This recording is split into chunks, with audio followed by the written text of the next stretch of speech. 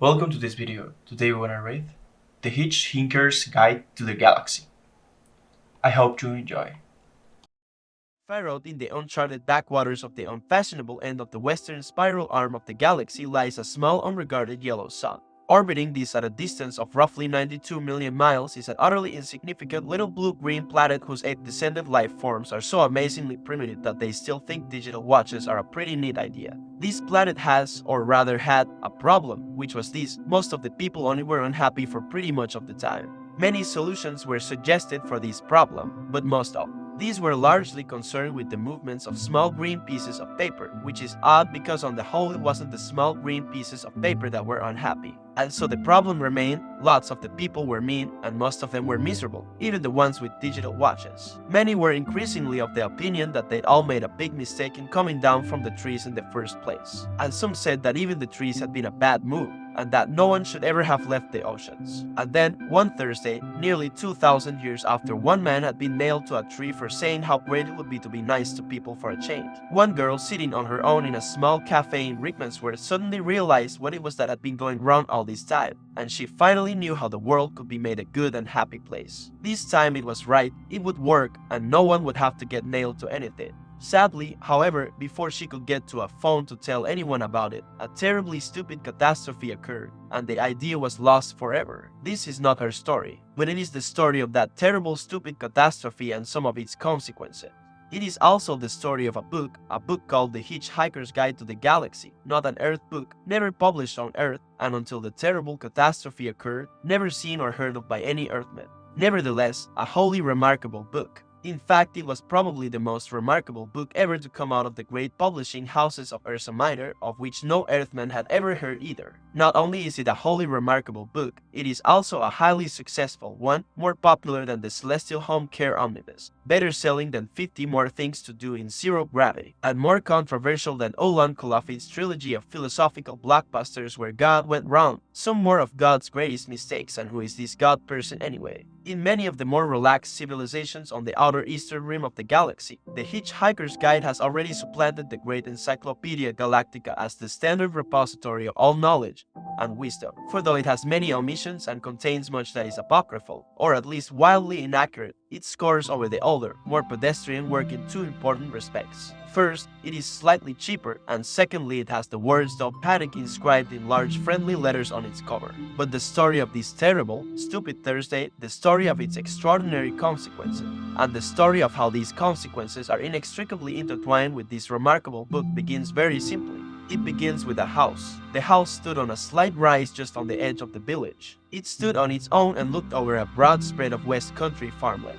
Not a remarkable house by any means, it was about 30 years old, squattish, squarish, made of brick, and had 4 windows set in the front of a size and proportion which more or less exactly failed to please the eye. The only person for whom the house was in any way special was Arthur Dent, and that was only because it happened to be the one he lived in. He had lived in it for about 3 years, ever since he had moved out of London because it made him nervous and irritable. He was about 30 as well, dark-haired and never quite at ease with himself. The thing that used to worry him most was the fact that people always used to ask him what he was looking so worried about. He worked in local radio, which he always used to tell his friends was a lot more interesting than they probably thought. It was, too. Most of his friends worked in advertising. It hadn't properly registered with Arthur that the council wanted to knock down his house and build a bypass instead. At 8 o'clock on Thursday morning, Arthur didn't feel very good. He woke up blearily, got up, wandered blearily round his room, opened a window, saw a bulldozer, found his slippers, and stomped off to the bathroom to wash. Kettle, plug, fridge, milk, coffee. Yawn. The word bulldozer wandered through his mind for a moment in search of something to connect with. The bulldozer outside the kitchen window was quite a big one. He stared at it. Yellow, he thought, and stomped off back to his bedroom to get dressed. Passing the bathroom, he stopped to drink a large glass of water and another. He began to suspect that he was hungover. Why was he hungover? Had he been drinking the night before? He supposed that he must have been. He caught a glint in the shaving mirror. Yellow, he thought, and stomped onto the bedroom. He stood and thought. The pub, he thought. Oh dear, the pub. He vaguely remembered being angry about something that seemed important. He'd been telling people about it at great length. He rather suspected. His clearest visual recollection was of glazed looks on other people's faces. Something about a new bypass he had just found out about. It had been in the pipeline for months, only no one seemed to have known about it. Ridiculous. He took a swig of water. It would sort itself out. He decided no one wanted a bypass, the council didn't have a leg to stand on. It would sort itself out. God, what a terrible hangover it had earned him though. He looked at himself in the wardrobe mirror. He stuck out his tongue. Yellow, he thought. The word yellow wandered through his mind in search of something to connect with. 15 seconds later he was out of the house and lying in front of a big yellow bulldozer that was advancing up his garden path. Mr. L. Prosser was, as they say, only human. In other words, he was a carbon-based life form descended from an ape. More specifically, he was 40, fat and shabby and worked for the local council. Curiously enough, though he didn't know it, he was also a direct male line descendant of Genghis Khan, though intervening generations and racial mixing had so juggled his genes that he had no discernible mongoloid characteristics. And the only vestiges left in Mr. L. Prosser of his mighty ancestry were a pronounced stoutness about the thumb and a predilection for little fur hats. He was by no means a great warrior. In fact, he was a nervous, worried man. Today he was particularly nervous and worried because something had gone seriously wrong with his job, which was to see that Arthur Dent's house got cleared out of the way before the day was out. "Come off it, Mr. Dent," he said. "You can't win, you know. You can't lie in front of the bulldozer indefinitely." He tried to make his eyes blaze fiercely, but they just wouldn't do it. Arthur lay in the mud and squelched at him. "I'm game," he said. "We'll see who rusts first." "I'm afraid you're going to have to accept it," said Mr. Prosser, gripping his fur hat and rolling it round the top of his head. "This bypass has got to be built, and it's going to be built." "First I've heard of it," said Arthur. "Why is it going to be built?" Mr. Prosser shook his finger at him for a bit, then stopped and put it away again. "What do you mean, why is it got to be built?" he said. "It's a bypass. You've got to build bypasses." Bypasses are devices which allow some people to drive from point A to point B very fast whilst other people dash from point B to point A very fast. People living at point C, being a point directly in between, are often given to wonder what's so great about point A that so many people of point B are so keen to get there, and what's so great about point B that so many people of point A are so keen to get there. They often wish that people would just once and for all work out where the hell they wanted to be. Mr. Prosser wanted to be at point D. Point D wasn't anywhere in particular, it was just any convenient point a very long way from points A, B and C. He would have a nice little cottage at point D, with access over the door, and spend a pleasant amount of time at point E, which would be the nearest pub to point D. His wife of course wanted climbing roses, but he wanted access. He didn't know why, he just liked access. He flushed hotly under the derisive grins of the bulldozer drivers. He shifted his weight from foot to foot, but it was equally uncomfortable on each. Obviously somebody had been appallingly incompetent, and he hoped to God it wasn't him. Mr. Prosser said, "You were quite entitled to make any suggestions or protests at the appropriate time, you know." Appropriate time? Hooted Arthur. Appropriate time. The first I knew about it was when a workman arrived at my home yesterday. I asked him if he'd come to clean the windows, and he said no, he'd come to demolish the house. He didn't tell me. Straight away, of course. Oh no. First he wiped a couple of windows and charged me a $5. Then he told me, "But Mr. Dent, the plans have been available in the local planning office for the last 9 months. "Oh yes, well, as soon as I heard I went straight round to see them, yesterday afternoon." "You hadn't exactly gone out of your way to call attention to them, had you?" "I mean like actually telling anybody or anything." "But the plans were on display." "On display." "I eventually had to go down to the cellar to find them." "That's the display department."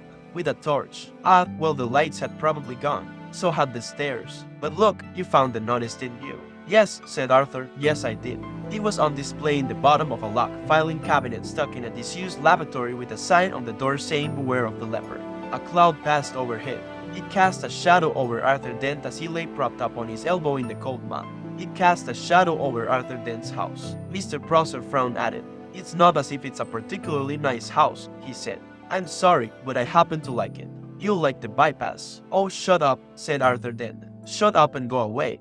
And take your bloody bypass with you. You haven't got a leg to stand on and you know it." Mr. Prosser's mouth opened and closed a couple of times while his mind was for a moment filled with inexplicable but terribly attractive visions of Arthur Dent's house being consumed with fire, and Arthur himself running screaming from the blazing ruin with at least 3 hefty spears protruding from his back. Mr. Prosser was often bothered with visions like these, and they made him feel very nervous. He stuttered for a moment, and then pulled himself together. "Mr. Dent," he said. "Hello." "Yes," said Arthur. "Some factual information for you. Have you any idea how much damage that bulldozer would suffer if I just let it roll straight over you?"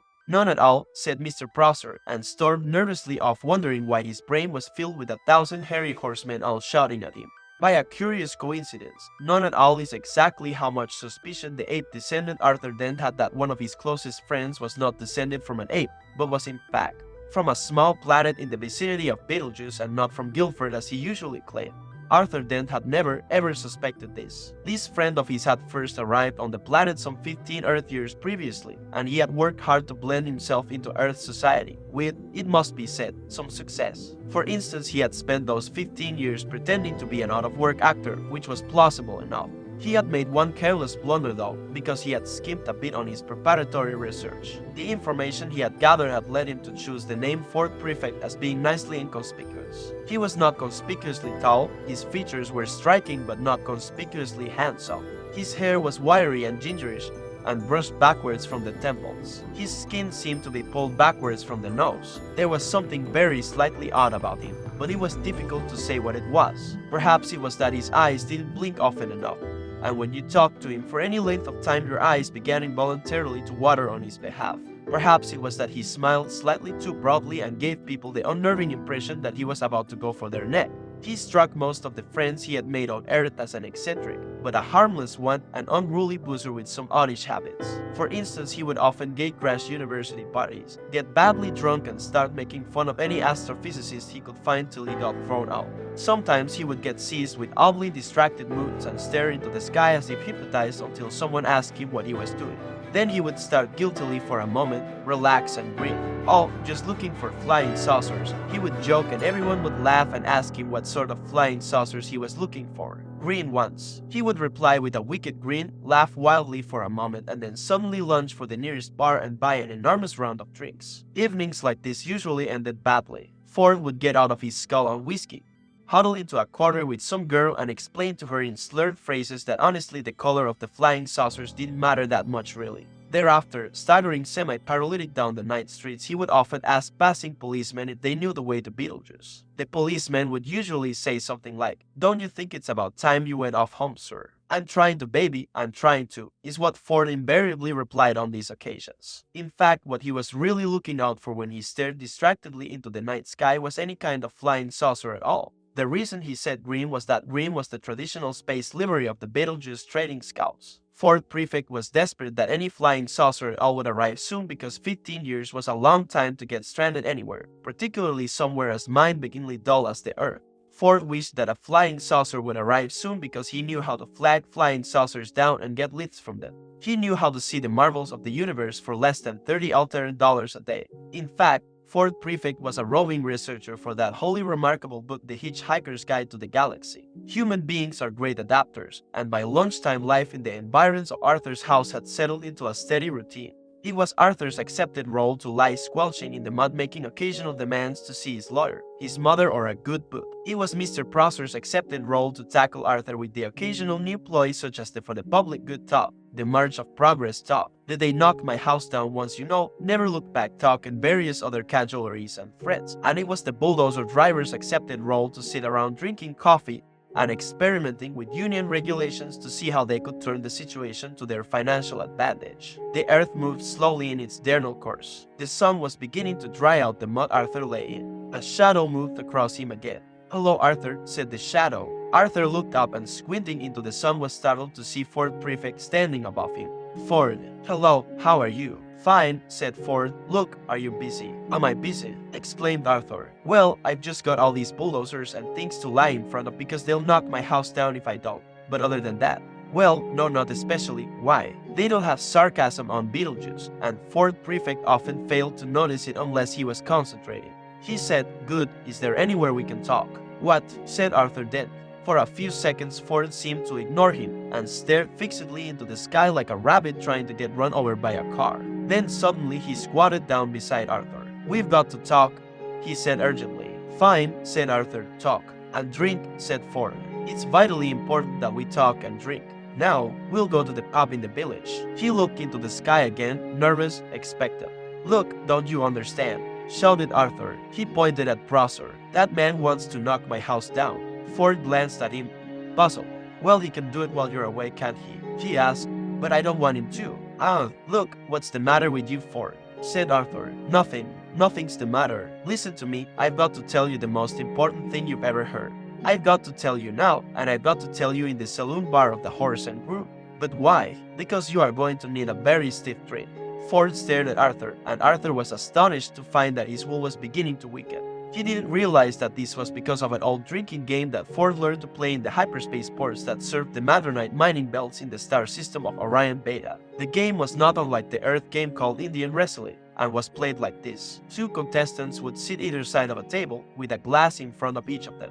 Between them would be placed a bottle of Jank's spirit. Each of the two contestants would then concentrate their will on the bottle and attempt to tip it and pour spirit into the glass of his opponent, who would then have to drink it. The bottle would then be refilled. The game would be played again and again. Once you started to lose, you would probably keep losing, because one of the effects of Jank's spirit is to depress telepsychic power. As soon as a predetermined quantity had been consumed, the final loser would have to perform a forfeit, which was usually obscenely biological. Ford Prefect usually played to lose. Ford stared at Arthur, who began to think that perhaps he did want to go to the Horse and Groom after all. But what about my house? He asked plaintively. Ford looked across to Mr. Prosser, and suddenly a wicked thought struck him. He wants to knock your house down. Yes, he wants to build. And he can't because you're lying in front of the bulldozers. Yes, and I'm sure we can come to some arrangement, said Ford. Excuse me, he shouted. Mr. Prosser looked around. He was surprised and slightly alarmed to find that Arthur had company. Yes, hello, he called.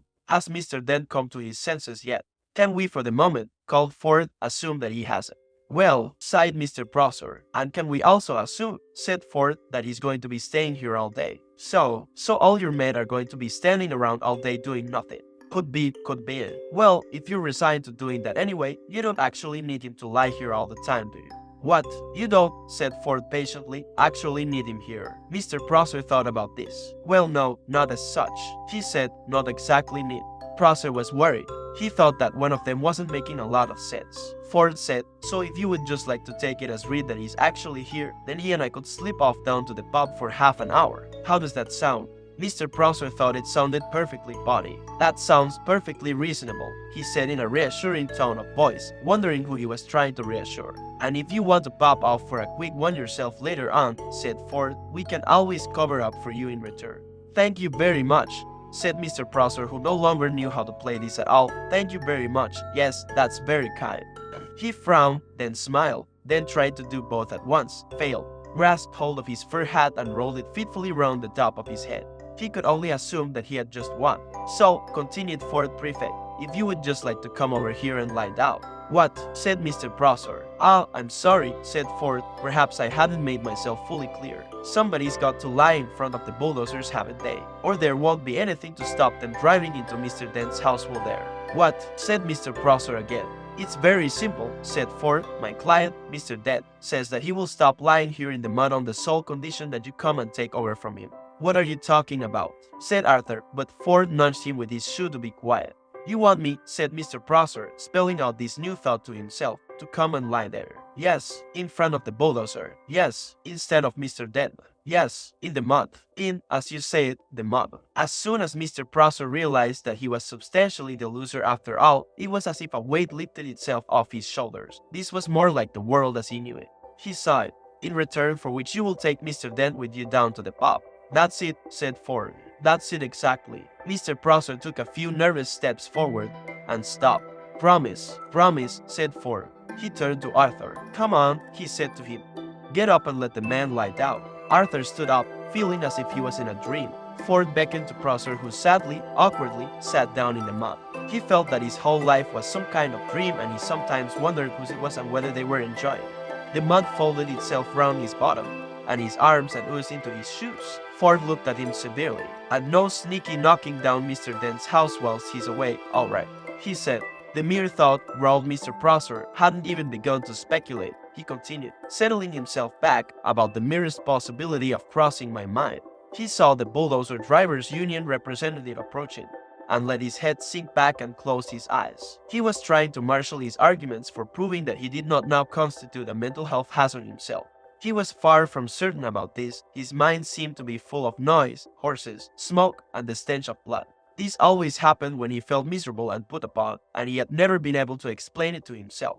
In a high dimension of which we know nothing, the mighty Khan bellowed with rage, but Mr. Prosser only trembled slightly and whimpered. He began to feel little pricks of water behind the eyelids. Bureaucratic cock-ups, angry men lying in the mud, indecipherable strangers handing out inexplicable humiliations, and an unidentified army of horsemen laughing at him in his head. What a day! What a day! Ford Prefect knew that it didn't matter a pair of dingoes' kidneys whether Arthur's house got knocked down or not now. Arthur remained very worried. But can we trust him? He said. Myself, I trust him to the end of the earth, said Ford. Oh yes, said Arthur, and how far is that? About 12 minutes away, said Ford. Come on, I need a drink. Here's what the Encyclopedia Galactica has to say about alcohol. It says that alcohol is a colorless volatile liquid formed by the fermentation of sugars, and also notes its intoxicating effect on certain carbon-based life forms. The Hitchhiker's Guide to the Galaxy also mentions alcohol. It says that the best drink in existence is the Pan-Galactic Gargle Blaster. It says that the effect of a Pan-Galactic Gargle Blaster is like having your brain smashed out by a slice of lemon wrapped around a large gold brick.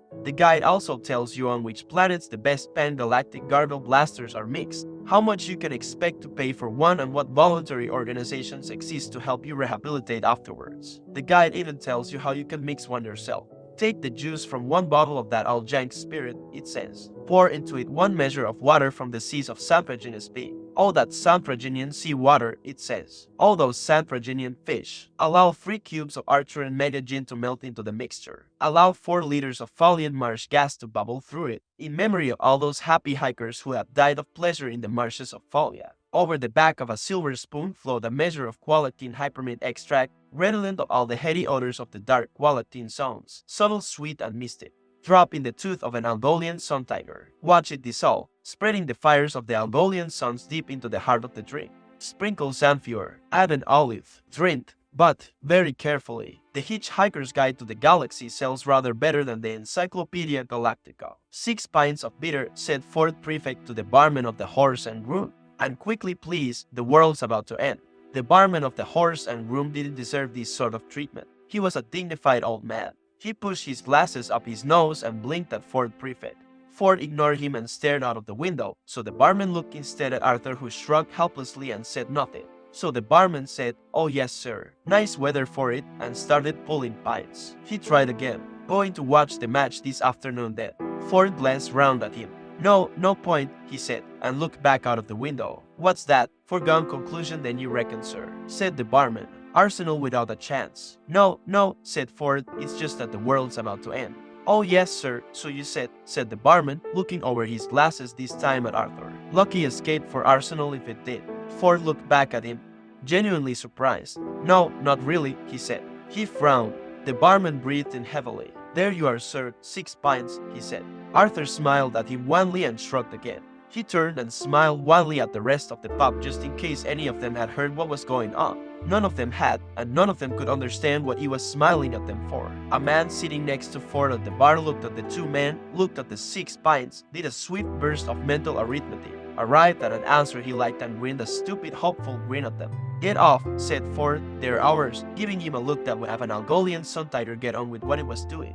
Ford slapped a 5-pound note on the bar. He said, "Keep the change." "What, from a fiver?" "Thank you, sir. You've got 10 minutes left to spend it." The barman simply decided to walk away for a bit. "Ford," said Arthur, "would you please tell me what the hell is going on?" "Drink up," said Ford. "You've got 3 pints to get through." "3 pints," said Arthur. "At lunchtime." The man next to Ford grinned and nodded happily. Ford ignored him. He said, "Time is an illusion." "Lunchtime doubly so." "Very deep," said Arthur. "You should send that into the Reader's Digest. They've got a page for people like you." "Drink up." "Why 3 pints all of a sudden?" "Muscle relaxant, you'll need it." "Muscle relaxant, muscle relaxant." Arthur stared into his beer. "Did I do anything wrong today?" he said, "or has the world always been like this and I've been too wrapped up in myself to notice?" "All right," said Ford, "I'll try to explain. How long have we known each other?" "How long?" Arthur thought. About 5 years, maybe 6, he said. Most of it seemed to make some sense at the time. "All right," said Ford. "How would you react if I said that I'm not from Guildford after all, but from a small planet somewhere in the vicinity of Betelgeuse?" Arthur shrugged in a so-so sort of way. "I don't know," he said, taking a pull of beer. "Why, do you think it's the sort of thing you're likely to say?" Ford gave up. It really wasn't worth bothering at the moment, what with the world being about to end. He just said, "Drink up." He added, perfectly factually, "The world's about to end." Arthur gave the rest of the pub another wan smile. The rest of the pub frowned at him. A man waved at him to stop smiling at them and mind his own business. "This must be Thursday," said Arthur, musing to himself. Sinking low over his beer, I never could get the hang of Thursdays. On this particular Thursday, something was moving quietly through the ionosphere many miles above the surface of the planet. Several somethings, in fact, several dozen huge yellow chunky slab-like somethings, huge as office buildings, silent as birds. They soared with ease, basking in electromagnetic rays from the star sol, biding their time, grouping, preparing. The huge yellow somethings went unnoticed at Gunili. They passed over Cape Canaveral without a blip. Woomera and Jodrell Bank looked straight through them, which was a pity because it was exactly the sort of thing they'd been looking for all these years. The only place they registered at all was on a small black device called a sub-ether-sense-o-matic, which winked away quietly to itself. It nestled in the darkness inside a leather satchel which Fourth Prefect wore habitually round his neck.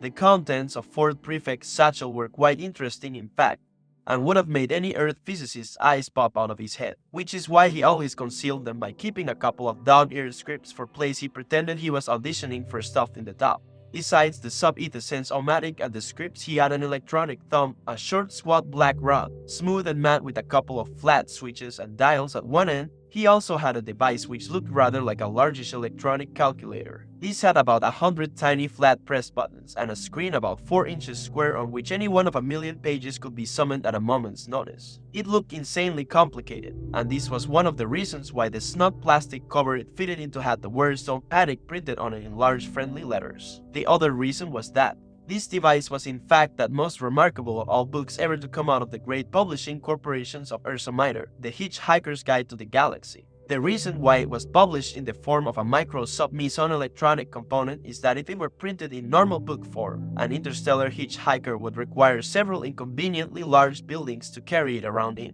Beneath that in Fourth Prefect's satchel were a few biros, a notepad, and a largish bath towel from Marks & Spencer. A towel, it says, is about the most massively useful thing an interstellar hitchhiker see and have. Partly it has great practical value. You can wrap it around you for warmth as you bound across the cold moons of Jagland Beta. You can lie on it on the brilliant marble-sanded beaches of San Francisco, inhaling the heady sea vapors. You can sleep under it beneath the stars which shine so redly on the desert world of Kakrafur. Use it to sail a mini raft down the slow heady river Ma. Wet it for use in hand-to-hand combat. Wrap it round your head to ward off noxious fumes or to avoid the gaze of the ravenous butt-bladder beast of Troll. You can wave your towel in emergencies as a distress signal, and of course dry yourself off with it if it still seems to be clean enough. More importantly, a towel has immense psychological value. For some reason, if a Strag discovers that a hitchhiker has his towel with him, he will automatically assume that he is also in possession of a toothbrush, face flannel, soap, tin, of biscuits, flask, compass, map, ball of string, nut spray, wet weather gear, space suit, etc. etc. Furthermore, the Strag will then happily lend the hitchhiker any of these or a dozen other items that the hitchhiker might accidentally have lost. What the Strag will think is that any man who can hitch the length and breadth of the galaxy, rough it, slum it, struggle against terrible odds, win through, and still knows where his towel is clearly a man to be reckoned with. Hence a phrase which has passed into hitchhiking slang, as in, "Hey, you sass that hoopy Fourth Prefect. There's a fruit who really knows where his towel is." Nestling quietly on top of the towel in Fourth Prefect's satchel, the sub-ether-sense-o-matic began to wink more quickly. Miles above the surface of the planet, the huge yellow somethings began to fan out. At Jodrell Bank, someone decided it was time for a nice relaxing cup of tea. "You got a towel with you," said Fourth Prefect suddenly to Arthur. Arthur, struggling through his third pint, looked round at him. "Why? What? No. Should I have?" He had given up being surprised. There didn't seem to be any point any longer. Ford clicked his tongue in irritation. "Drink up," he urged. At that moment, the dull sound of a rumbling crash from outside filtered through the low murmur of the pub, through the sound of the jukebox, through the sound of the man next to Ford hiccuping over the whiskey Ford had eventually bought him. Arthur choked on his beer, leapt to his feet. "What's that?" he yelped. "Don't worry," said Ford. "They haven't started yet." "Thank God for that," said Arthur and relaxed. "It's probably just your house being knocked down," said Ford, drowning his last pint. "What?" shouted Arthur. Suddenly Ford's spell was broken. Arthur looked wildly around him and ran to the window. "My God, they are. They're knocking my house down. What the hell am I doing in the pub, Ford?" "It hardly makes any difference at this stage," said Ford. "Let them have their fun." Fun, yelled Arthur. Fun. He quickly checked out of the window again that they were talking about the same thing. Damn, they're fun. He hooted and ran out of the pub, furiously waving a nearly empty beer glass. He made no friends at all in the pub that lunchtime. Stop, you vandals. You homewreckers, bawled Arthur. You half-crazed Visigoths. Stop, will you? Ford would have to go after him. Turning quickly to the barman, he asked for 4 packets of peanuts. There you are, sir, said the barman, slapping the packets on the bar. 28 pence if you'd be so kind. Ford was very kind. He gave the barman another £5 note and told him to keep the change. The barman looked at it and then looked at Ford. He suddenly shivered. He experienced a momentary sensation that he didn't understand because no one on Earth had ever experienced it before. In moments of great stress, every life form that exists gives out a tiny subliminal signal. This signal simply communicates an exact and almost pathetic sense of how far that being is from the place of his birth.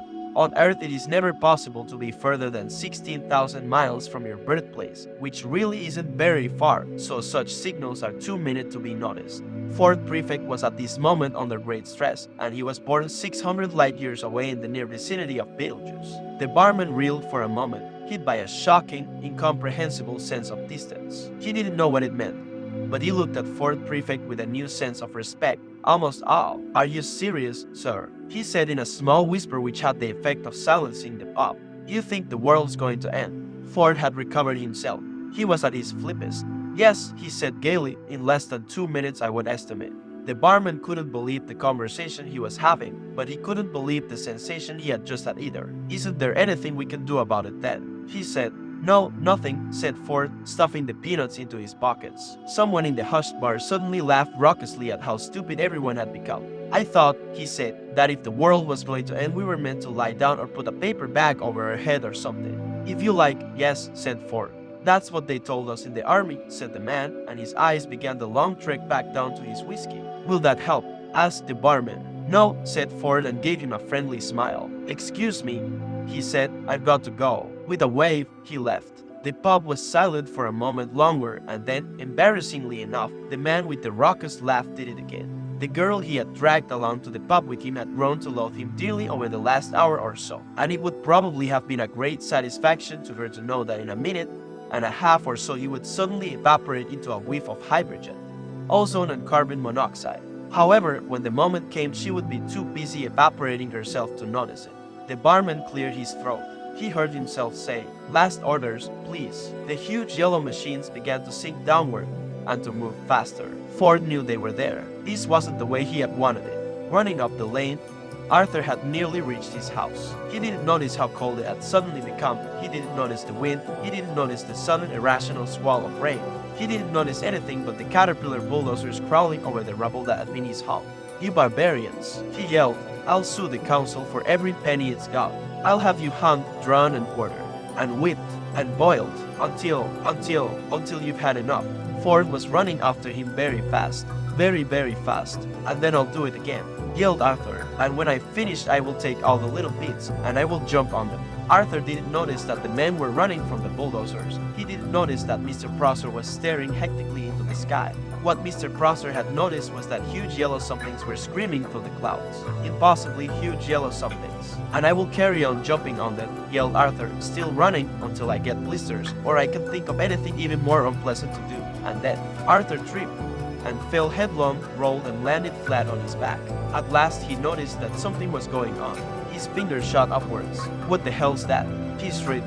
Whatever it was raced across the sky in monstrous yellowness, tore the sky apart with mind-boggling noise and leapt off into the distance, leaving the gaping air to shut behind him with a bang that drove your ears 6 feet into your skull. Another one followed and did the same thing, only louder. It's difficult to say exactly what the people on the surface of the planet were doing now, because they didn't really know what they were doing themselves. None of it made a lot of sense. Running into houses, running out of houses, howling noiselessly at the noise. All around the world, city streets exploded with people. Cars slewed into each other as the noise fell on them and then rolled off like a tidal wave over hills and valleys, deserts and oceans, seeming to flatten everything it hit. Only one man stood and watched the sky, stood with terrible sadness in his eyes and rubber bunks in his ears. He knew exactly what was happening and had known ever since his sub-ethicence Omatic had started winking in the dead of night beside his pillar and woken him with a start. It was what he had waited for all these years, but when he had deciphered the signal pattern sitting alone in his small dark room, a coldness had gripped him and squeezed his heart. Of all the races in all of the galaxy who could have come and said a big hello to planet Earth, he thought, didn't it just have to be the Bogons? Still, he knew what he had to do. As the Bogon craft screamed through the air high above him, he opened his satchel. He threw away a copy of Joseph and the amazing Technicolor Dreamcoat. He threw away a copy of Godspell. He wouldn't need them where he was going. Everything was ready. Everything was prepared. He knew where his towel was. A sudden silence hit the earth. If anything, it was worse than the noise. For a while, nothing happened. The great ships hung motionless in the air over every nation on Earth. Motionless they hung. Huge, heavy, steady in the sky, a blasphemy against nature. Many people went straight into shock as their minds tried to encompass what they were looking at. The ships hung in the sky in much the same way that bricks do, and still nothing happened. Then there was a slight whisper, a sudden spacious whisper of open ambient sound. Every hi-fi set in the world, every radio, every television, every cassette recorder, every woofer, every tweeter, every mid-range driver in the world quietly turned itself on. Every tin can, every dustbin, every window, every car, every wine glass, every sheet of rusty metal became activated as an acoustically perfect sounding board.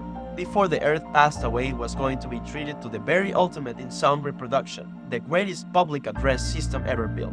But there was no concert, no music, no fanfare, just a simple message. People of Earth, your attention please, a voice said, and it was wonderful. Wonderful, perfect, quadraphonic sound with distortion levels so low as to make a brave man weep.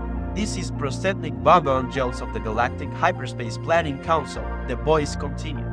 As you will no doubt be aware, the plans for development of the outlying regions of the galaxy require the building of a hyperspatial express route through your star system, and regrettably your planet is one of those scheduled for demolition. The process will take slightly less than 2 of your Earth minutes. Thank you. The pod died away. Uncomprehending terror settled on the watching people of Earth. The terror moved slowly through the gathered crowds as if they were iron fillings on a sheet of board and a magnet was moving beneath them. Panic sprouted again. Desperate fleeing panic, but there was nowhere to flee to. Observing this, the Bogons turned on their paw again. It said, there's no point in acting all surprised about it. All the planning charts and demolition orders have been on display in your local planning department on Alpha Centauri for 50 of your Earth years, so you've had plenty of time to lodge any formal complaint, and it's far too late to start making a fuss about it now. The paw fell silent again and its echo drifted off across the land. The huge ships turned slowly in the sky with easy power. On the underside of each a hatchway opened, an empty black space. By this time, somebody somewhere must have manned a radio transmitter, located a wavelength, and broadcasted a message back to the Bogon ships to plead on behalf of the planet. Nobody ever heard what they said, they only heard the reply. The paw slammed back into life again. The voice was annoyed. It said, what do you mean you've never been to Alpha Centauri? For heaven's sake, mankind, it's only 4 light years away, you know. I'm sorry, but if you can't be bothered to take an interest in local affairs, that's your own lookout. Energize the demolition beams. Light poured out into the hatchways. I don't know, said the voice on the paw, apathetic bloody planet, I've no sympathy at all. It cut off. There was a terrible ghastly silence. There was a terrible ghastly noise. There was a terrible ghastly silence. The Bogon constructor fleet coasted away into the Inkai Starry Void. Far away on the opposite spiral arm of the galaxy, 500,000 light years from the star Sol, Zaphod Beeblebrox, president of the Imperial Galactic Government, sped across the seas of Damavren, his ion drive delta boat winking and flashing in the Damavren sun. Damavren the hot, Damavren the remote, Damavren the almost totally unheard of. Damavren, secret home of the Heart of Gold. The boat sped on across the water. It would be some time before it reached its destination because Damavren is such an inconveniently arranged planet. It consists of nothing but middling to large desert islands separated by very pretty but annoyingly wide stretches of ocean. The boat sped on. Because of this topological awkwardness, Damavren has always remained a deserted planet. This is why the Imperial Galactic Government chose Damavren for the Heart of Gold project, because it was so deserted and the Heart of Gold was so secret. The boat zipped and skipped across the sea that lay between the main islands of the only archipelago of any useful size on the whole planet. Zaphod Beeblebrox was on his way from the tiny spaceport on Easter Island to the Heart of Gold Island, which by another meaningless coincidence was called France. One of the side effects of work on the Heart of Gold was a whole string of pretty meaningless coincidences. But it was not in any way a coincidence that today, the day of culmination of the project, the great day of unveiling, the day that the heart of gold was finally to be introduced to a marveling galaxy, was also a great day of culmination for Safford Beeblebrox. It was for the sake of this day that he had first decided to run for the presidency, a decision which had sent waves of astonishment throughout the Imperial Galaxy. Safford Beeblebrox. President. Not the Safford Beeblebrox. Not the president. Many had seen it as a clinching proof that the whole of gnome creation had finally gone bananas. Safford grinned and did the boat an extra kick of speed. Safford Beeblebrox, adventurer, ex-hippie, good-timer, manic self-publicist, terribly bad at personal relationships, often thought to be completely out to lunch. President. He banked sharply, shooting a wild wall of water at the sun. Today was the day. Today was the day when they would realize what Safford had been up to. Today was what Safford Beeblebrox's presidency was all about. Today was also his 200th birthday, but that was just another meaningless coincidence. As he skipped his boat across the seas of Damavern, he smiled quietly to himself about what a wonderful, exciting day it was going to be. He relaxed and spread his 2 arms lazily across the seat back. He steered with an extra arm he'd recently fitted just beneath his right one to help improve his ski box hit. Hey, he cooed to himself, you're a real cool boy, you. But his nerves sang a sound shriller than a dog whistle. The island of France was about 20 miles long, 5 miles across the middle, sandy and crescent shaped. In fact, it seemed to exist not so much as an island in its own right as simply a means of defining the sweep and curve of a huge bay. This impression was heightened by the fact that the inner coastline of the crescent consisted almost entirely of steep cliffs. From the top of the cliff, the land sloped slowly down 5 miles to the opposite shore. On top of the cliff stood a reception committee. It consisted in large part of the engineers and researchers who had built the Heart of Gold, mostly humanoid, but here and there were a few reptiloid domineers, 2 or 3 green lifelike Maxine Galacticans, an octopoid physiculturalist or 2 and a hulabu. All except the hulabu were resplendent in their multicolored ceremonial lab coats. The hulabu had been temporarily refracted into a freestanding prism for the occasion. There was a mood of immense excitement thrilling through all of them. Together and between them they had gone to and beyond the furthest limits of physical laws, restructured the fundamental fabric of matter, strained, twisted and broken the laws of possibility and impossibility. But still the greatest excitement of all seemed to be to meet a man with an orange sash round his neck. It might not even have made much difference to them if they'd known exactly how much power the president of the galaxy actually wielded. None at all. Only 6 people in the galaxy knew that the job of the galactic president was not to wield power, but to attract attention away from it. Safford Beeblebrox was amazingly good at his job. The crowd gasped, dazzled by sun and seamanship, as the presidential speedboat zipped round the headland into the bay. It flashed and shone as it came skating over the sea in wide skating turns. In fact, it didn't need to touch the water at all because it was supported on a hazy cushion of ionized atoms, but just for effect it was fitted with thin fin blades which could be lowered into the water. These slashed sheets of water hissing into the air carved deep gashes into the sea which swayed crazily and sank back foaming into the boat's wake as it careered across the bay. Safford loved effect. It was what he was best at. He twisted the wheel sharply. The boat slewed round in a wild sighting skid beneath the cliff face and dropped to rest lightly on the rocking waves. Within seconds he ran out onto the deck and waved and grinned at over 3 billion people. The 3 billion people weren't actually there, but they watched his every gesture through the eyes of a small robot 3D camera which hovered obsequiously in the air nearby. The antics of the president always made amazingly popular 3D, that's what they were for. He grinned again. 3 billion and 6 people didn't know it, but today would be a bigger antic than anyone had bargained for. The robot camera homed in for a close-up on the more popular of his 2 heads, and he waved again. He was roughly humanoid in appearance except for the extra head and 3rd arm. His fair tousled hair stuck out in random directions, his blue eyes glinted with something completely unidentifiable, and his chins were almost always unshaven. A 20-foot-high transparent globe floated next to his boat, rolling and bobbing, glistening in the brilliant sun. Inside it floated a wide semicircular sofa upholstered in glorious red leather. The more the globe bobbed and rolled, the more the sofa stayed perfectly still, steady as an upholstered rock. Again, all done for effect as much as anything. Safford stepped through the wall of the globe and relaxed on the sofa. He spread his 2 arms lazily along the back and with the 3rd brushed some dust off his knee. His head looked about. Smiling, he put his feet up. At any moment, he thought he might scream. Water boiled up beneath the bubble. It seethed and spouted. The bubble surged into the air, bobbing and rolling on the water spout. Up it climbed, throwing stilts of light at the cliff. Up it surged on the jet, the water falling from beneath it, crashing back into the sea hundreds of feet below. Safford smiled, picturing himself A thoroughly ridiculous form of transport, but a thoroughly beautiful one. At the top of the cliff, the globe wavered for a moment, tipped onto a railed ramp, rolled down into a small concave platform, and riddled to a halt. To tremendous applause, Safad Beeblebrox stepped out of the bubble, his orange sash blazing in the light. The president of the galaxy had arrived. "Hi," he said.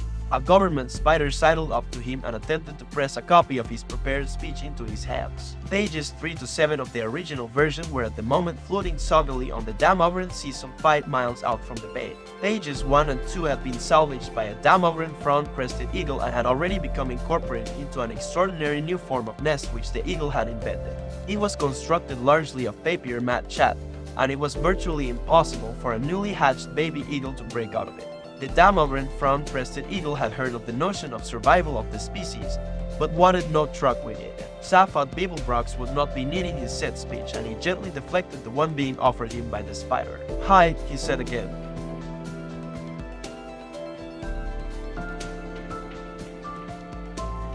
Everyone beamed at him, or at least nearly everyone. He singled out Trillian from the crowd. Trillian was a girl that Safad had picked up recently whilst visiting a planet, just for fun, incognito. She was slim, darkish, humanoid, with long waves of black hair, a full mouth, an odd little knob of a nose, and ridiculously brown eyes. With her red headscarf knotted in that particular way, and her long, flowing, silky brown dress, she looked vaguely Arabic. Not that anyone there had ever heard of an Arab, of course. The Arabs had very recently ceased to exist, and even when they had existed, they were 500,000 light years from Damoveran. Trillian wasn't anybody in particular, or so Safad claimed. She just went around with him rather a lot and told him what she thought of him. "Hi, honey," he said to her. She flashed him a quick, tight smile and looked away. Then she looked back for a moment and smiled more warmly, but by this time he was looking at something else. "Hi," he said to a small knot of creatures from the press who were standing nearby, wishing that he would stop saying hi and get on with the quotes. He grinned at them particularly because he knew that in a few moments he would be giving them one hell of a quote. The next thing he said, though, was not a lot of use to them. One of the officials of the party had irritably decided that the president was clearly not in a mood to read the deliciously turned speech that had been written for him, and had flipped the switch on the remote control device in his pocket. Away in front of them, a huge white dome that bulged against the sky cracked down in the middle, split, and slowly folded itself down into the ground. Everyone gasped, although they had known perfectly well it was going to do that because they had built it that way. Beneath it lay uncovered a huge starship, 150 meters long, shaped like a sleek running shoe, perfectly white and mind-bendingly beautiful. At the heart of it, unseen, lay a small gold box which carried within it the most brain-wrenching device ever conceived, a device which made this starship unique in the history of the galaxy, a device after which the ship had been named the Heart of Gold. "Well," said Safad Beeblebrox to the Heart of Gold. There wasn't much else he could say. He said it again because he knew it would annoy the press. "Wow!" The crowd turned their faces back towards him expectantly. He winked at Trillian, who raised her eyebrows and widened her eyes at him. She knew what he was about to say and thought him a terrible show-off. "That is really amazing," he said. "That really is truly amazing. That is so amazingly amazing, I think I'd like to steal it." A marvelous presidential quote, absolutely true to form. The crowd laughed appreciatively. The newsmen gleefully punched buttons on their sub-ether newsmatics, and the president grinned. As he grinned, his heart screamed unbearably, and he fingered the small paralysomatic bomb that nestled quietly in his pocket. Finally, he could bear it no more. He lifted his heads up to the sky, let out a wild whoop in major thirds, threw the bomb to the ground, and ran forward through the sea of suddenly frozen smiles. Prosthetic Bogon Jeltz was not a pleasant sight, even for other Bogons. His highly domed nose rose high above a small piggy forehead. His dark green rubbery skin was thick enough for him to play the game of Bogon civil service politics, and play it well, and waterproof enough for him to survive indefinitely at sea depths of up to 1,000 feet with no ill effects. Not that he ever went swimming, of course. His busy schedule would not allow it. He was the way he was because billions of years ago, when the Bogons had first crawled out of the sluggish primeval seas of Bogsphere, and had lain panting and heaving on the planet's virgin shores, when the first rays of the bright young Boxel sun had shone across them that morning, it was as if the forces of evolution had simply given up on them there, and then had turned aside in disgust and written them off as an ugly and unfortunate mistake. They never evolved again. They should never have survived. The fact that they did is some kind of tribute to the thick-willed, slug-brained stubbornness of these creatures. Evolution, they said to themselves. who needs it? And what nature refused to do for them, they simply did without until such time as they were able to rectify the grosser anatomical inconveniences with surgery. Meanwhile, the natural forces on the planet Bogsphere had been working overtime to make up for their earlier blunder. They brought forth scintillating jeweled scuttling crabs, which the Bogons ate, smashing their shells with iron mallets, tall aspiring trees with breathtaking slenderness and color which the Bogons cut down and burned the crab meat with, elegant gazelle-like creatures with silken coats and dewy eyes which the Bogons would catch and sit on. They were no use as transport because their backs would snap instantly, but the Bogons sat on them anyway. Thus the planet Bogsphere whiled away the unhappy millennia until the Bogons suddenly discovered the principles of interstellar travel. Within a few short Bog years, every last Bogon had migrated to the Megabrandis cluster, the political hub of the galaxy, and now formed the immensely powerful backbone of the galactic civil service. They have attempted to acquire learning, they have attempted to acquire style and social grace, but in most respects the modern Bogon is little different from his primitive forebears. Every year they import 27,000 scintillating jeweled scuttling crabs from their native planet, and while away a happy drunken night smashing them to bits with iron mallets. Prosthetic Bogon Jeltz was a fairly typical Bogon in that he was thoroughly vile. Also, he did not like hitchhikers. Somewhere in a small dark cabin buried deep in the intestines of Prosthetic Bogon Jeltz's flagship, a small match flared nervously. The owner of the match was not a Bogon, but he knew all about them and was right to be nervous. His name was Fourth Prefect. He looked about the cabin but could see very little. Strange monstrous shadows loomed and leaped with the tiny flickering flame, but all was quiet.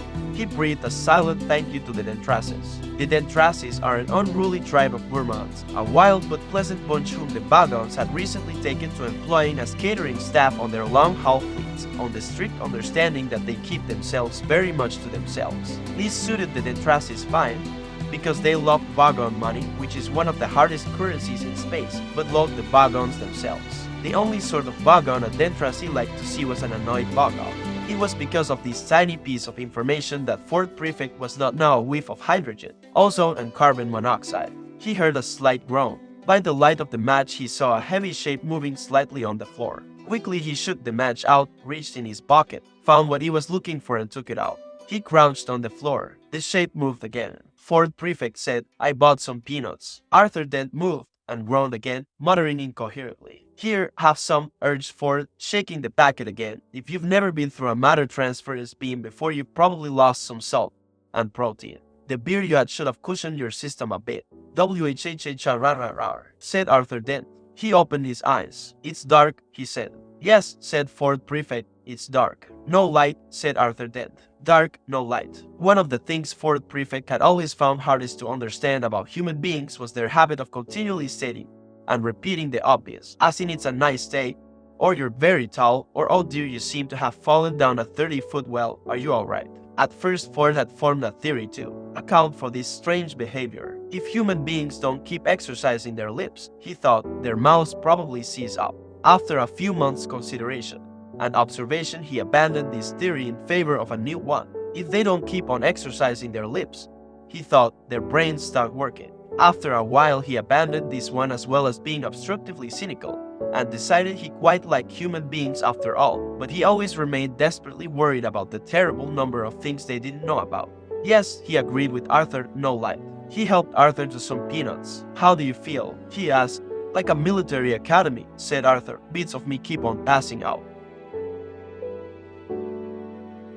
"If I asked you where the hell we were," said Arthur weakly, "would I regret it?" Ford stood up. "We're safe," he said.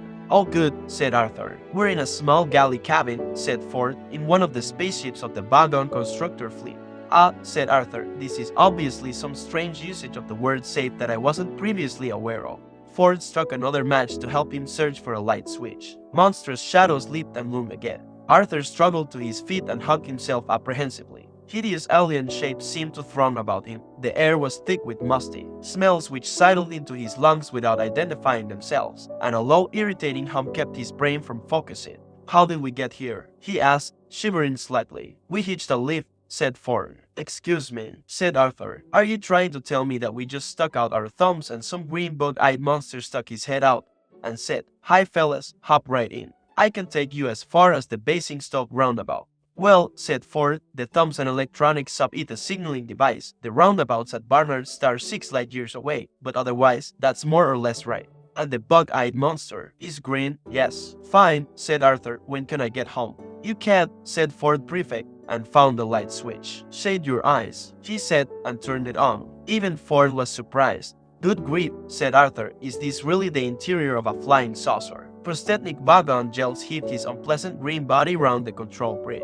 He always felt vaguely irritable after demolishing populated planets. He wished that someone would come and tell him that it was all wrong so that he could shout at them and feel better. He flopped as heavily as he could onto his control seat in the hope that it would break and give him something to be genuinely angry about, but it only gave a complaining sort of creak. Go away, he shouted at a young vagon guard who entered the bridge at that moment. The guard vanished immediately, feeling rather relieved. He was glad it wouldn't now be him who delivered the report they just received. The report was an official release which said that a wonderful new form of spaceship drive was at this moment being unveiled at a government research base on Damavren, which would henceforth make all hyperspatial express routes unnecessary. Another door slid open. But this time the vagon captain didn't shout because it was the door from the galley quarters where the Dentrasis prepared his meals. A meal would be most welcome. A huge furry creature bounded through the door with his lunch tray. It was grinning like a maniac. Prosthetic vagon gels was delighted. He knew that when a Dentrasi looked that pleased with itself, there was something going on somewhere on the ship that he could get very angry indeed about. Ford and Arthur stared about them. Well, what do you think? Said Ford. It's a bit squalid, isn't it? Ford frowned at the grubby mattress, unwashed cups, and unidentifiable bits of smelly alien underwear that lay around the cramped cabin. Well, this is a working ship, you see, said Ford. These are the Dentrasi sleeping quarters.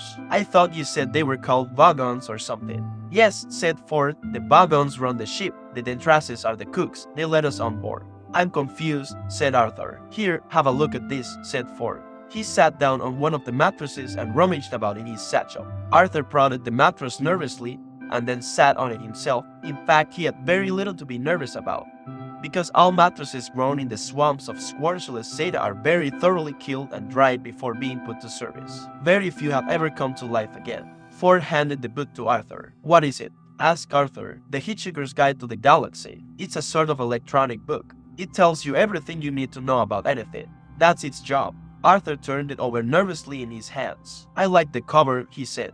Don't panic.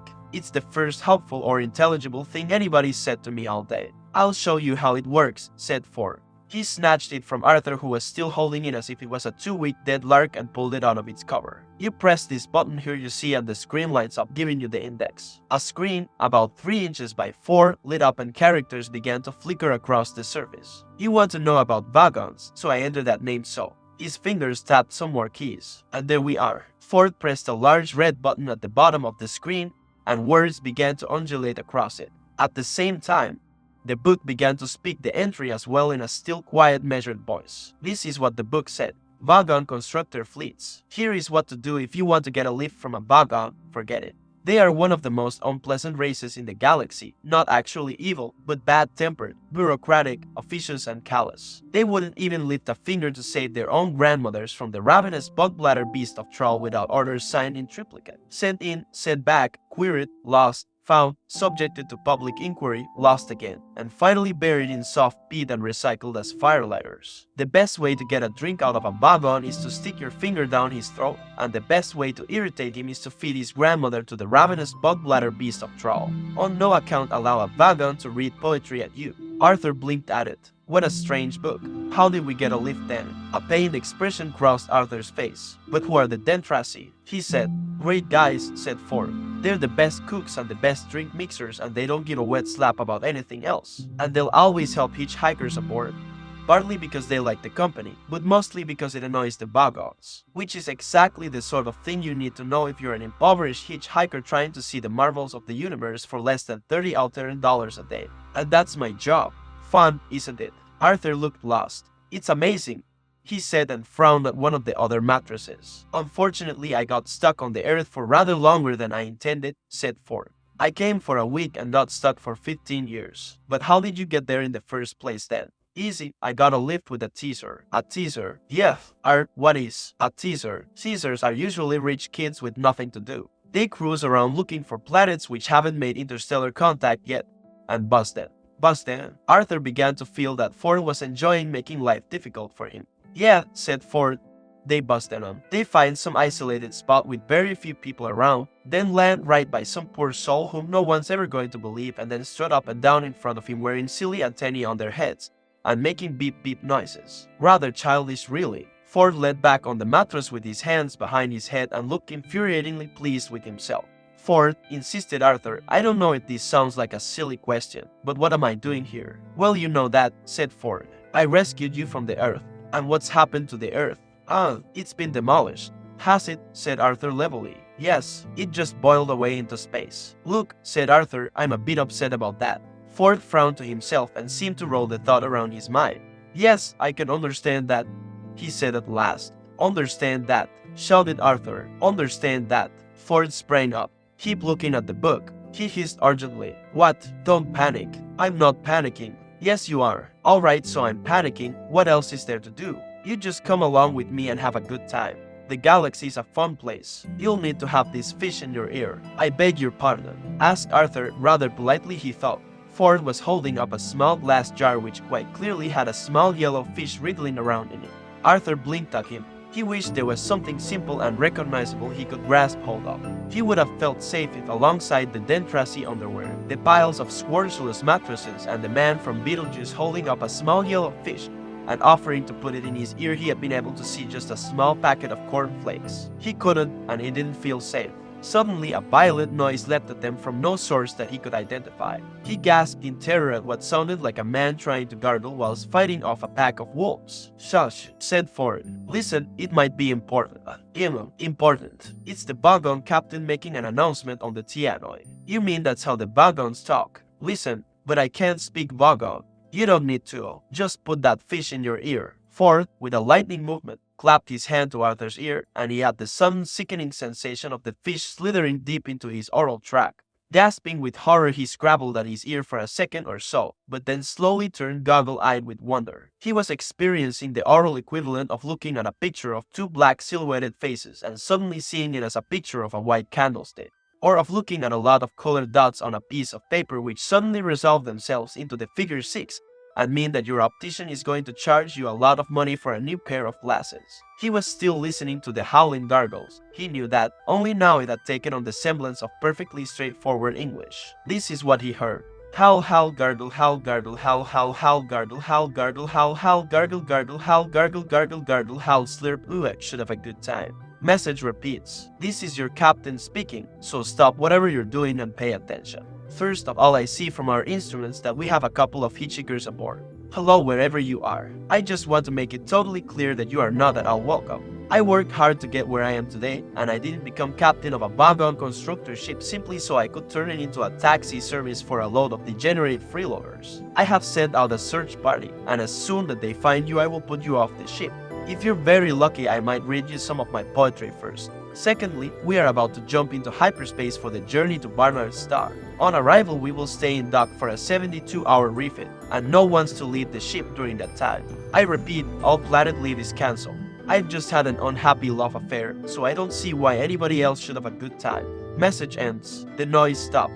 Arthur discovered to his embarrassment that he was lying curled up in a small ball on the floor with his arms wrapped round his head. He smiled weakly. Charming man, he said. I wish I had a daughter so I could forbid her to marry one. You wouldn't need to, said Ford. They've got as much sex appeal as a road accident.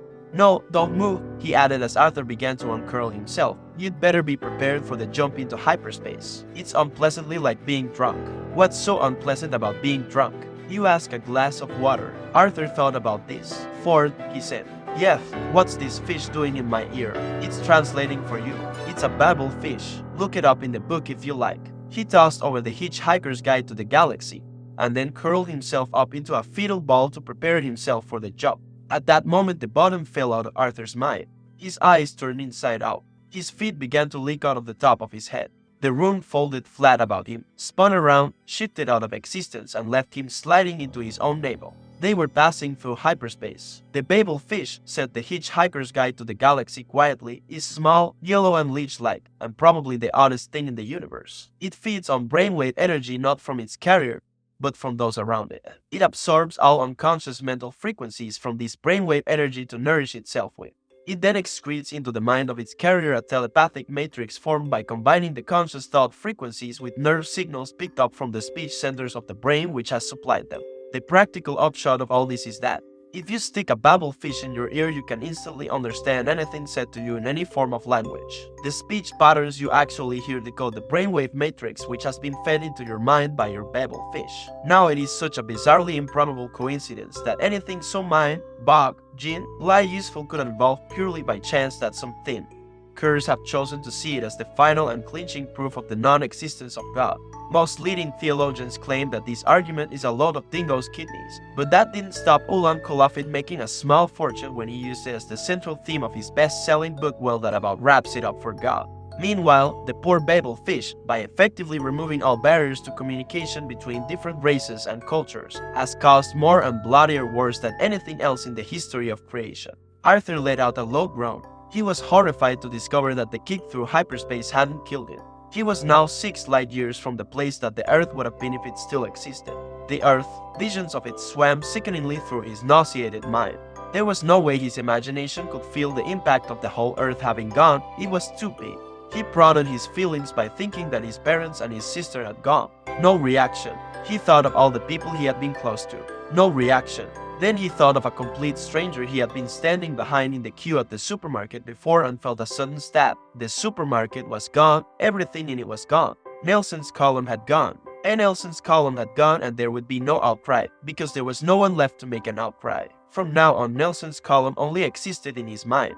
England only existed in his mind. His mind, stuck here in this dank, smelly steel-lined spaceship. A wave of claustrophobia closed in on him. England no longer existed. He'd got that, somehow he'd got it. He tried again. America, he thought, has gone. He couldn't grasp it. He decided to start smaller again.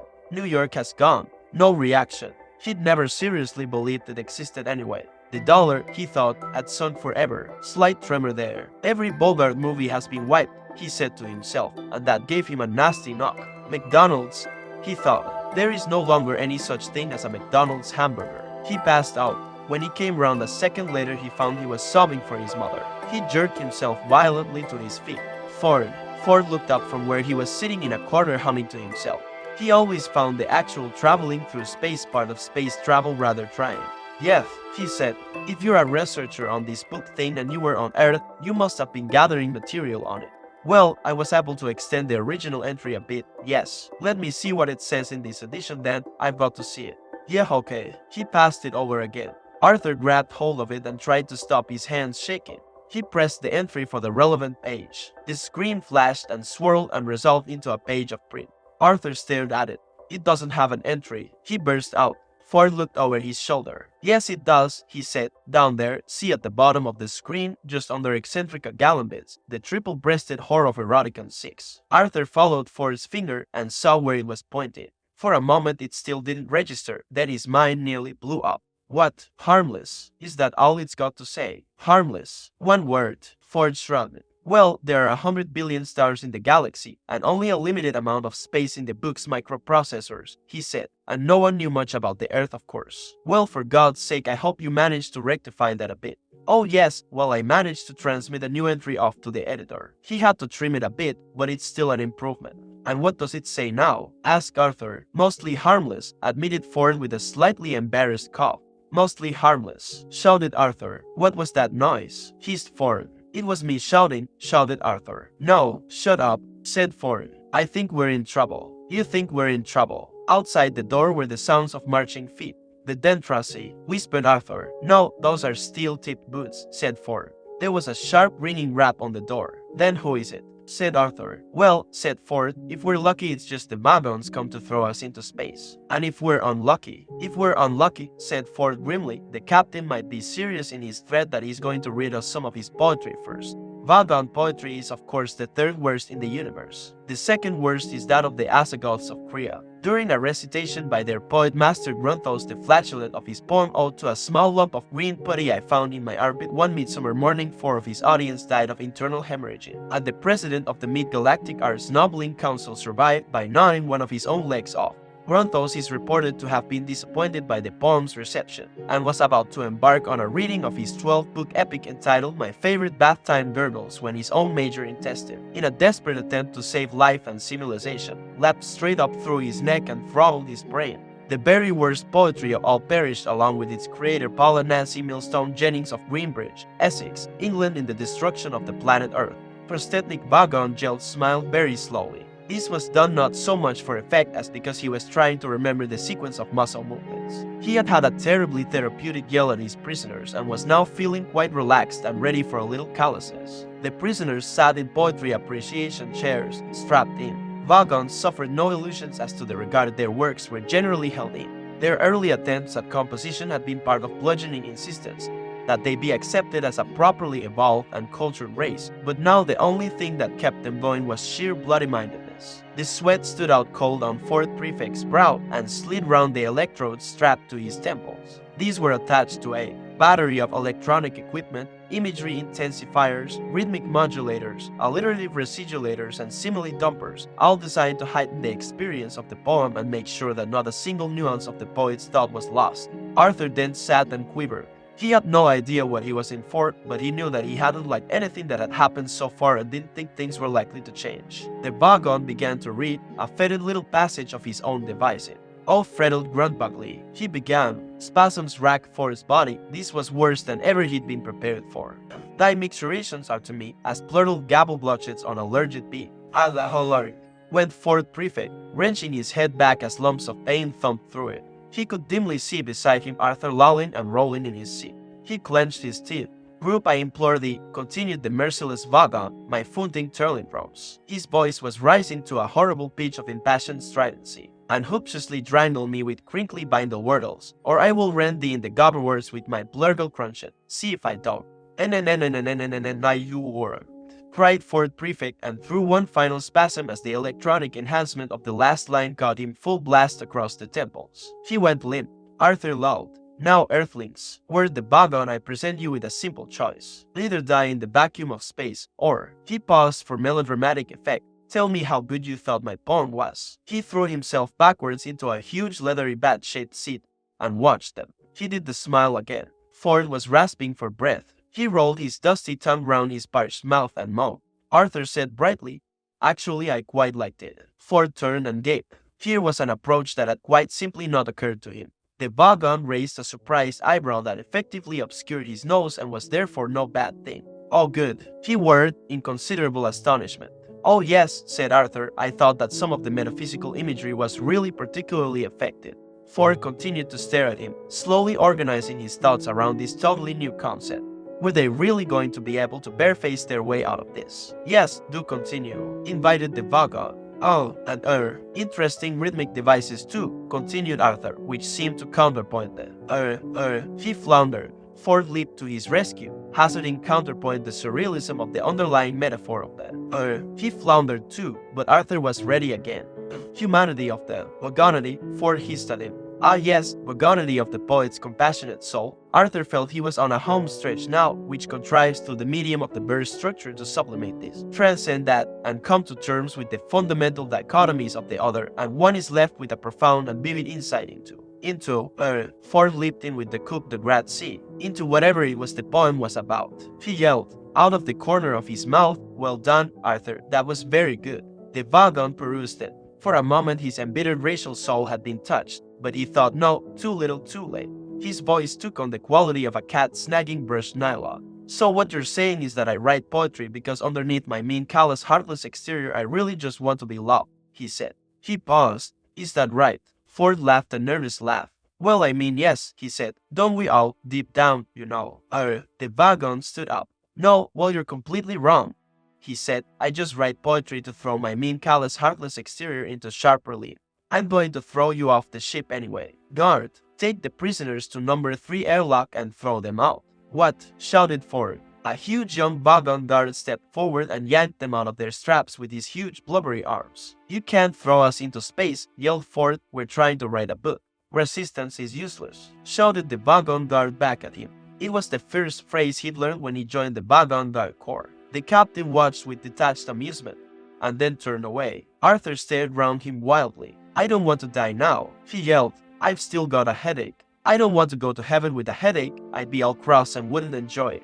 The guard grasped them both firmly round the neck and, bowing deferentially towards his captain's back, hoiked them both protesting out of the bridge. A steel door closed and the captain was on his own again. He hummed quietly and mused to himself, lightly fingering his notebook of verses. HMMMN, he said, counterpoint the surrealism of the underlying metaphor. He considered this for a moment and then closed the book with a grim smile. That's too good for them, he said. The long steel-lined corridor echoed to the feeble struggles of the two humanoids clamped firmly on their rubbery bog-on armpits. This is great, spluttered Arthur. This is really terrific. Let go of me, you brute. The wagon guard dragged them on. Don't you worry, said Ford. I'll think of something. He didn't sound hopeful. Resistance is useless, bellowed the guard. Just don't say things like that, stammered Ford. How can anyone maintain a positive mental attitude if you're saying things like that? My God, complained Arthur, you're talking about a positive mental attitude and you haven't even had your planet demolished today. I woke up this morning and thought I'd have a nice relaxed day, do a bit of reading, brush the dog. It's now just after 4 in the afternoon and I'm already thrown out of an alien spaceship 6 light years from the smoking remains of the Earth. He spluttered and gurgled as the wagon tightened his grip. All right, said Ford, just stop panicking. Who said anything about panicking? Snapped Arthur. This is still just a culture shock. You wait till I've settled down into the situation and found my bearings. Then I'll start panicking. Arthur, you're getting hysterical. Shut up. Ford tried desperately to think, but was interrupted by the guard shouting again.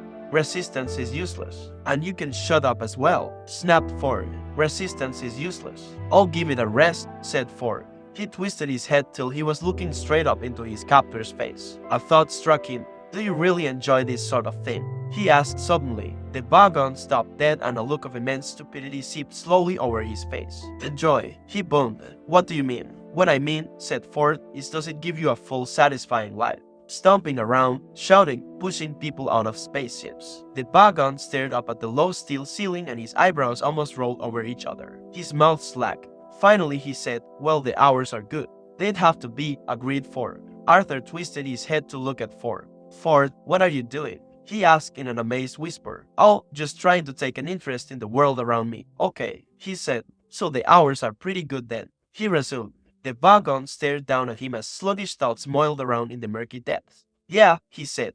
But now you come to mention it, most of the actual minutes are pretty lousy. Except, he thought again, which required looking at the ceiling except some of the shouting I quite like.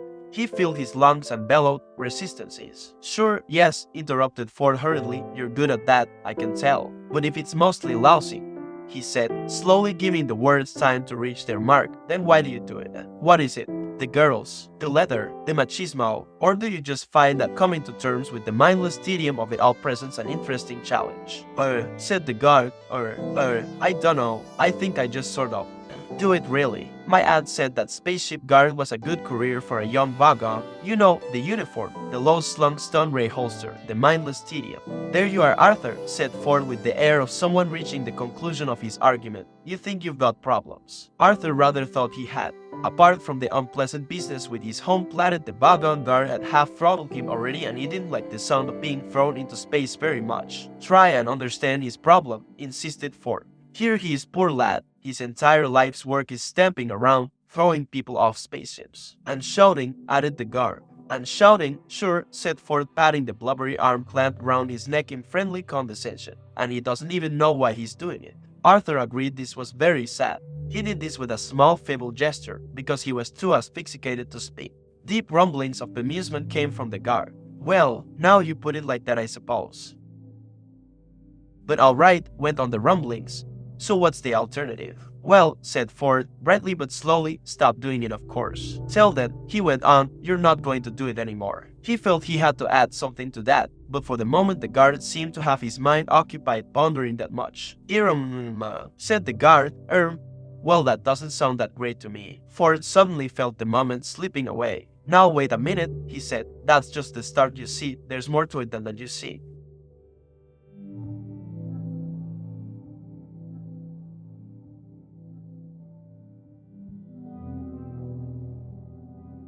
No, I think if it's all the same to you, he said, I'd better get you both shoved into this airlock and then go and get on with some other bits of shouting I've got to do. It wasn't all the same to Ford Prefect after all. Come on now. But look, he said, less slowly, less brightly. Huh, then, said Arthur without any clear inflection. But hang on, pursued Ford, there's music and art and things to tell you about yet. Aren't. Resistance is useless, bellowed the guard, and then added, you see if I keep it up I can eventually get promoted to senior shouting officer. And there aren't usually many vacancies for non-shouting and non-pushing people about officers, so I think I'd better stick to what I know. They had now reached the airlock. A large circular steel hatchway of massive strength and weight led into the inner skin of the craft. The guard operated a control and the hatchway swung smoothly open. But thanks for taking an interest, said the bygone guard. By now, he flung Ford and Arthur through the hatchway into the small chamber within. Arthur lay panting for breath. Ford scrambled round and flung his shoulder uselessly against the reclosing hatchway. But listen, he shouted to the guard, there's a whole world you don't know anything about. Here, how about this? Desperately he grabbed for the only bit of culture he knew offhand. He hummed the first bar of Beethoven's Fifth. Da-da-da-dum. Doesn't that stir anything in you? No, said the guard, not really. But I'll mention it to my aunt. If he said anything further after that, it was lost. The hatchway sealed itself tight, and all sound was lost but the faint distant hum of the ship's engines. They were in a brightly polished cylindrical chamber about 6 feet in diameter and 10 feet long. Potentially bright lad, I thought, he said and slumped against the curved wall. Arthur was still lying in the curve of the floor where he had fallen. He didn't look up. He just lay panting. We're trapped now, aren't we? Yes, said Ford, we're trapped. Well, didn't you think of anything? I thought you said you were going to think of something. Perhaps you thought of something and didn't notice. Oh yes, I thought of something, panted Ford. Arthur looked up expectantly. But unfortunately, continued Ford, it rather involved being on the other side of this airtight hatchway. He kicked the hatch they'd just been through. But it was a good idea, was it? Oh yes, very neat. What was it? So, what happens next? Oh, well, the hatchway in front of us will open automatically in a few moments and we will shoot out into deep space, I expect, and asphyxiate. If you take a lungful of air with you, you can last for up to 30 seconds, of course, said Ford. He stuck his hands behind his back, raised his eyebrows, and started to hum an old Beetlejuice battle hymn. To Arthur's eyes, he suddenly looked very alien. So this is it, said Arthur, we're going to die. Yes, said Ford, except... No, wait a minute. He suddenly lunged across the chamber at something behind Arthur's line of vision. What's this switch? He cried. What? Where? Cried Arthur, twisting round. No, I was only fooling, said Ford. We are going to die after all. He slumped against the wall again and carried on the tune from where he left off. You know, said Arthur, it's at times like this, when I'm trapped in a bongo airlock with a man from Beetlejuice and about to die of asphyxiation in deep space, that I really wish I'd listened to what my mother told me when I was young. Why? What did she tell you? I don't know, I didn't listen. Oh, Ford carried on humming. This is terrific, Arthur thought to himself. Nelson's column has gone, McDonald's have gone, all that's left is me and the world's mostly harmless. Any second now all that will be left is mostly harmless. And yesterday the planet seemed to be going so well. A mother word. A slight hiss built into a deafening roar of rushing air as the outer hatchway opened onto an empty blackness studded with tiny impossibly bright points of light. Ford and Arthur popped into outer space like corks from a toy gun. The Hitchhiker's Guide to the Galaxy is a wholly remarkable book. It has been compiled and recompiled many times over many years and under many different editorships. It contains contributions from countless numbers of travelers and researchers. The introduction begins like this. Space, it says, is big, really big. You just won't believe how vastly, hugely, mind-bendingly big it is. I mean, you may think it's a long way down the road to the chemist, but that's just peanuts to space. Listen, and so on. To be fair though, when confronted by the sheer enormity of distances between the stars, better minds than the one responsible for the guide's introduction have faltered. Some invite you to consider for a moment a peanut in reading and a small walnut in Johannesburg, and other such dizzying concepts. The simple truth is that interstellar distances will not fit into the human imagination. Even light, which travels so fast that it takes most races thousands of years to realize that it travels at all, takes time to journey between the stars. It takes 8 minutes from the star Sol to the place where the Earth used to be, and 4 years more to arrive at Sol's nearest stellar neighbor, Alpha Proxima. For light to reach the other side of the galaxy, for it to reach Damogran, for instance, takes rather longer, 500,000 years. The record for hitchhiking this distance is just under 5 years, but you don't get to see much on the way. The Hitchhiker's Guide to the Galaxy says that if you hold a lungful of air, you can survive in the total vacuum of space for about 30 seconds. However, it goes on to say that what with space being the mind-boggling size it is, the chances of getting picked up by another ship within those 30 seconds are 2 to the power of 267,709 to 1 against. By a totally staggering coincidence, that is also the telephone number of an Islington flat where Arthur once went to a very good party and met a very nice girl whom he totally failed to get off with. She went off with a gatecrasher. Though the planet Earth, the Islington flat and the telephone have all now been demolished, it is comforting to reflect that they are all in some small way commemorated by the fact that 29 seconds later Ford and Arthur were rescued. A computer chatted to itself in alarm as it noticed an airlock open and close itself for no apparent reason. This was because reason was in fact out to lunch. A hole had just appeared in the galaxy. It was exactly a nothingth of a second long, a nothingth of an inch wide, and quite a lot of million light years from end to end. 239,000 lightly fried eggs fell out of it too, materializing in a large wobbly heap on the famine-struck land of Bogrel in the Pansel system. The nothingth of a second for which the hole existed reverberated backwards and forwards through time in a most improbable fashion. Somewhere in the deeply remote past, it seriously traumatized a small random group of atoms drifting through the empty sterility of space and made them cling together in the most extraordinarily unlikely patterns. These patterns quickly learned to copy themselves and went on to cause massive trouble on every planet they drifted onto. That was how life began in the universe. 5 wild event maelstroms swirled in vicious storms of unreason and spewed up a pavement. On the pavement lay Ford Prefect and Arthur Dent gulping like half-spent fish. "There you are," gasped Ford, scrabbling for a fingerhold on the pavement as it raced through the third reach of the unknown. "I told you I'd think of something." "Oh sure," said Arthur, "sure. Bright idea of mine," said Ford, "to find a passing spaceship and get rescued by it." The real universe arched sickeningly away beneath them. Various pretend ones flitted silently by, like mountain goats. Primal light exploded, splattering space-time as with gobbets of junket. Time blossomed, matter shrank away. The highest prime number coalesced quietly in a corner and hid itself away forever. "Oh, come off it," said Arthur. "The chances against it were astronomical." "Don't knock it, it worked," said Ford. "What sort of ship are we in?" asked Arthur as the pit of eternity yawned beneath them. "I don't know," said Ford. "I haven't opened my eyes yet." "No, nor have I," said Arthur. The universe jumped, froze, quivered and splayed out in several unexpected directions. Arthur and Ford opened their eyes and looked about in considerable surprise. "Good God," said Arthur, "it looks just like the seafront at Southend." "Hell, I'm relieved to hear you say that," said Ford. "Why?" "Because I thought I must be going mad." "Perhaps you are. Perhaps you only thought I said it." Ford thought about this. "Well, did you say it or didn't you?" he asked. "I think so," said Arthur. "Well, perhaps we're both going mad." "Yes," said Arthur, "we'd be mad, all things considered, to think this was Southend." "Well, do you think this is Southend?" "Oh yes, so do I. Therefore we must be mad. Nice day for it." "Yes," said a passing maniac. "Who was that?" asked Arthur. "Who? The man with the 5 heads and the elderberry bush full of keepers?" "Yes, I don't know, just someone." They both sat on the pavement and watched with a certain unease as huge children bounced heavily along the sand, and wild horses thundered through the sky taking fresh supplies of reinforced railings to the uncertain areas. "You know," said Arthur with a slight cough, "if this is Southend, there's something very odd about it."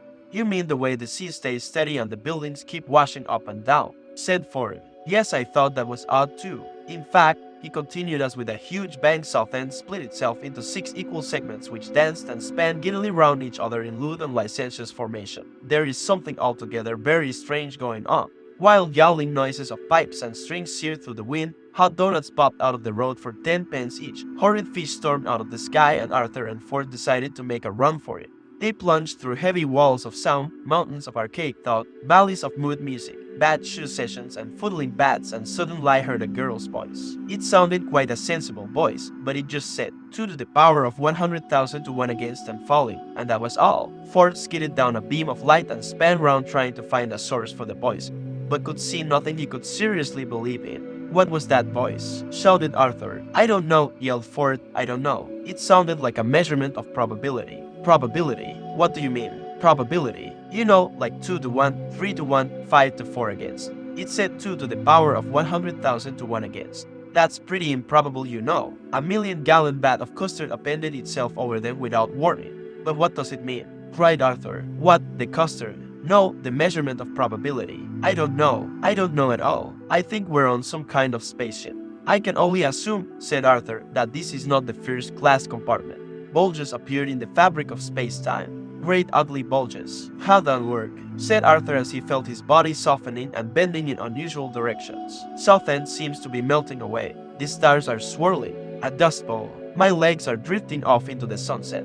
My left arm's come off too. A frightening thought struck him. Hell, he said. How am I going to operate my digital watch now? He wound his eyes desperately around in Ford's direction.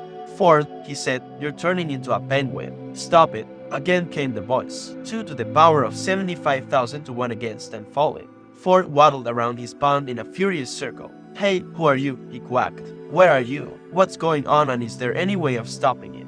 Please relax, said the voice pleasantly, like a stewardess in an airliner with only 1 wing and 2 engines, one of which is on fire. You are perfectly safe.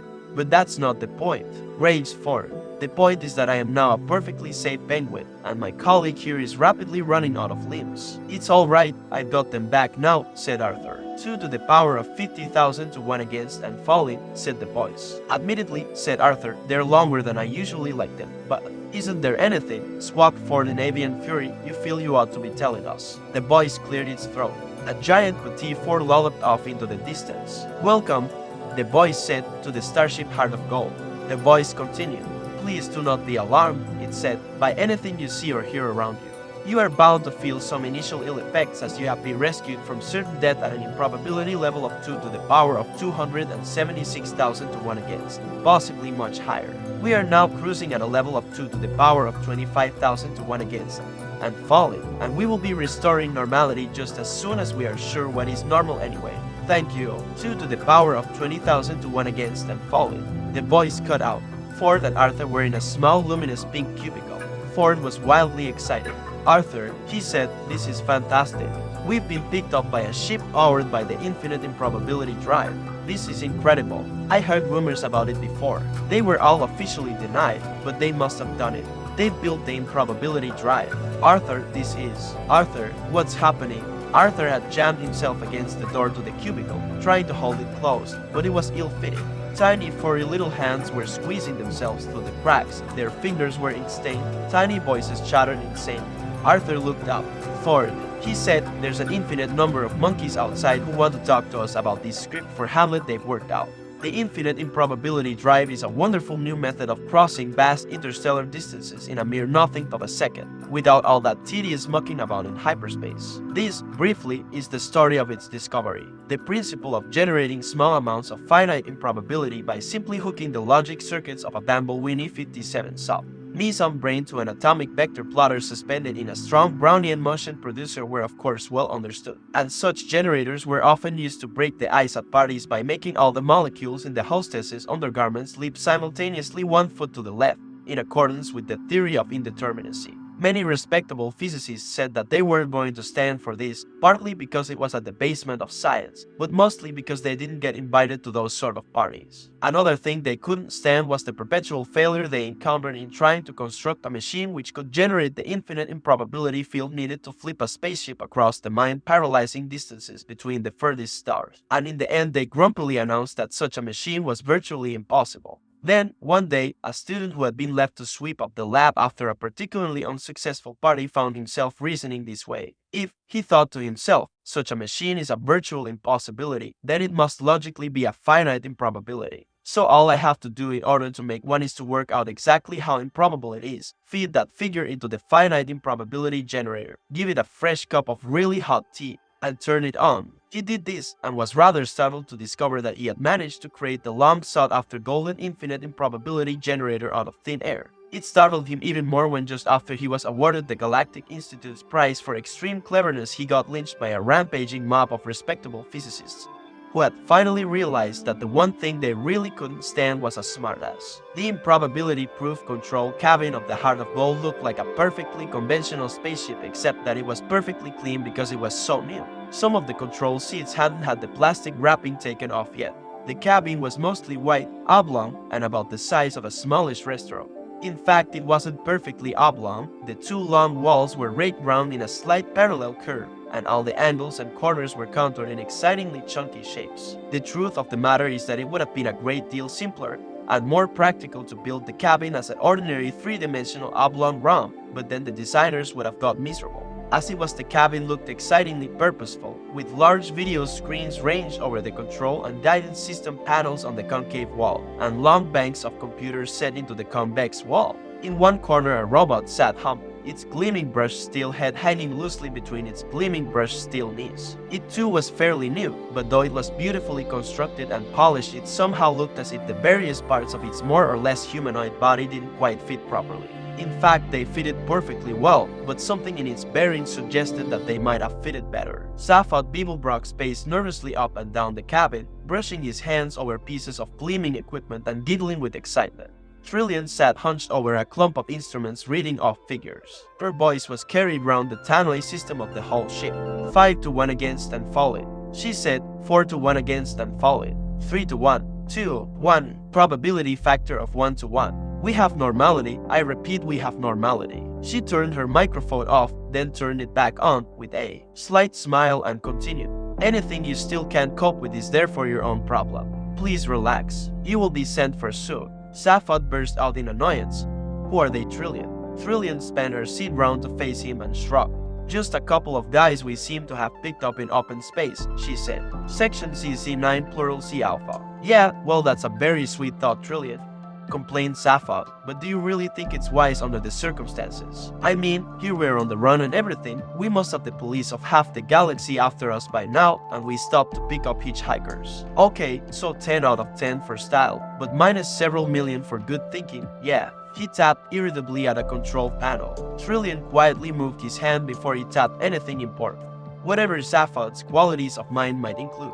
Dash, bravado, conceit, he was mechanically inept and could easily blow the ship up with an extravagant gesture. Trillian had come to suspect that the main reason why he had had such a wild and successful life that he never really understood the significance of anything he did. Zaphod, she said patiently, they were floating unprotected in open space. He wouldn't want them to have died, would you?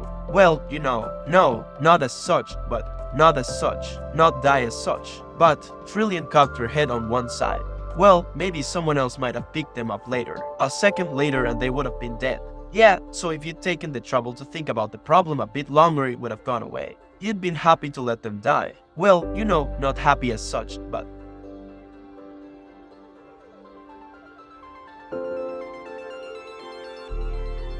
Anyway, said Trillian, turning back to the controls, I didn't pick them up. What do you mean? Who picked them up then? The ship did. Huh, the ship did. All by itself. Huh, whilst we were in improbability drive. But that's incredible. No, Zaphod. Just very, very improbable. Yeah. Look, Zaphod, she said, patting his arm, don't worry about the aliens. They're just a couple of guys I expect. I'll send the robot down to get them and bring them up here. Hey Marvin. In the corner, the robot's head swung up sharply, but then wobbled about imperceptibly. It pulled itself up to its feet as if it was about 5 pounds heavier than it actually was, and made what an outside observer would have thought was a heroic effort to cross the room. It stopped in front of Trillian and seemed to stare through her left shoulder. I think you ought to know I'm feeling very depressed, it said. Its voice was low and hopeless. Oh God, muttered Zaphod and slumped into a seat. Well, said Trillian in a bright, compassionate tone, here's something to occupy you and keep your mind off things. It won't work, droned Marvin. I have an exceptionally large mind. Marvin, warned Trillian. All right, said Marvin. What do you want me to do? Go down to number 2 entry bay and bring the 2 aliens up here under surveillance. With a microsecond pause and a finely calculated micromodulation of pitch and timbre, nothing you could actually take offense at, Marvin managed to convey his utter contempt and horror of all things human. Just that, he said. Yes, said Trillian firmly. I won't enjoy it, said Marvin. Zaphod leaped out of his seat. She's not asking you to enjoy it, he shouted. Just do it, will you? All right, said Marvin like the tolling of a great cracked bell. I'll do it. Good, snapped Zaphod. Great. Thank you. Marvin turned and lifted his flat-topped triangular red eyes up towards him. I'm not getting you down at all, am I? He said pathetically. No, Marvin, lilted Trillian. That's just fine, really. I wouldn't like to think that I was getting you down. No, don't worry about that, the lilt continued. You just act as comes naturally and everything will be just fine. You're sure you don't mind? Probed Marvin. No, no, Marvin, lilted Trillian. That's just fine, really. Just part of life. Marvin flashed him an electronic look. Life, said Marvin. Don't talk to me about life. He turned hopelessly on his heel and lugged himself out of the cabin. With a satisfied hum and a click, the door closed behind him. I don't think I can stand that robot much longer, Safad, growled Trillian. The Encyclopedia Galactica defines a robot as a mechanical apparatus designed to do the work of a man. The marketing division of the Sirius Cybernetics Corporation defines a robot as your plastic pal who's fun to be with. The Hitchhiker's Guide to the Galaxy defines the marketing division of the Sirius Cybernetics Corporation as a bunch of mindless jerks who'll be the first against the wall when the revolution comes, with a footnote to the effect that the editors would welcome applications from anyone interested in taking over the post of robotics correspondent. Curiously enough, an edition of the Encyclopedia Galactica that had the good fortune to fall through a time warp from 1,000 years in the future defined the marketing division of the Sirius Cybernetics Corporation as a bunch of mindless jerks who were the first against the wall when the revolution came. The pink cubicle had winked out of existence. The monkeys had sunk away to a better dimension. Ford and Arthur found themselves in the embarkation area of the ship. It was rather smart. I think the ship's brand new, said Ford. How can you tell? Asked Arthur. Have you got some exotic device for measuring the age of metal? Ford jabbed at one of the pages and showed it to Arthur. It says, sensational new breakthrough in improbability physics. As soon as the ship's drive reaches infinite improbability, it passes through every point in the universe. Be the envy of other major governments. Wow, this is big league stuff. Ford hunted excitedly through the technical specs of the ship, occasionally gasping with astonishment at what he read. Clearly galactic astrotechnology had moved ahead during the years of his exile. Arthur listened for a short while, but being unable to understand the vast majority of what Ford was saying, he began to let his mind wander. Trailing his fingers along the edge of an incomprehensible computer bank, he reached out and pressed an invitingly large red button on a nearby panel. The panel lit up with the words, "Please do not press this button again." He shook himself.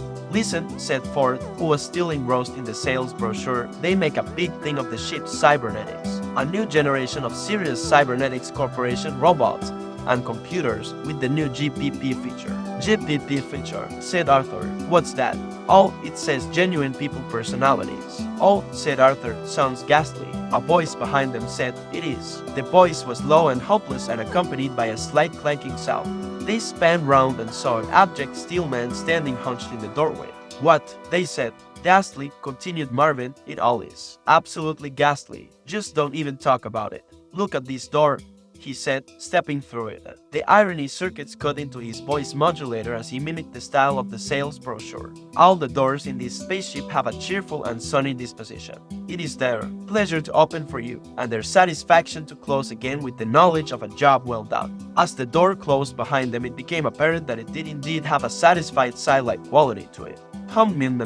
It said. Marvin regarded it with cold loathing whilst his logic circuits chattered with disgust and tinkered with the concept of directing physical violence against it. Further circuits cut in saying, why bother? What's the point? Nothing is worth getting involved in. Further circuits amused themselves by analyzing the molecular components of the door and of the humanoid's brain cells. For a quick encore, they measured the level of hydrogen emissions in the surrounding cubic parsec of space, and then shut down again in boredom. A spasm of despair shook the robot's body as he turned.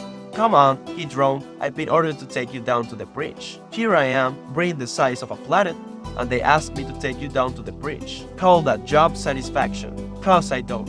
He turned and walked back to the hated door. Excuse me, said Ford following after him. Which government owns this ship? Marvin ignored him. You watch this door, he muttered. It's about to open again. I can tell by the intolerable air of smugness it suddenly generates. With an ingratiating little whine, the door slid open again, and Marvin stomped through. Come on, he said. The others followed quickly, and the door slid back into place with pleased little clicks and whirs. Thank you, the marketing division of the Sirius Cybernetics Corporation, said Marvin, and trudged desolately up the gleaming curved corridor that stretched out before them. Let's build robots with genuine people personalities, they said.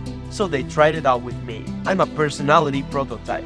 You can tell, can't you? Ford and Arthur muttered embarrassed little disclaimers. I hate that door, continued Marvin. I'm not getting you down at all, am I? Which government? Started Ford again. No government owns it, snapped the robot. It's been stolen. Stolen. Stolen, mimicked Marvin. Who by? Asked Ford. Safad Beeblebrox. Something extraordinary happened to Ford's face. At least 5 entirely separate, and distinct expressions of shock and amazement piled up on it in a jumbled mess. His left leg, which was in mid-stride, seemed to have difficulty in finding the floor again. He stared at the robot and tried to entangle some dartoid muscles. Safford Beeblebrox, he said weakly. Sorry, did I say something wrong? Said Marvin, dragging himself on regardless. Pardon me for breathing, which I never do anyway, so I don't know why I bothered to say it. Oh god, I'm so depressed. Here's another of those self-satisfied door. Life. Don't talk to me about life. No one ever mentioned it, muttered Arthur irritably. Ford, are you alright? Ford stared at him. Did that robot say Safford Beeblebrox? He said. A loud clatter of gunk music flooded through the heart of Gold cabin as Safford searched the sub-ether radio wave bands for news of himself. The machine was rather difficult to operate. For years, radios had been operated by means of pressing buttons and turning dials. Then as the technology became more sophisticated, the controls were made touch-sensitive. You merely had to brush the panels with your fingers. Now all you had to do was wave your hand in the general direction of the components and hope. It saved a lot of muscular expenditure, of course, but meant that you had to sit infuriatingly still if you wanted to keep listening to the same program. Safford waved the hand and the channel switched again. More gunk music, but this time it was a background to a news announcement. The news was always heavily edited to fit the rhythms of the music. A news brought to you here on the sub-ether wave band, broadcasting around the galaxy around the clock, squawked a voice, and will be saying a big hello to all intelligent life forms everywhere. And to everyone else out there, the secret is to bang the rocks together, guys. And of course, the big news story tonight is the sensational theft of the new improbability drive prototype ship by none other than Galactic President Safford Beeblebrox. And the question everyone's asking is, has the big C finally flipped? Beeblebrox, the man who invented the pan-galactic gargle blaster, ex-confidence trickster, once described by eccentric Gallonbits as the best bang since the big one, and recently voted the word-dressed sentient being in the known universe for the 7th time. Has he got an answer this time? We ask his private brain care specialist Dag Hafrod. The music swirled and died for a moment. Another voice broke in, presumably Hafrod. He said, well, Safford's just this guy you. No, but got no further because an electric pencil flew across the cabin and through the radios on off sensitive airspace. Safford turned and glared at Trillian. She had thrown the pencil. Hey, he said, what do you do that for? Trillian was tapping her fingers on a screen full of figures. I've just thought of something, she said. Yeah, worth interrupting a news bulletin about me for. You hear enough about yourself as it is. I'm very insecure. We know that. Can we drop your ego for a moment? This is important. If there's anything more important than my ego around, I want it cut and shot now. Safford glared at her again, then laughed. Listen, she said, we picked up those couple of guys. What couple of guys? The couple of guys we picked up. Oh, yeah, said Safford, those couple of guys. We picked them up in Sector CC9 plural C Alpha. Yeah, said Safford and blinked. Trillian said quietly, does that mean anything to you? Said Safford, CC9 plural C Alpha. CC9 plural C Alpha. Well, said Trillian. What does the C mean? Said Safford. Which one? Any one. One of the major difficulties Trillian experienced in her relationship with Safford was learning to distinguish between him pretending to be stupid just to get people off their guard, pretending to be stupid because he couldn't be bothered to think and wanted someone else to do it for him, pretending to be outrageously stupid to hide the fact that he actually didn't understand what was going on, and really being genuinely stupid. He was renowned for being amazingly clever and quite clearly was so, but not all the time, which obviously worried him, hence the act. He proffered people to be puzzled rather than contemptuous. This about all appeared to Trillian to be genuinely stupid, but she could no longer be bothered to argue about it. She sighed and punched up a star map on the busy screen so she could make it simple for him, whatever his reasons for wanting it to be that way. There, she pointed, right there. Hey, yeah, said Safford. Well, she said. Well, what? Parts of the inside of her head screamed at other parts of the inside of her head. She said, very calmly, it's the same sector you originally picked me up in. He looked at her and then looked back at the screen. Hey, yeah, he said, now that is wild. We should have zapped straight into the middle of the Horsehead Nebula. How did we come to be there? I mean, that's nowhere. She ignored this. Improbability drive, she said patiently. You explained it to me yourself. We passed through every point in the universe, you know that. Yeah, but that's one wild coincidence, isn't it? Yes, picking someone up at that point, out of the whole of the universe to choose from. That's just two. I want to work this out. Computer, the Sirius Cybernetics Corporation shipboard computer which controlled and permeated every particle of the ship switched into communication mode. Hi there, it said brightly and simultaneously spewed out a tiny ribbon of ticker tape just for the record. The ticker tape said, "Hi there." "Oh God," said Safad. He hadn't worked with this computer for long but had already learned to love it. The computer continued, brash and cheery as if it was selling detergent. "I want you to know that whatever your problem, I am here to help you solve it." Yeah, said Safad. "Look, I think I'll just use a piece of paper." "Sure thing," said the computer, spilling out its message into a waste bin at the same time. "I understand. If you ever want." "Shut up," said Safad, and snatching up a pencil sat down next to Trillian at the console. Okay, said the computer in a hurt tone of voice and closed down its speech channel again. Safad and Trillian pored over the figures that the improbability flight ad scanner flashed silently up in front of them. "Can we work out," said Safad, from their point of view what the improbability of their rescue was? "Yes, that's a constant," said Trillian, 2 to the power of 276,709 to 1 against. "That's high. They're two lucky guys." "Yes, but relative to what we were doing when the ship picked them up." Trillian punched up the figures. "They showed 2 to the power of infinity minus 1. "It's pretty low," continued Safad with a slight whistle. "Yes," agreed Trillian, and looked at him quizzically. "That's one big whack of improbability to be accounted for. Something pretty improbable has got to show up on the balance sheet if it's all going to add up into a pretty sum." Safad scribbled a few sums, crossed them out and threw the pencil away. "Okay," he said. "Computer." The boys' circuits sprang to life again. "Why hello there," they said. "All I want to do is make your day nicer, and nicer and nicer." "Yeah, well, shut up and work something out for me." "Sure thing," chattered the computer. "You want a probability forecast based on improbability data?" "Yeah." "Okay," the computer continued. "Here's an interesting little notion. Did you realize that most people's lives are governed by telephone numbers?" A pained look crawled across one of Safad's faces and onto the other one. "Have you flipped?" he said. "No, but you will when I tell you that." Trillian gasped. She scrabbled at the buttons on the improbability flight path screen. "Telephone number," she said. "Did that thing say telephone number?" Numbers flashed up on the screen. The computer had paused politely, but now it continued. "What I was about to say was that." "Don't bother, please," said Trillian. "Look, what is this?" said Safad. "I don't know," said Trillian. "But those aliens, they're on the way up to the bridge with that wretched robot. Can we pick them up on any monitor cameras?" Marvin trudged on down the corridor, still moaning. "And then of course I've got this terrible pain in all the dials down my left-hand side." "No," said Arthur grimly as he walked along beside him. "Really?" "Oh yes," said Marvin. "I mean I'd ask for them to be replaced but no one ever listens." "I can imagine." Vague whistling and humming noises were coming from Ford. Well, he kept saying to himself, "Zaphod Beeblebrox." Suddenly Marvin stopped and held up a hand. "You know what's happened now, of course." "No, what?" said Arthur, who didn't want to know. "We've arrived at another of those doors." There was a sliding door leading to the side of the corridor. Marvin eyed it suspiciously. "Well," said Ford impatiently, "do we go through?" "Do we go through?" mimicked Marvin. "Yes, this is the entrance to the bridge. I was told to take you to the bridge. Probably the highest demand that will be made on my intellectual capacities today, I shouldn't wonder." Slowly, with great loathing, he stepped towards the door like a hunter stalking his prey. Suddenly it slid open. "Thank you," it said, "for making a simple door very happy." Deep in Marvin's thorax gears ground. "Funny," he intoned futilely, "how just when you think life can't possibly get any worse it suddenly does." He heaved himself through the door and left Ford and Arthur staring at each other and shrugging their shoulders. From inside they heard Marvin's voice again. "I suppose you want to see the aliens now," he said. "Do you want me to sit in a corner and rust, or just fall apart where I'm standing?"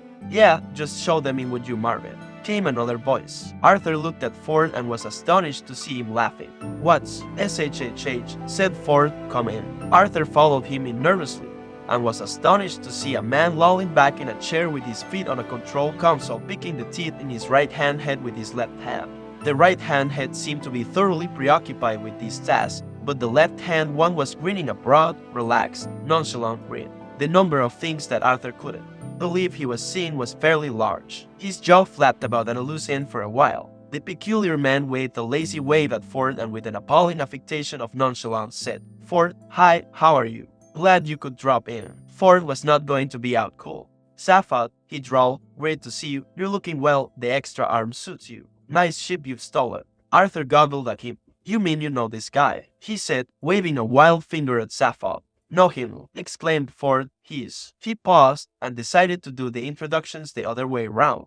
"Oh, Sappho, this is a friend of mine, Arthur Dent," he said. "I saved him when his planet blew up." "Oh, sure," said Sappho. "Hi, Arthur, glad you could make it." His right-hand head looked round casually, said hi and went back to having his teeth picked. "We've met," said Arthur sharply. "When you're cruising down the road in the fast lane and you lazily sail past a few hard-driving cars and are feeling pretty pleased with yourself, and then accidentally change down from fourth to first instead of third, thus making your engine leap out of your bonnet in a rather ugly mess, it tends to throw you off your stride in much the same way that this remark threw Ford Prefect off his. What? I said we've met." Sappho gave an awkward start of surprise and jabbed the gum sharply. "Hey, have we? Hey, Ford rounded on Arthur with an angry flash in his eyes. Now he felt he was back on home ground. He suddenly began to resent having lumbered himself with this ignorant primitive who knew as much about the affairs of the galaxy as an Ilford-based gnat knew about life in Peking. "What do you mean you've met?" he demanded. "This is Sappho Beeblebrox from Beetlejuice 5, you know, not bloody Martin Smith from Croydon." "I don't care," said Arthur coldly. "We've met, haven't we, Sappho Beeblebrox, or should I say, Theo?" "What?" shouted Ford. "You'll have to remind me," said Sappho. "I've a terrible memory for species." "It was at a party," pursued Arthur. "Yeah, well, I doubt that," said Sappho. "Cool it will you, Arthur?" demanded Ford. Arthur would not be deterred. "A party 6 months ago. On Earth, England." Sappho shook his head with a tight-lipped smile. "London," insisted Arthur, "Islington." "Oh," said Sappho with a guilty start, "that party." This wasn't fair on Ford at all. He looked backwards and forwards between Arthur and Sappho. "What?" he said to Sappho. "You don't mean to say you've been on that miserable planet as well, do you?" "No, of course not," said Sappho breezily. "Well, I may have just dropped in briefly, you know, on my way somewhere. But I was stuck there for 15 years. "Well, I didn't know that, did I? But what were you doing there?" "Looking about, you know."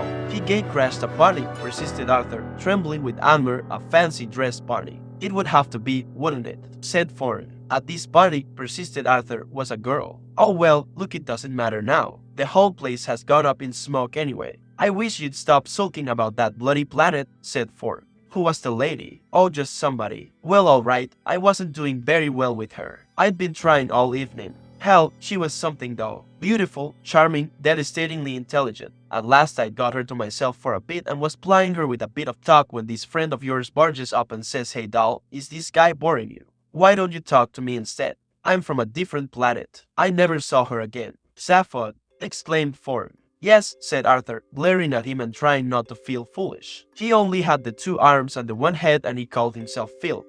But you must admit he did turn out to be from another planet," said Trillian, wandering into sight at the other end of the bridge. She gave Arthur a pleasant smile which settled on him like a ton of bricks and then turned her attention to the ship's controls again. There was silence for a few seconds, and then out of the scrambled mess of Arthur's brain crawled some words. "Trisha Macmillan," he said. "What are you doing here?" "Same as you," she said. "I hitched a lift." After all, with a degree in maths and another in astrophysics, what else was there to do? It was either that or the dull queue again on Monday. "Infinity minus 1, chattered the computer, improbability sum now complete. Sappho looked about him, at Ford, at Arthur, and then at Trillian. "Trillian," he said, "is this sort of thing going to happen every time we use the improbability drive?" "Very probably, I'm afraid," she said. The Heart of Gold fled on silently through the night of space, now on conventional photon drive.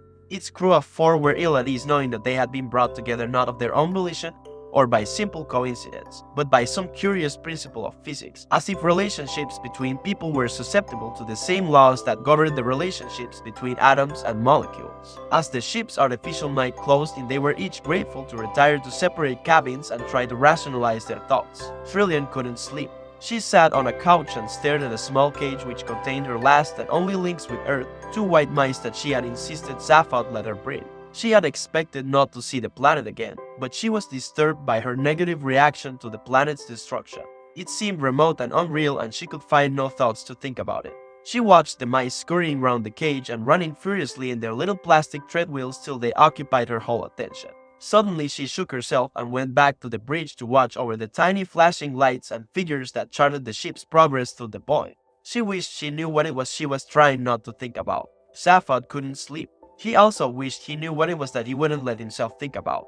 For as long as he could remember, he'd suffered from a vague nagging feeling of being not all there. Most of the time he was able to put this thought aside and not worry about it, but it had been reawakened by the sudden inexplicable arrival of Ford Prefect and Arthur Dent.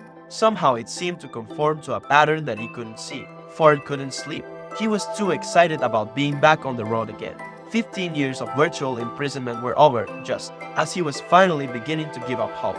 Knocking about with Safad for a bit promised to be a lot of fun, though there seemed to be something faintly odd about his semi-cousin that he couldn't put his finger on.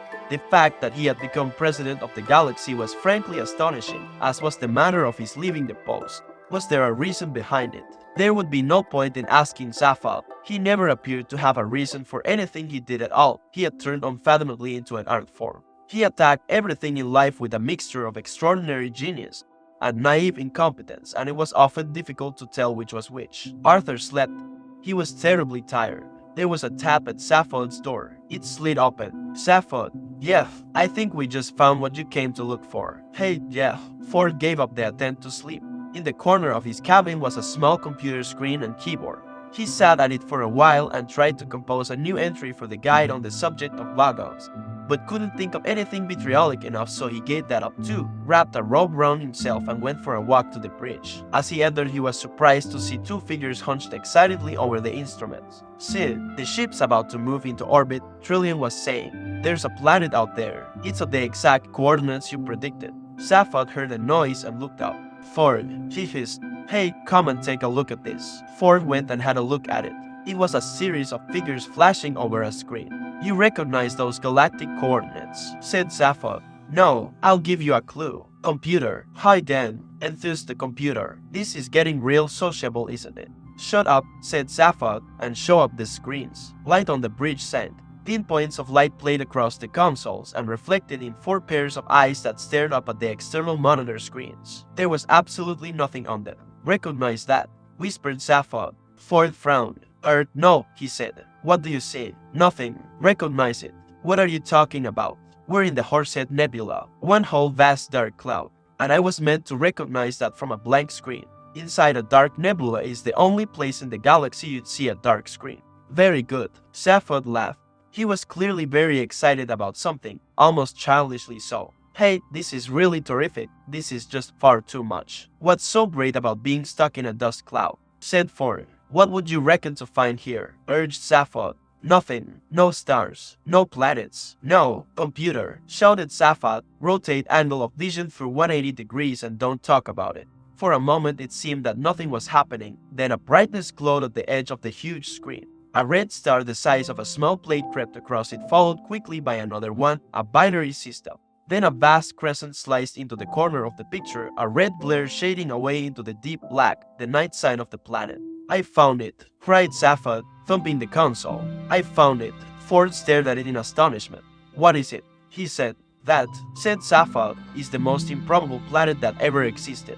Far back in the mists of ancient time, in the great and glorious days of the former galactic empire, life was wild, rich and largely tax-free. Mighty starships plied their way between exotic suns, seeking adventure and reward amongst the furthest reaches of galactic space. In those days, spirits were brave, the stakes were high, men were real men, women were real women, and small furry creatures from Alpha Centauri were real small furry creatures from Alpha Centauri. And all dared to brave unknown terrors, to do mighty deeds, to boldly split infinitives that no man had split before, and thus was the empire forged. Many men, of course, became extremely rich, but this was perfectly natural and nothing to be ashamed of, because no one was really poor, at least no one worth speaking of. And for all the richest and most successful merchants, life inevitably became rather dull and neatly, and they began to imagine that this was therefore the fault of the worlds they'd settled on. None of them was entirely satisfactory. Either the climate wasn't quite right in the later part of the afternoon, or the day was half an hour too long, or the sea was exactly the wrong shade of pink. And thus were created the conditions for a staggering new form of specialist industry, custom-made luxury planet building. The home of this industry was the planet Magrathea, where hyperspatial engineers sucked matter through white holes in space to form it into dream planets, gold planets, platinum planets, soft rubber planets with lots of earthquakes, all lovingly made to meet the exacting standards that the galaxy's richest men naturally came to expect.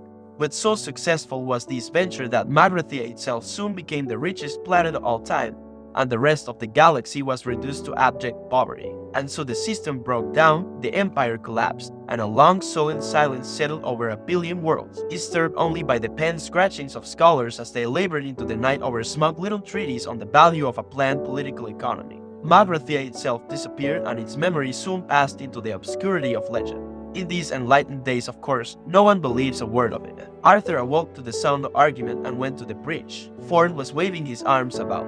"You're crazy, Zaphod." He was saying, Magrathea is a myth, a fairy story. It's what parents tell their kids about at night if they want them to grow up to become economists. And that's what we are currently in orbit around, insisted Zaphod.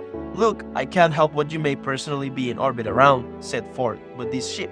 "Computer," shouted Zaphod. "Oh no, hi there, this is Eddie, your shipboard computer, and I'm feeling just great, guys, and I know I'm just going to get a bundle of kicks out of any program you care to run for me." Arthur looked inquiringly at Trillian. She motioned him to come on in but keep quiet. "Computer," said Zaphod, "tell us again what our present trajectory is." "A real pleasure, feller," it burbled. "We are currently in orbit at an altitude of 300 miles around the legendary planet of Magrathea." "Proving nothing," said Ford. "I wouldn't trust that computer to speak my way."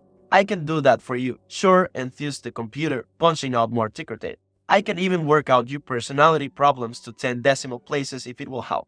Trillian interrupted. "Zaphod," she said, "any minute now we will be swinging round to the daylight side of this planet," adding, "whatever it turns out to be." "Hey, what do you mean by that?" "The planet's where I predicted it would be, isn't it?" "Yes, I know there's a planet there. I'm not arguing with anyone, it's just that I wouldn't know Magrathea from any other lump of cold rock. Dawn's coming up if you want it." Okay, muttered Zaphod, "let's at least give our eyes a good time." "Computer, hi there, what can I?" "Just shut up and give us a view of the planet again." A dark, featureless mass once more filled the screens, the planet rolling away beneath them. They watched for a moment in silence, but Zaphod was fidgety with excitement.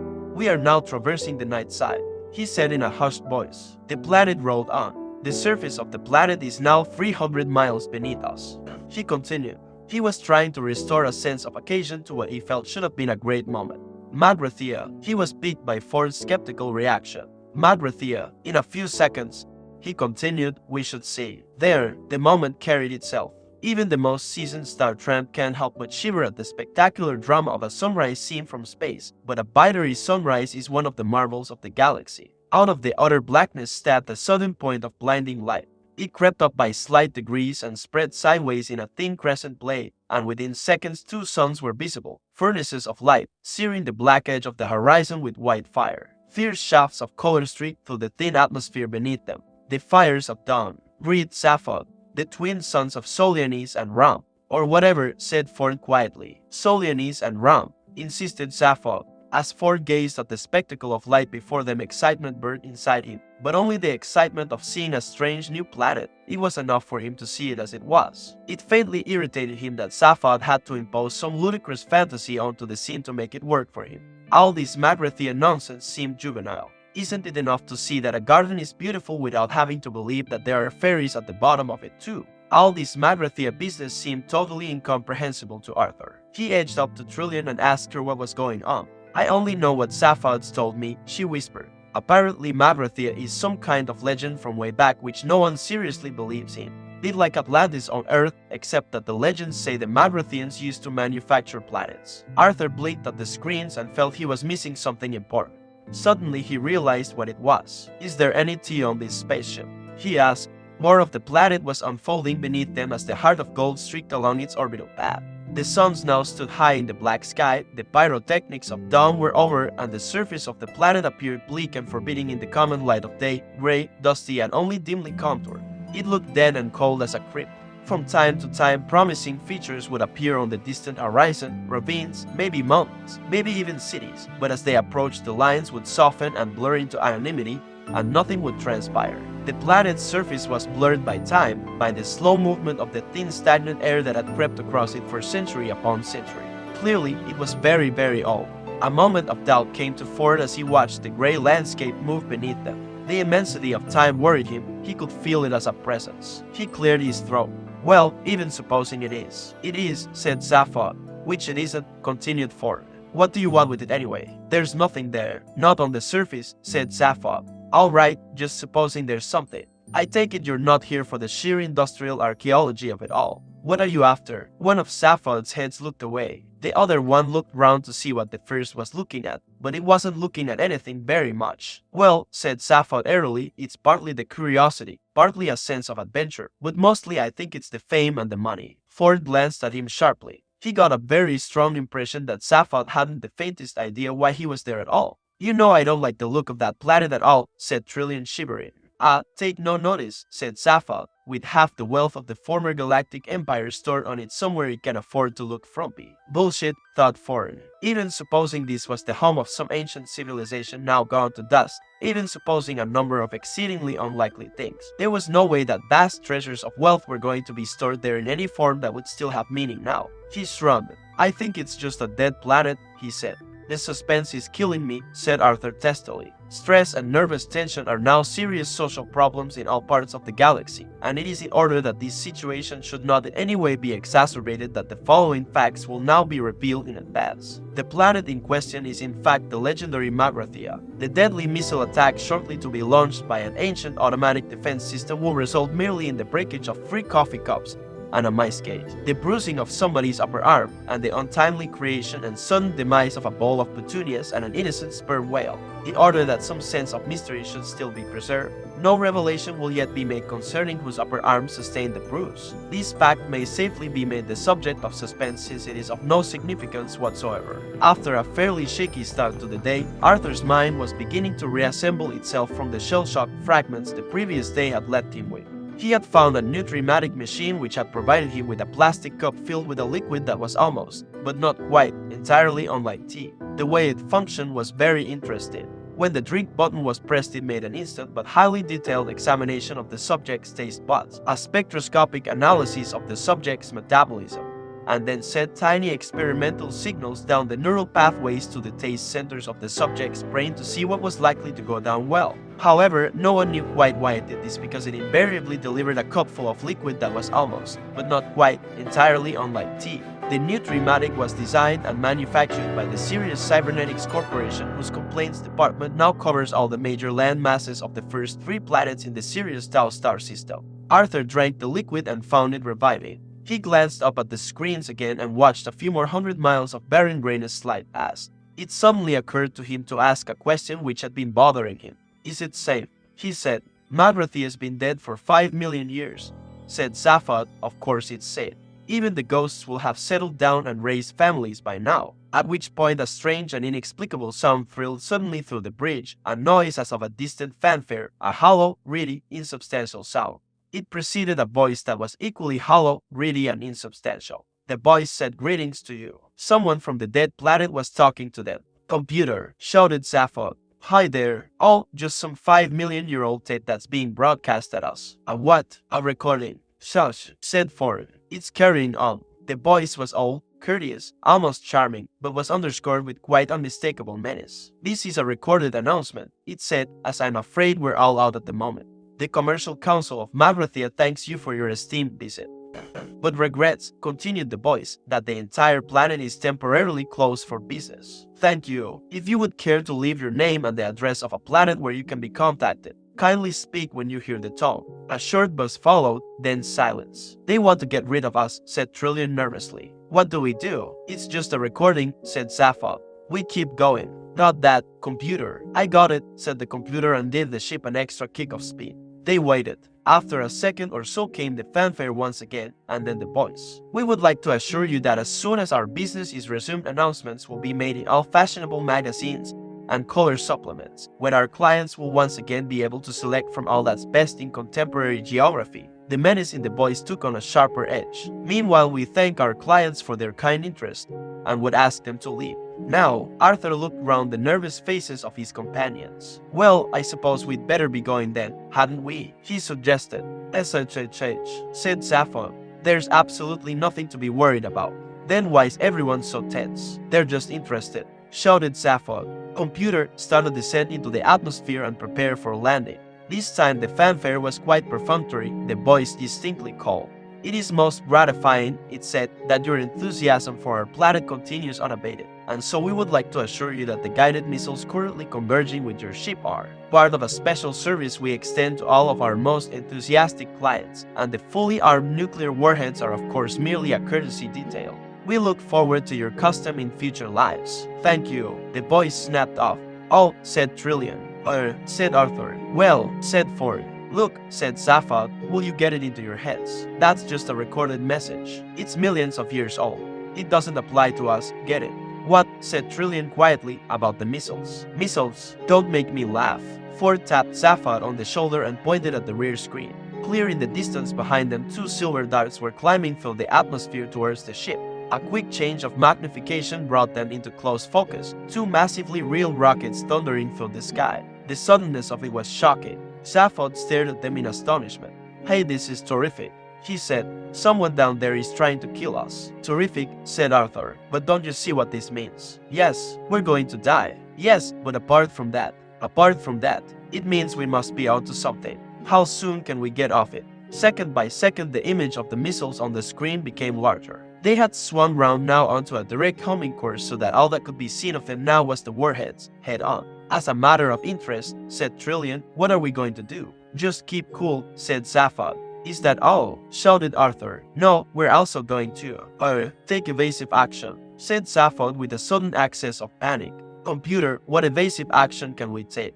None, I'm afraid, dice, said the computer. Or something, said Zaphod. He said. There seems to be something jamming my guidance system, explained the computer brightly. Impact minus 45 seconds. Please call me Eddie if it will help you to relax. Zaphod tried to run in several equally decisive directions simultaneously. Right, he said. We've got to get manual control of this ship. Can you fly her? Asked Ford pleasantly. No, can you? No. Trillian, can you? No. Fine, said Zaphod, relaxing. We'll do it together. I can't either, said Arthur, who felt it was time he began to assert himself. I'd guess that, said Zaphod. Okay, computer, I want full manual control now. You got it, said the computer. Several large desk panels slid open and banks of control consoles sprang up out of them, showering the crew with bits of expanded polystyrene packaging and balls of rolled-up cellophane. These controls had never been used before. Zaphod stared at them wildly. Okay, Ford, he said, full retro thrust and 10 degrees starboard. Or something. Good luck, guys, chirped the computer. Impact minus 30 seconds. Ford leapt to the controls. Only a few of them made any immediate sense to him, so he pulled those. The ship shook and screamed as its guidance rock jets tried to push it every which way simultaneously. He released half of them and the ship span round in a tight arc and headed back the way it had come, straight towards the oncoming missiles. Air cushions ballooned out of the walls in an instant as everyone was thrown against them. For a few seconds, the inertial forces held them flattened and squirming for breath, unable to move. Zaphod struggled and pushed in manic desperation and finally managed a savage kick at a small lever that formed part of the guidance system. The lever snapped off. The ship twisted sharply and rocketed upwards. The crew were hurled violently back across the cabin. Ford's copy of the Hitchhiker's Guide to the Galaxy smashed into another section of the control console, with the combined result that the guide started to explain to anyone who cared to listen about the best ways of smuggling Antarean parakeet glands out of anthers, as the ship suddenly dropped out of the sky like a stone. It was of course more or less at this moment that one of the crew sustained a nasty bruise to the upper arm. This should be emphasized because, as had already been revealed, they escape otherwise completely unharmed and the deadly nuclear missiles do not eventually hit the ship. The safety of the crew is absolutely assured. Impact minus 20 seconds, guys, said the computer. Then turn the bloody engines back on. Bawled Zaphod. Okay, sure thing, dice, said the computer. With a subtle roar, the engines cut back in. The ship smoothly flattened out of its dive and headed back towards the missiles again. The computer started to sing. When you walk through the storm, it whined nasally. Hold your head up high. Zaphod screamed at it to shut up, but his voice was lost in the din of what they quite naturally assumed was approaching destruction. And don't be afraid of the dark, Eddie wailed. The ship, in flattening out, had in fact flattened out upside down and lying on the ceiling as they were. It was now totally impossible for any of the crew to reach the guidance systems. At the end of the storm, groaned Eddie. The two missiles loomed massively on the screens as they thundered towards the ship. It's a golden sky, but by an extraordinarily lucky chance they had not yet fully corrected their flight paths to that of the erratically weaving ship, and they passed right under it. At the sweet silver sounds of the lark, Revised impact time 15 seconds, fellas. Walk on through the wind. The missiles banked round in a screeching arc and plunged back into pursuit. This is it, said Arthur, watching them. We are now quite definitely going to die, aren't we? I wish you'd stop saying that, shouted Ford. Well, we are, aren't we? Yes. Walk on through the rain. Sang Eddie. A thought struck Arthur. He struggled to his feet. Why doesn't anyone turn on this improbability drive thing? He said. We could probably reach that. What, are you crazy? Said Zaphod. Without proper programming, anything could happen. Does that matter at this stage? Shouted Arthur. Though your dreams be tossed and blown. Sang Eddie.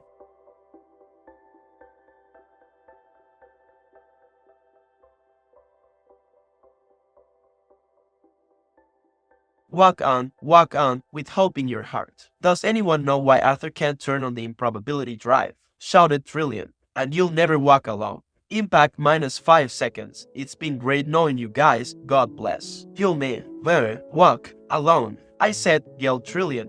Does anyone know? The next thing that happened was a mid-mandolin explosion of noise and light. And the next thing that happened after that was that the Heart of Gold continued on its way perfectly normally with a rather fetchingly redesigned interior. It was somewhat larger and done out in delicate pastel shades of green and blue. In the center, a spiral staircase, leading nowhere in particular, stood in a spray of ferns and yellow flowers, and next to it a stone sundial pedestal housed the main computer terminal. Cunningly deployed lighting and mirrors created the illusion of standing in a conservatory overlooking a wide stretch of exquisitely manicured garden. Around the periphery of the conservatory area stood marble-topped tables on intricately beautiful wrought iron legs. As you gazed into the polished surface of the marble, the vague forms of instruments became visible, and as you touched them, the instruments materialized instantly under your hands. Looked at from the correct angles, the mirrors appeared to reflect all the required data readouts, though it was far from clear where they were reflected from. It was in fact sensationally beautiful. Relaxing in a wickerwork sun chair, Zaphod Beeblebrook said, "What the hell happened?"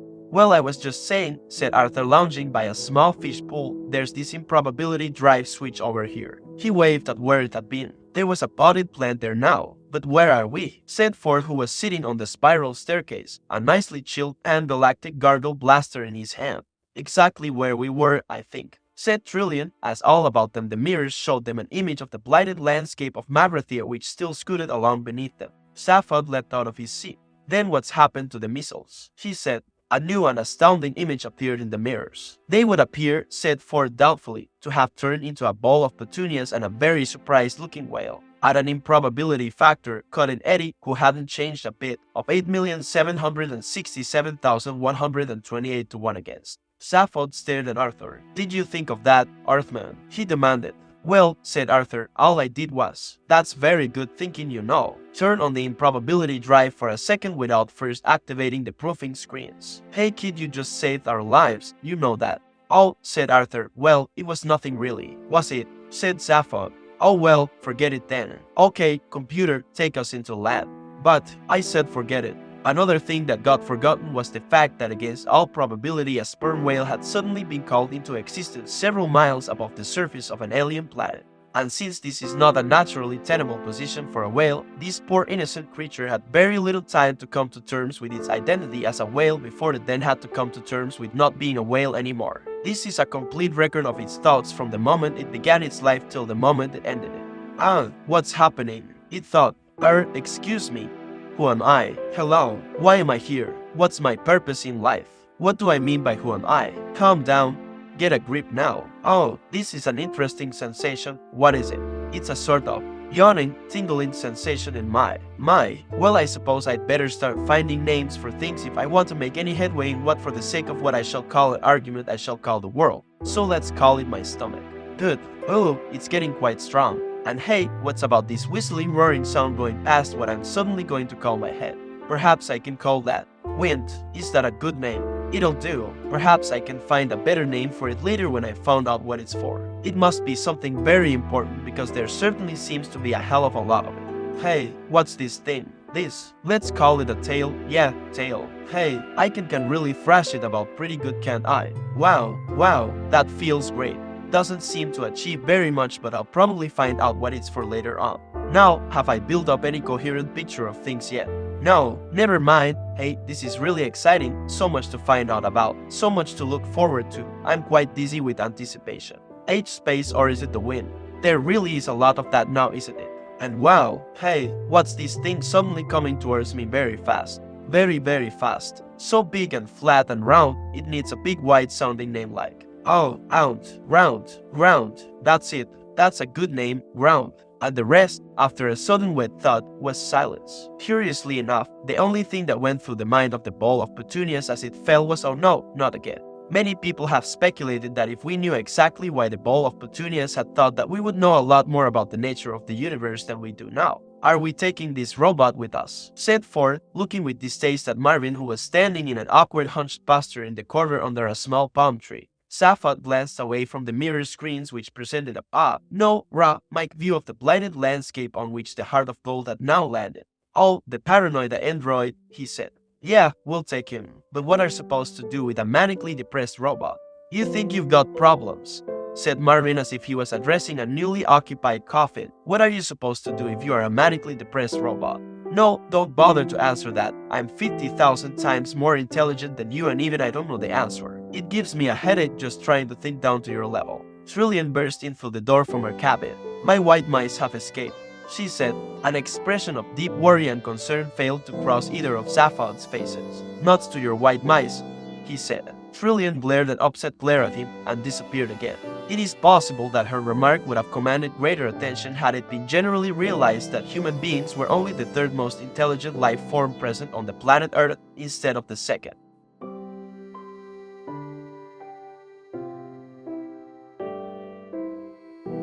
Good afternoon, boys. The voice was oddly familiar, but oddly different. It had a matriarchal twang. It announced itself to the crew as they arrived at the airlock hatchway that would let them out on the planet's surface. They looked at each other in puzzlement.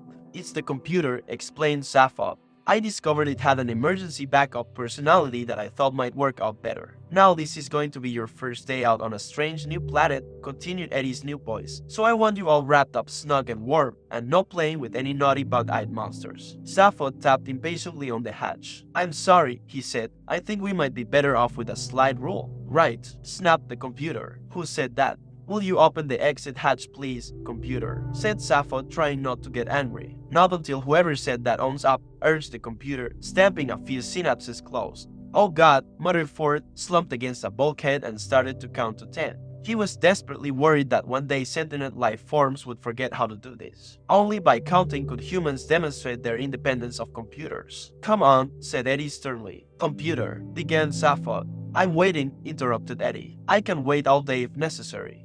Computer, said Safat again, who had been trying to think of some subtle piece of reasoning to put the computer down with, and had decided not to bother competing with it on its own ground. If you don't open that exit hatch this moment, I shall zap straight off to your major data banks and reprogram you with a very large axe. Got that? Eddie, shocked, paused and considered this. Ford carried on counting quietly. This is about the most aggressive thing you can do to a computer, the equivalent of going up to a human being and saying blood. Blood. Finally, Eddie said quietly, I can see this relationship is something we're all going to have to work at, and the hatchway opened. An icy wind ripped into them. They hugged themselves warmly and stepped down the ramp onto the barren dust of Magrathea. It'll all end in tears. I know it, shouted Eddie after them and closed the hatchway again. A few minutes later he opened and closed the hatchway again in response to a command that caught him entirely by surprise. 5 figures wandered slowly over the blighted land. Bits of it were dullish gray, bits of it dullish brown, the rest of it rather less interesting to look at. It was like a dried out marsh, now barren of all vegetation and covered with a layer of dust about an inch thick. It was very cold. Safat was clearly rather depressed about it. He stalked off by himself and was soon lost to sight behind a slight rise in the ground. The wind stunned Arthur's eyes and ears, and the stale thin air clasped his throat. However, the thing stunned most was his mind.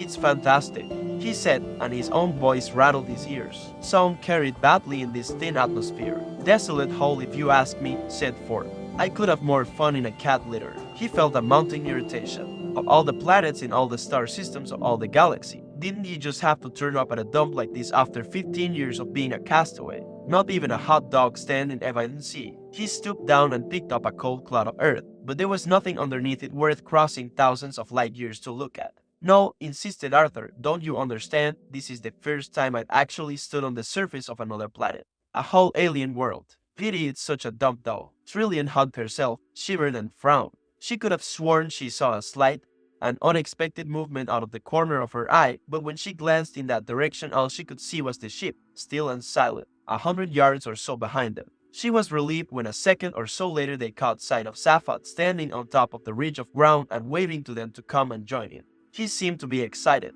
but they couldn't clearly hear what he was saying because of the thinnish atmosphere and the wind. As they approached the ridge of higher ground they became aware that it seemed to be circular, a crater about 150 yards wide.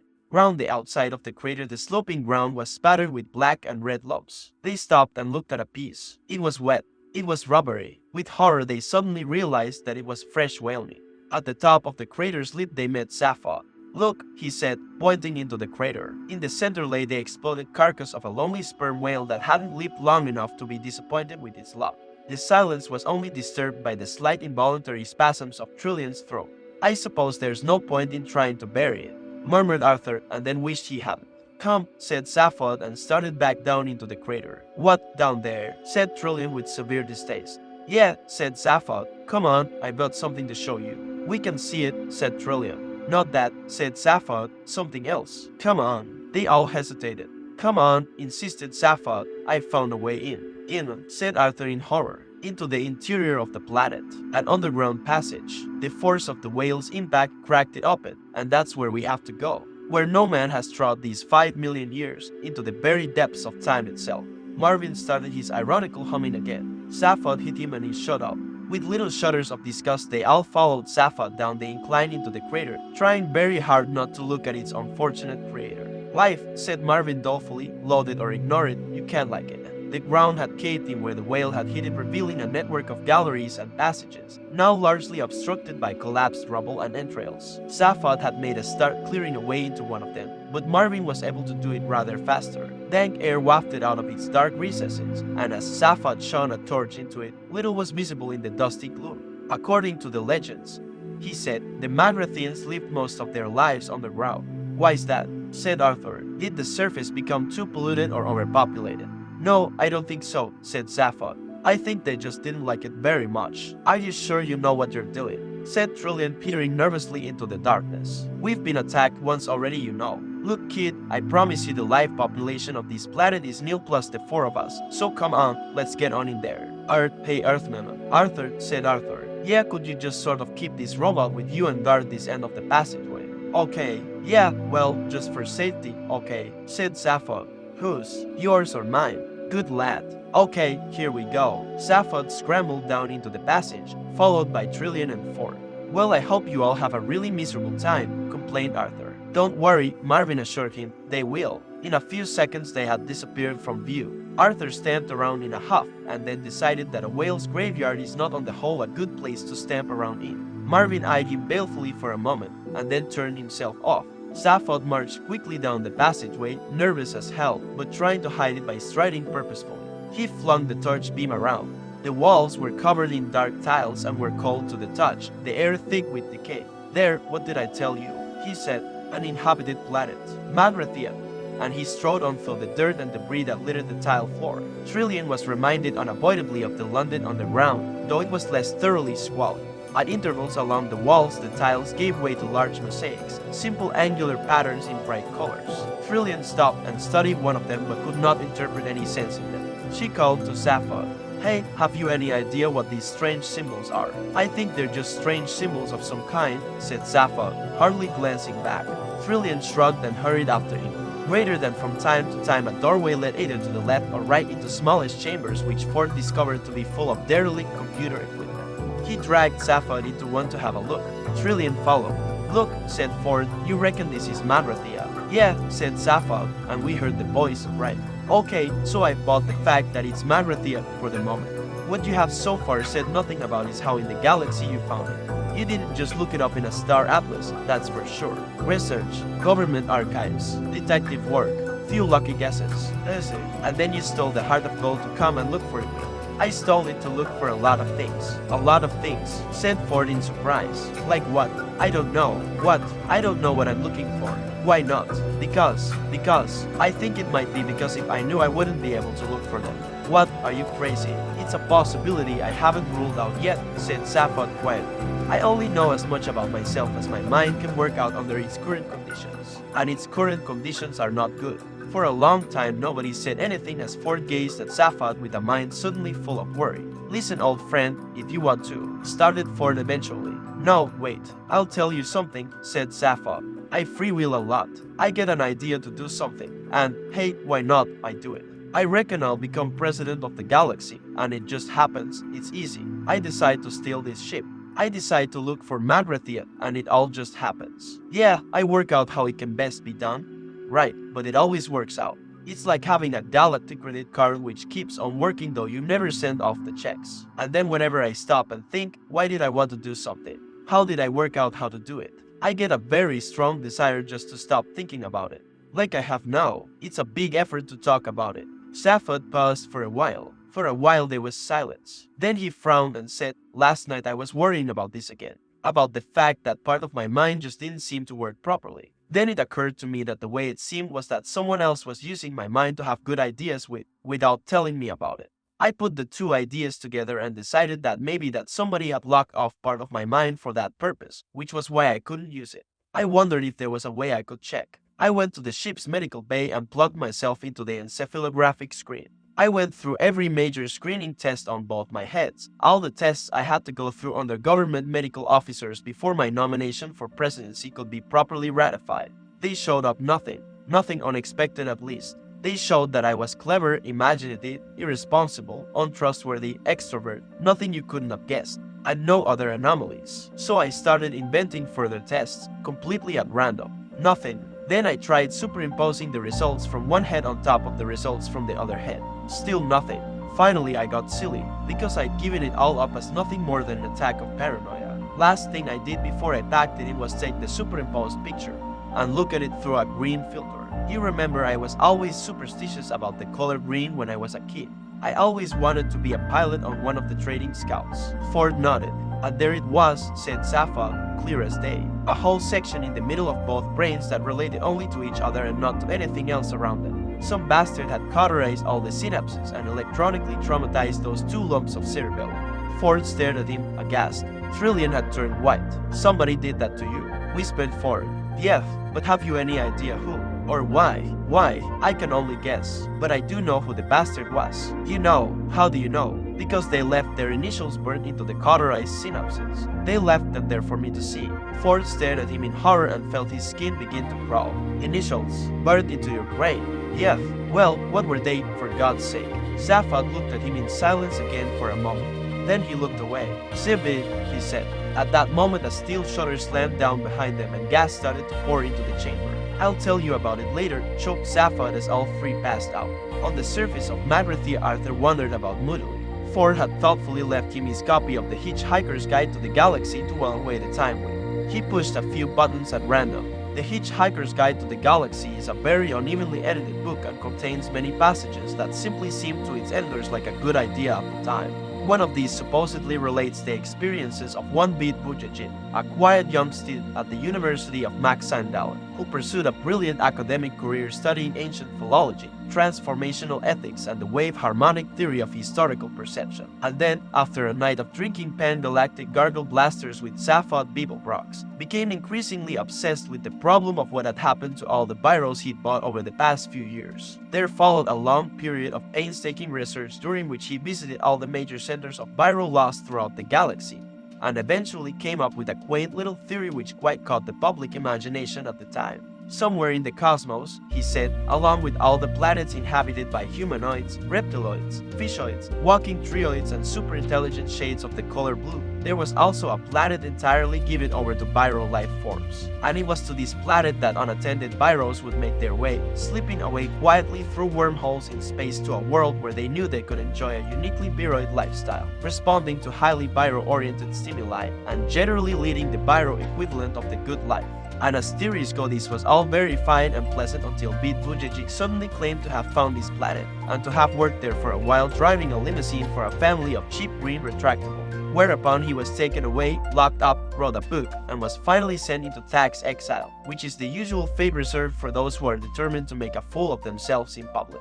When one day an expedition was sent to the spatial coordinates that Bujajik had claimed for this planet, they discovered only a small asteroid inhabited by a solitary old man who claimed repeatedly that nothing was true, though he was later discovered to be lying. There did, however, remain the question of both the mysterious 60,000 alternate dollars paid yearly into his Brandisbogen bank account, and of course Safad Bibelbrox's highly profitable second-hand biro business. Arthur read this and put the book down. The robot still sat there, completely inert. Arthur got up and walked to the top of the crater. He walked around the crater. He watched two suns set magnificently over Magrathea. Night's falling, he said. Look, robot, the stars are coming out. Greater than from the heart of a dark nebula it is possible to see very few stars, and only very faintly, but they were there to be seen. The robot obediently looked at them, then looked back. I know, he said. Wretched, isn't it? But that sunset, I've never seen anything like it in my wildest dreams. The two suns. It was like mountains of fire boiling into space. I've seen it, said Marvin. It's rubbish. We only ever had the one sun at home, persevered Arthur. I came from a planet called Earth, you know. I know, said Marvin. You keep going on about it. It sounds awful. Ah no, it was a beautiful place. Did it have oceans? Oh yes, said Arthur with a sigh. Great wide rolling blue oceans.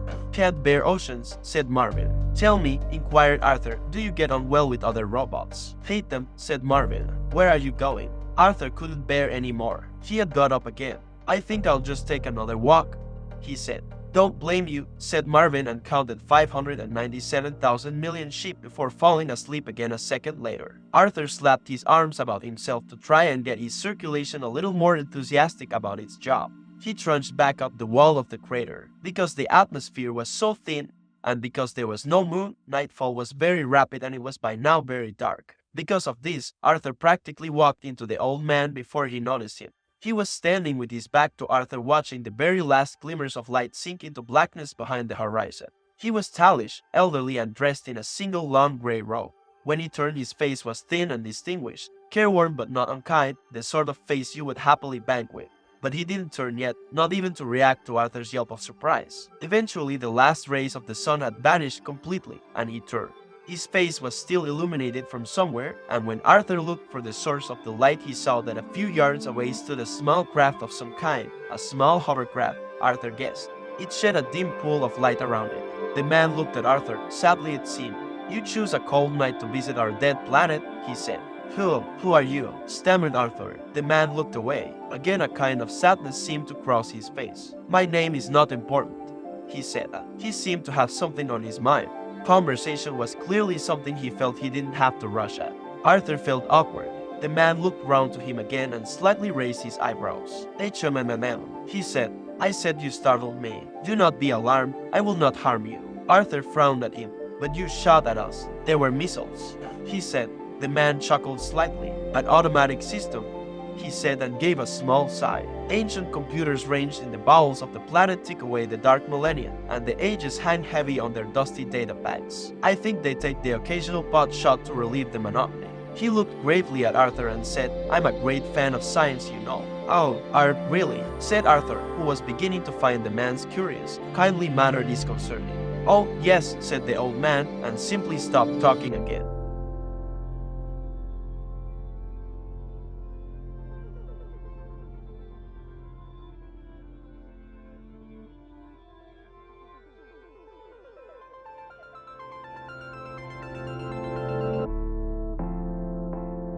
You seem ill at ease, said the old man with polite concern. No. Well, yes. Actually, you see, we weren't really expecting to find anybody about it. In fact, I sort of gathered that you were all dead or something. Dead, said the old man. Good gracious, no, we have but slept. Slept, said Arthur incredulously. Yes, through the economic recession, you see, said the old man, apparently unconcerned about whether Arthur understood a word he was talking about or not. Our economic recession. Well, you see, 5 million years ago the galactic economy collapsed, and seeing that custom-made planets are something of a luxury commodity, you see. He paused and looked at Arthur. You know we built planets to you, he asked solemnly. Well, yes, said Arthur, I'd sort of gathered. Fascinating trade, said the old man, and a wistful look came into his eyes. Doing the coastlines was always my favorite.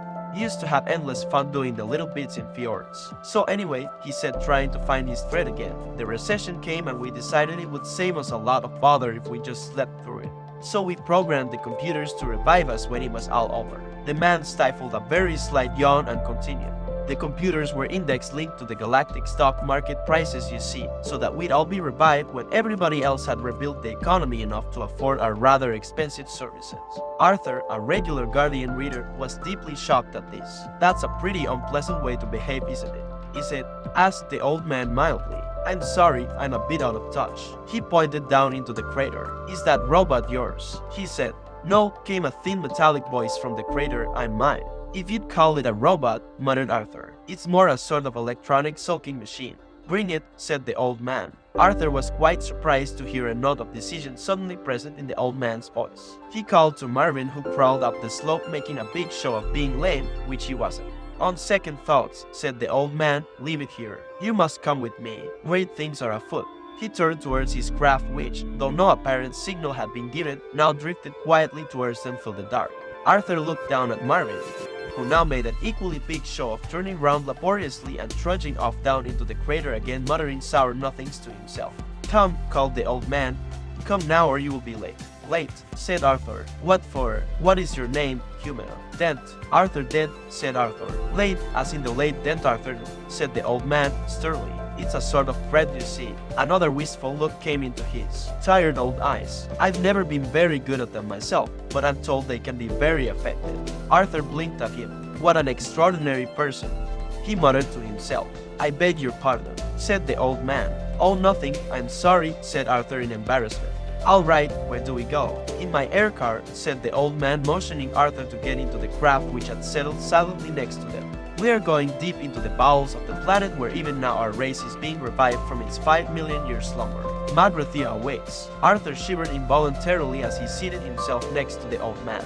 The strangeness of it, the silent bobbing movement of the craft as it soared into the night sky quite unsettled him. He looked at the old man, his face illuminated by the dull glow of tiny lights on the instrument panel. Excuse me, he said to him. What is your name, by the way? My name, said the old man, and the same distant sadness came into his face again. He paused. My name, he said, is Slartibartfast. Arthur practically choked. I beg your pardon, he spluttered. Slartibartfast, repeated the old man quietly. Slartibartfast. The old man looked at him gravely. I said it wasn't important, he said. The air car sailed through the night. It is an important and popular fact that things are not always what they seem. For instance, on the planet Earth, man had always assumed that he was more intelligent than dolphins because he had achieved so much. The wheel, New York, wars and so on, whilst all the dolphins had ever done was muck about in the water having a good time. But conversely, the dolphins had always believed that they were far more intelligent than man, for precisely the same reasons. Curiously enough, the dolphins had long known of the impending destruction of the planet Earth and had made many attempts to alert mankind of the danger. But most of their communications were misinterpreted as amusing attempts to punch footballs or whistle for tidbits, so they eventually gave up and left the Earth by their own means shortly before the Bagons arrived. The last ever dolphin message was misinterpreted as a surprisingly sophisticated attempt to do a double backward somersault through a hoop whilst whistling the Star-Spangled Banner. But in fact, the message was this: so long and thanks for all the fish. In fact, there was only one species on the planet more intelligent than dolphins, and they spent a lot of their time in behavioral research laboratories running around inside wheels and conducting frighteningly elegant and subtle experiments on man.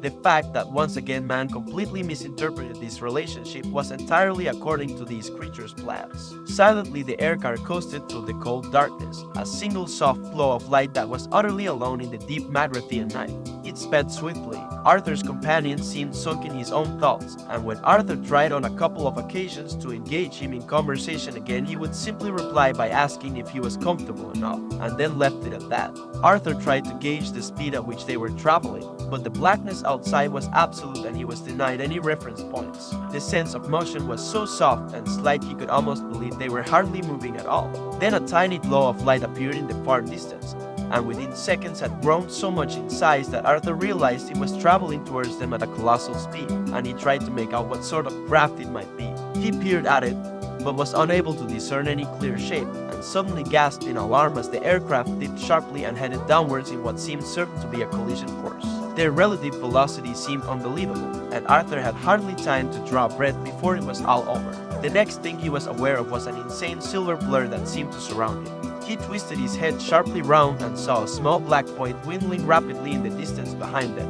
and it took him several seconds to realize what had happened. They had plunged into a tunnel in the ground. The colossal speed had been their own relative to the glow of light, which was a stationary hole in the ground, the mouth of the tunnel. The insane blur of silver was the circular wall of the tunnel down which they were shooting, apparently at several hundred miles an hour. He closed his eyes in terror. After a length of time which he made no attempt to judge, he sensed a slight subsidence in their speed and somewhat later became aware that they were gradually gliding to a gentle halt. He opened his eyes again. They were still in the silver tunnel, threading and weaving their way through what appeared to be a crisscross warren of converging tunnels. When they finally stopped, it was in a small chamber of curved steel. Several tunnels also had their terminus here, and at the farther end of the chamber Arthur could see a large circle of dim irritating light. It was irritating because it played tricks with the eyes. It was impossible to focus on it properly or tell how near or far it was. Arthur guessed that it might be ultraviolet. Slartibartfast fast turned and regarded Arthur with his solemn old eyes. "Earthman," he said, "we are now deep in the heart of Magrathea. How did you know I was an Earthman?" demanded Arthur. "These things will become clear to you," said the old man gently. "At least," he added with slight doubt in his voice, "clearer than they are at the moment." He continued, "I should warn you that the chamber we are about to pass into does not literally exist within our planet. It is a little too large. We are about to pass through a gateway into a vast tract of hyperspace. It may disturb you." Arthur made nervous noises. Slartibartfast touched a button and added, not entirely reassuringly, "It scares the willies out of me. Hold tight."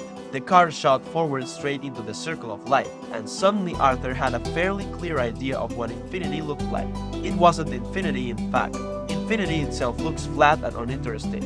Looking up into the night sky is looking into infinity. Distance is incomprehensible and therefore meaningless. The chamber into which the aircar emerged was anything but infinite. It was just very, very big, so that it gave the impression of infinity far better than infinity itself. Arthur's senses bobbed and span as, traveling at the immense speed he knew the aircar attained, they climbed slowly through the open air, leaving the gateway through which they had passed an invisible pinprick in the shimmering wall behind them. The wall defied the imagination, seduced it, and defeated it. The wall was so paralyzingly vast and sheer that its top, bottom, and sides passed away beyond the reach of sight. The mere shock of vertigo could kill a man. The wall appeared perfectly flat. It would take the finest laser measuring equipment to detect that as it climbed, apparently to infinity, as it dropped dizzily away, as it planed out to either side, it also curved. It met itself again 13 light seconds away. In other words, the wall formed the inside of a hollow sphere, a sphere over 3 million miles across and flooded with unimaginable light.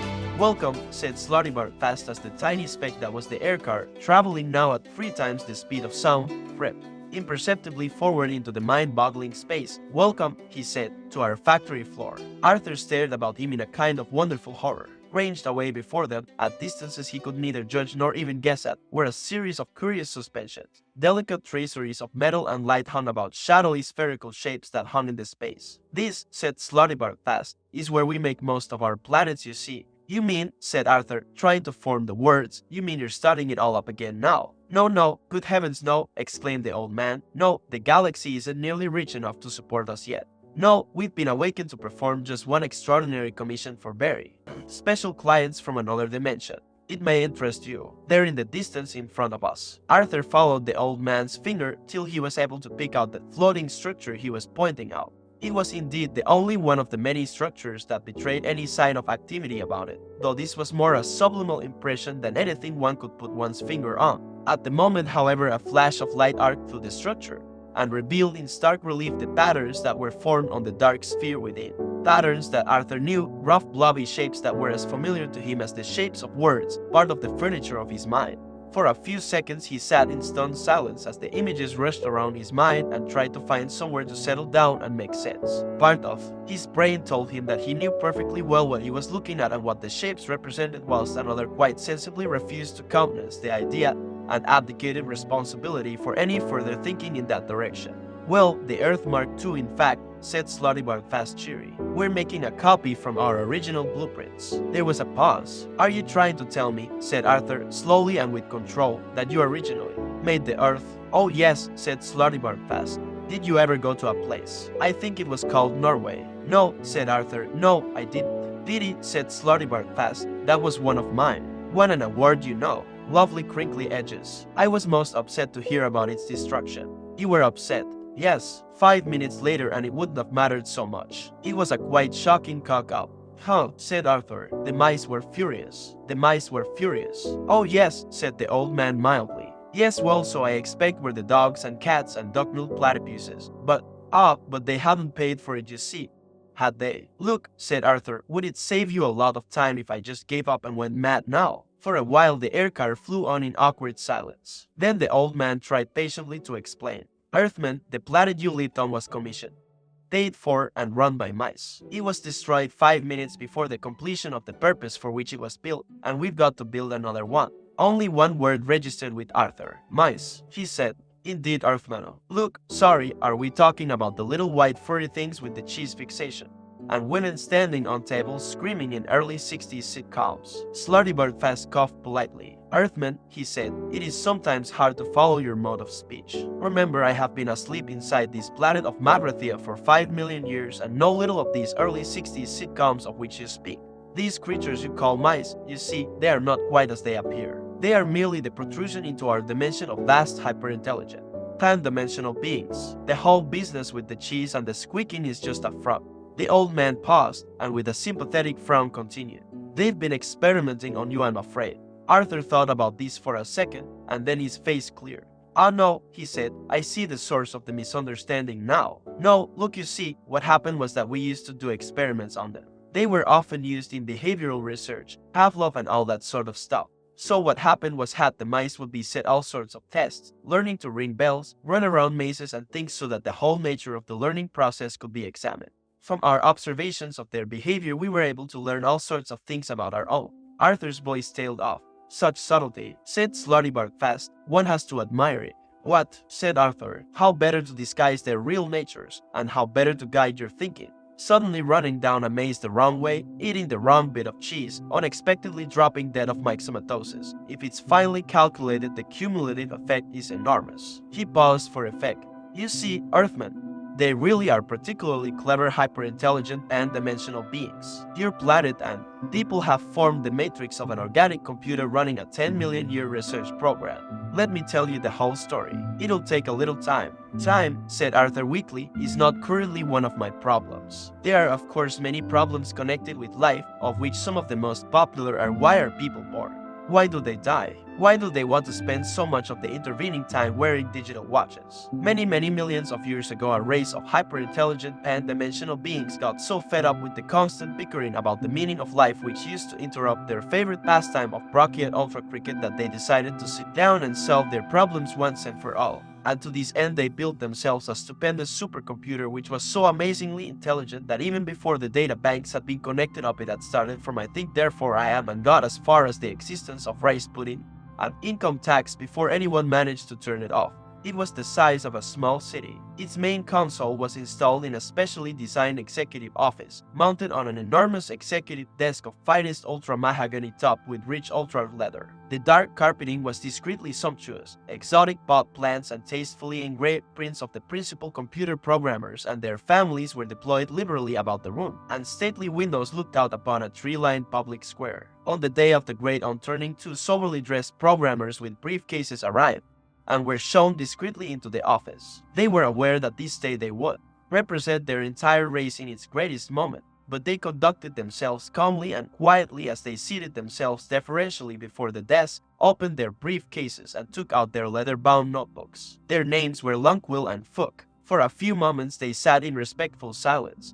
Then, after exchanging a quiet glance with Fook, Lunquill leaned forward and touched a small black panel. The subtlest of hums indicated that the massive computer was now in total active mode.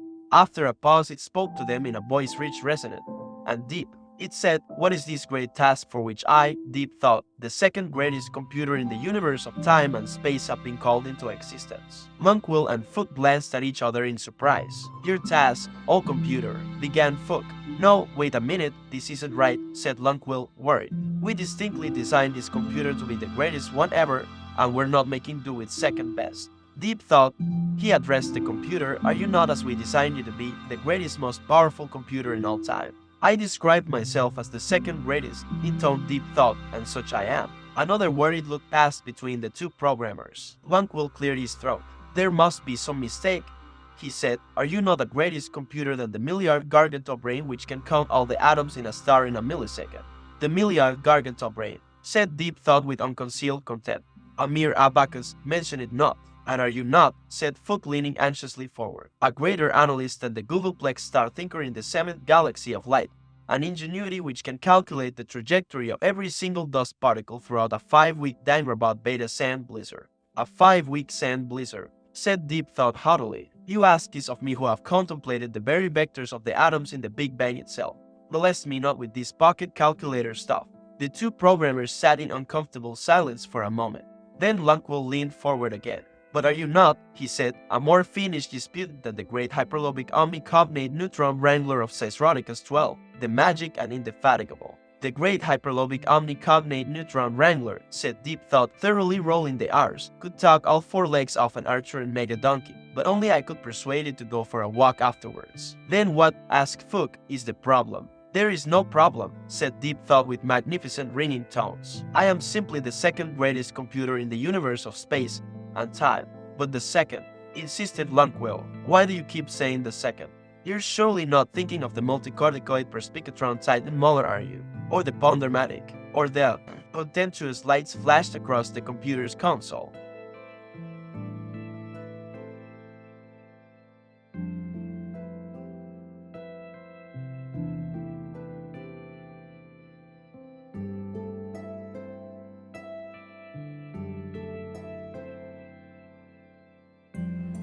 You know nothing of future time, pronounced Deep thought, and yet in my teeming circuitry I can navigate the infinite delta streams of future probability, and see that there must one day come a computer whose merest operational parameters I am not worthy to calculate, but which it will be my fate eventually to decide.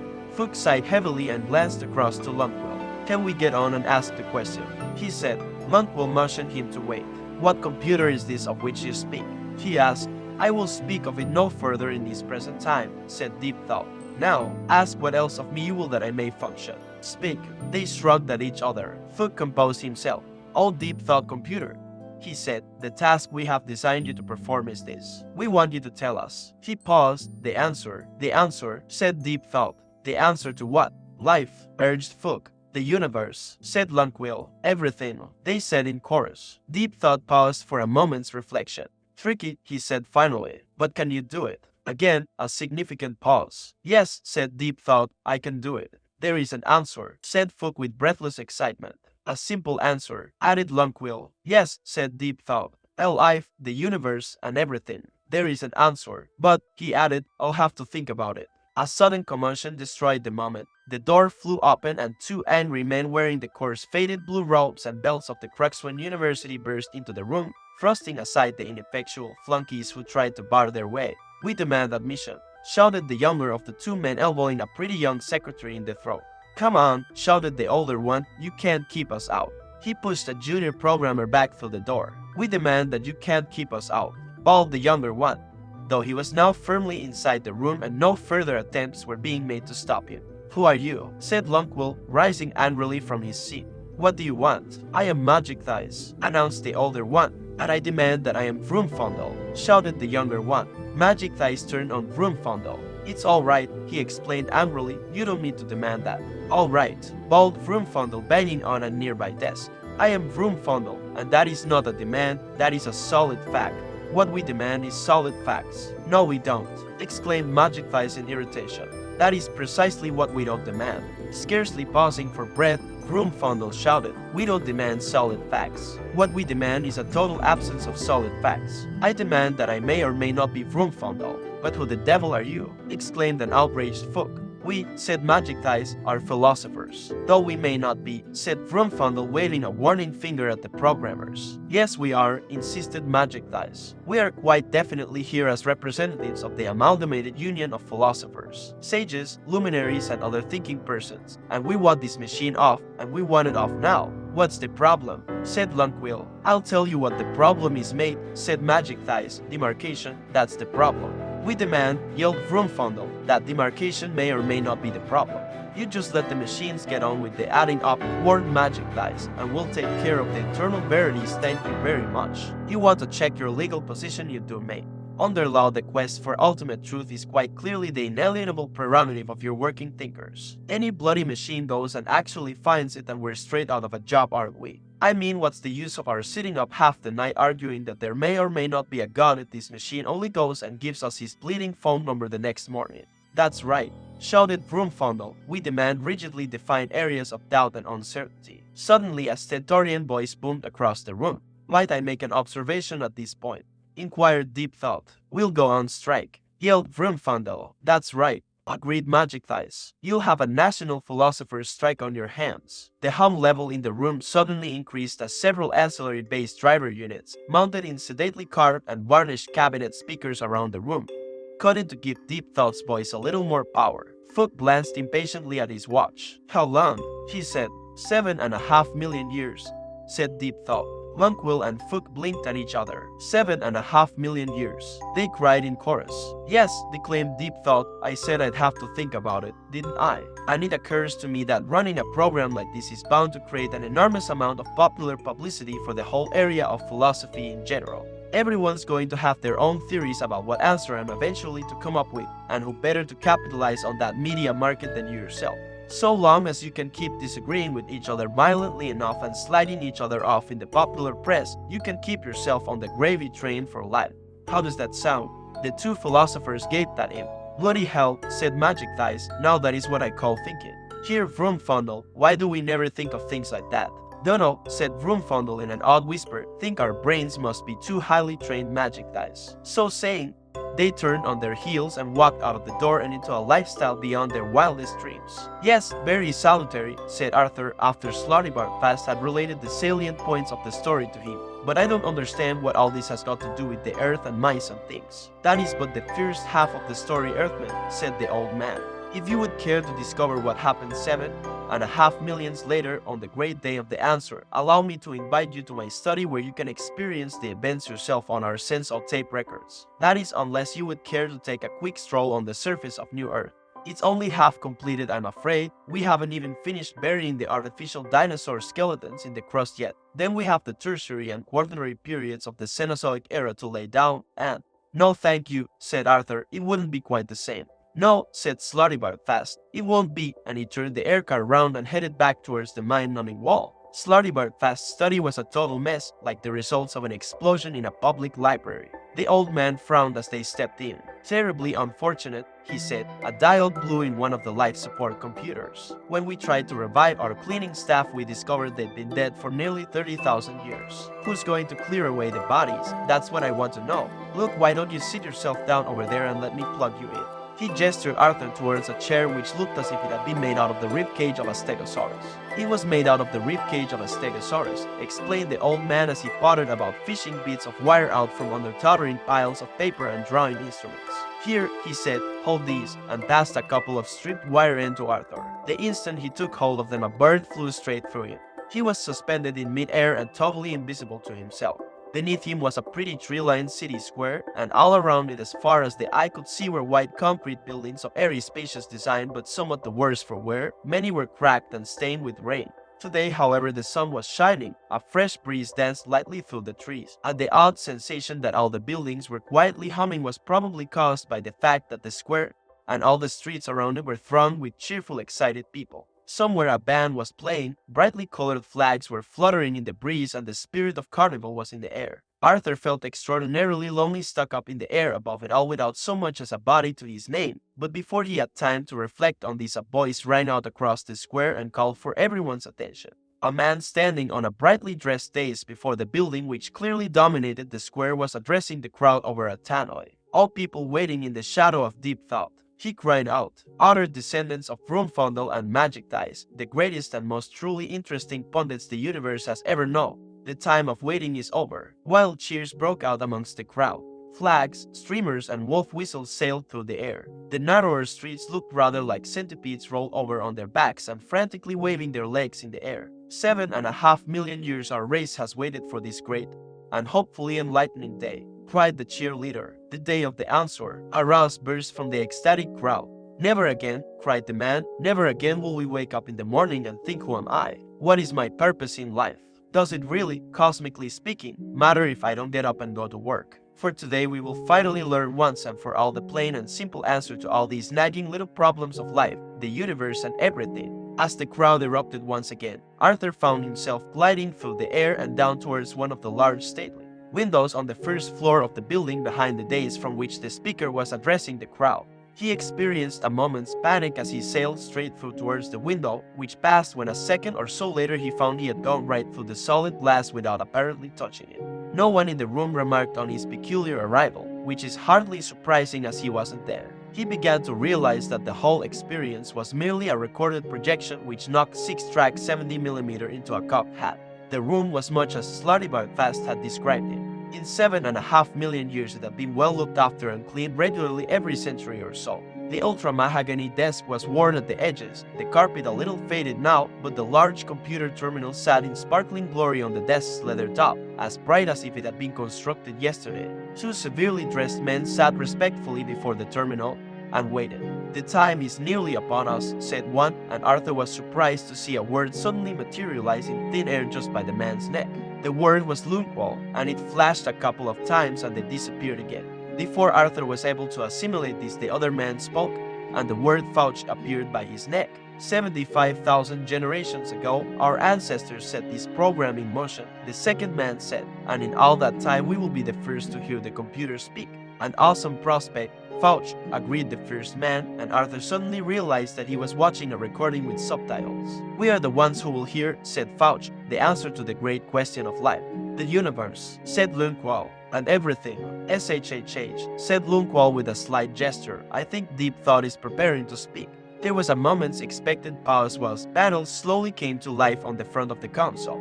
Lights flashed on and off experimentally and settled down into a business-like pattern. A soft, low hum came from the communication channel. Good morning, said Deep Thought at last. Good morning, oh Deep Thought, said Lunqual nervously. Do you have, that is, an answer for you? Interrupted Deep Thought majestically. Yes, I have. The two men shivered with expectancy. Their waiting had not been in vain. There really is one, breathed Fauch. There really is one, confirmed Deep Thought. To everything, to the great question of life, the universe and everything. Yes, both of the men had been trained for this moment. Their lives had been a preparation for it. They had been selected at birth as those who would witness the answer, but even so they found themselves gasping and squirming like excited children. And you're ready to give it to us, urged Lunqual. I am. Now, said Deep Thought. They both licked their dry lips. Though I don't think, added Deep Thought, that you're going to like it. Doesn't matter, said Fauch. We must know it. Now, inquired Deep Thought. Yes, now. All right, said the computer and settled into silence again.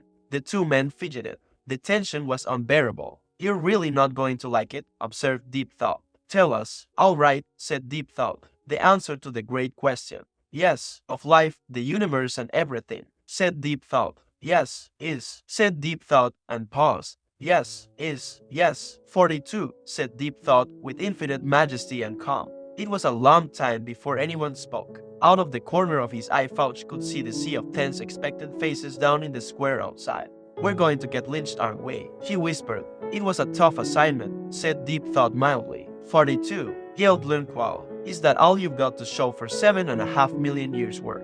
I checked it very thoroughly, said the computer, and that quite definitely is the answer. I think the problem, to be quite honest with you, is that you've never actually known what the question is. But it was the great question, the ultimate question of life, the universe and everything, howled Lunqual. Yes, said Deep Thought with the air of one who suffers fools gladly, but what actually is it? A slow, stupefied silence crept over the men as they stared at the computer and then at each other. Well, you know, it's just everything. Everything, offered Fauch weakly. Exactly, said Deep Thought. So once you do know what the question actually is, you'll know what the answer means. Oh, terrific, muttered Fauch, flinging aside his notebook and wiping away a tiny tear. Look, all right, said Lunqual. Can you just please tell us the question? The ultimate question. Yes, of life, the universe, and everything. Yes, Deep Thought pondered this for a moment. Tricky, he said. But can you do it? Cried Lunqual. Deep Thought pondered this for another long moment. Finally, no, he said firmly. Both men collapsed onto their chairs in despair. But I'll tell you who can, said Deep Thought. They both looked up sharply. Who? Tell us. Suddenly Arthur began to feel his apparently non-existent scalp begin to crawl as he found himself moving slowly, but inexorably forward towards the console. But it was only a dramatic zoom on the part of whoever had made the recording, he assumed.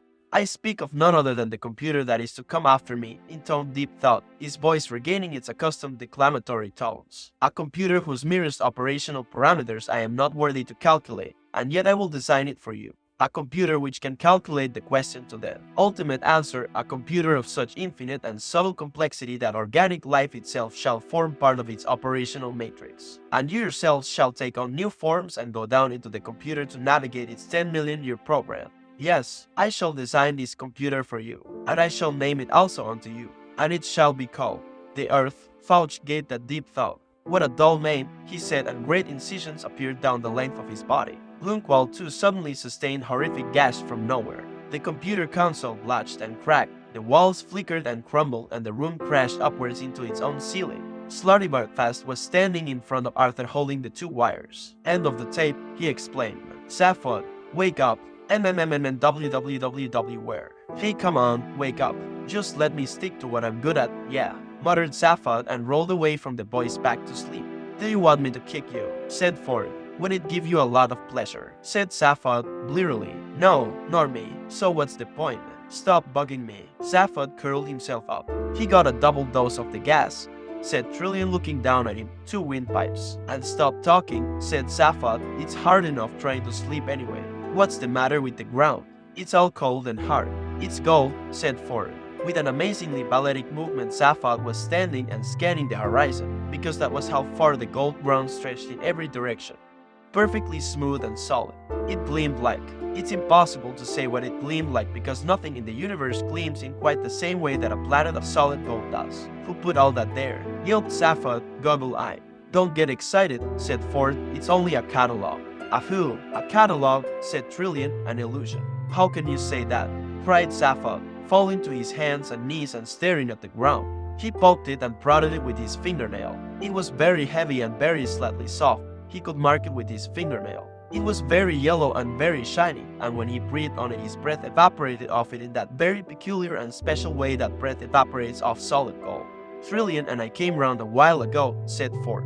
We shouted and yelled till somebody came and then carried on shouting and yelling till they got fed up and put us in their planet catalog to keep us busy till they were ready to deal with us. This is all senso tape. Safford stared at him bitterly. Ah, shit, he said. You wake me up from my own perfectly good dream to show me somebody else's. He sat down in a huff. What's that series of valleys over there? He said. Hallmark, said Ford. We had a look. We didn't wake you earlier, said Trillian. The last planet was knee-deep in fish. Fish. Some people like the oddest things. And before that, said Ford, we had platinum. Bit dull. We thought you'd like to see this one though. Seas of light glared at them in one solid blaze wherever they looked. Very pretty, said Safford petulantly. In the sky a huge green catalog number appeared. It flickered and changed, and when they looked around again so had the lad.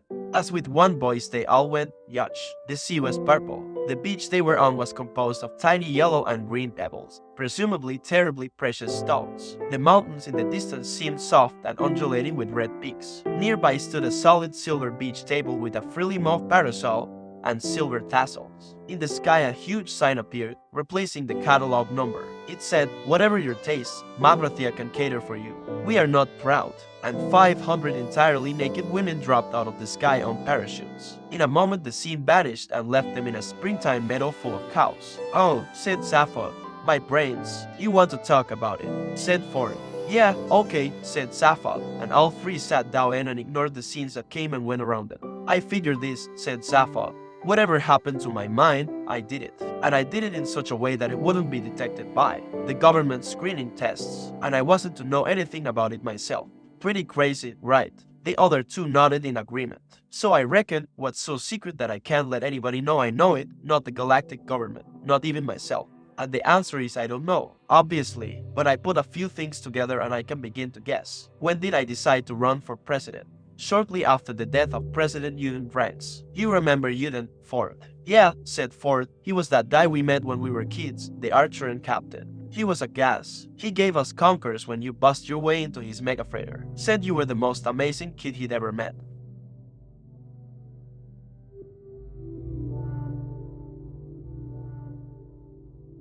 "What's all this?" said Trillian. "Ancient history," said Ford, "when we were kids together on Betelgeuse. The Arcturian megafreighters used to carry most of the bulky trade between the galactic center and the outlying regions. The Betelgeuse trading scouts used to find the markets, and the Arcturians would supply them. There was a lot of trouble with space pirates before they were wiped out in the Dordelis Wars, and the megafreighters had to be equipped with the most fantastic defense shields known to galactic science. They were real brutes of ships, and huge. In orbit round a planet they would eclipse the sun. One day, young Safad here decides to raid one, on a tri-jet scooter designed for stratosphere work, a mere kid. I mean, forget it, it was crazier than a mad monkey. I went along for the ride because I got some very safe money on him not doing it. I didn't want him coming back with fake evidence. So what happens? We got in his tri-jet, which he had souped up into something totally other, crossed 3 parsecs in a matter of weeks, bust our way into a megafreighter I still don't know how, marched onto the bridge waving toy pistols and demanded conquerors. A wilder thing I have not known.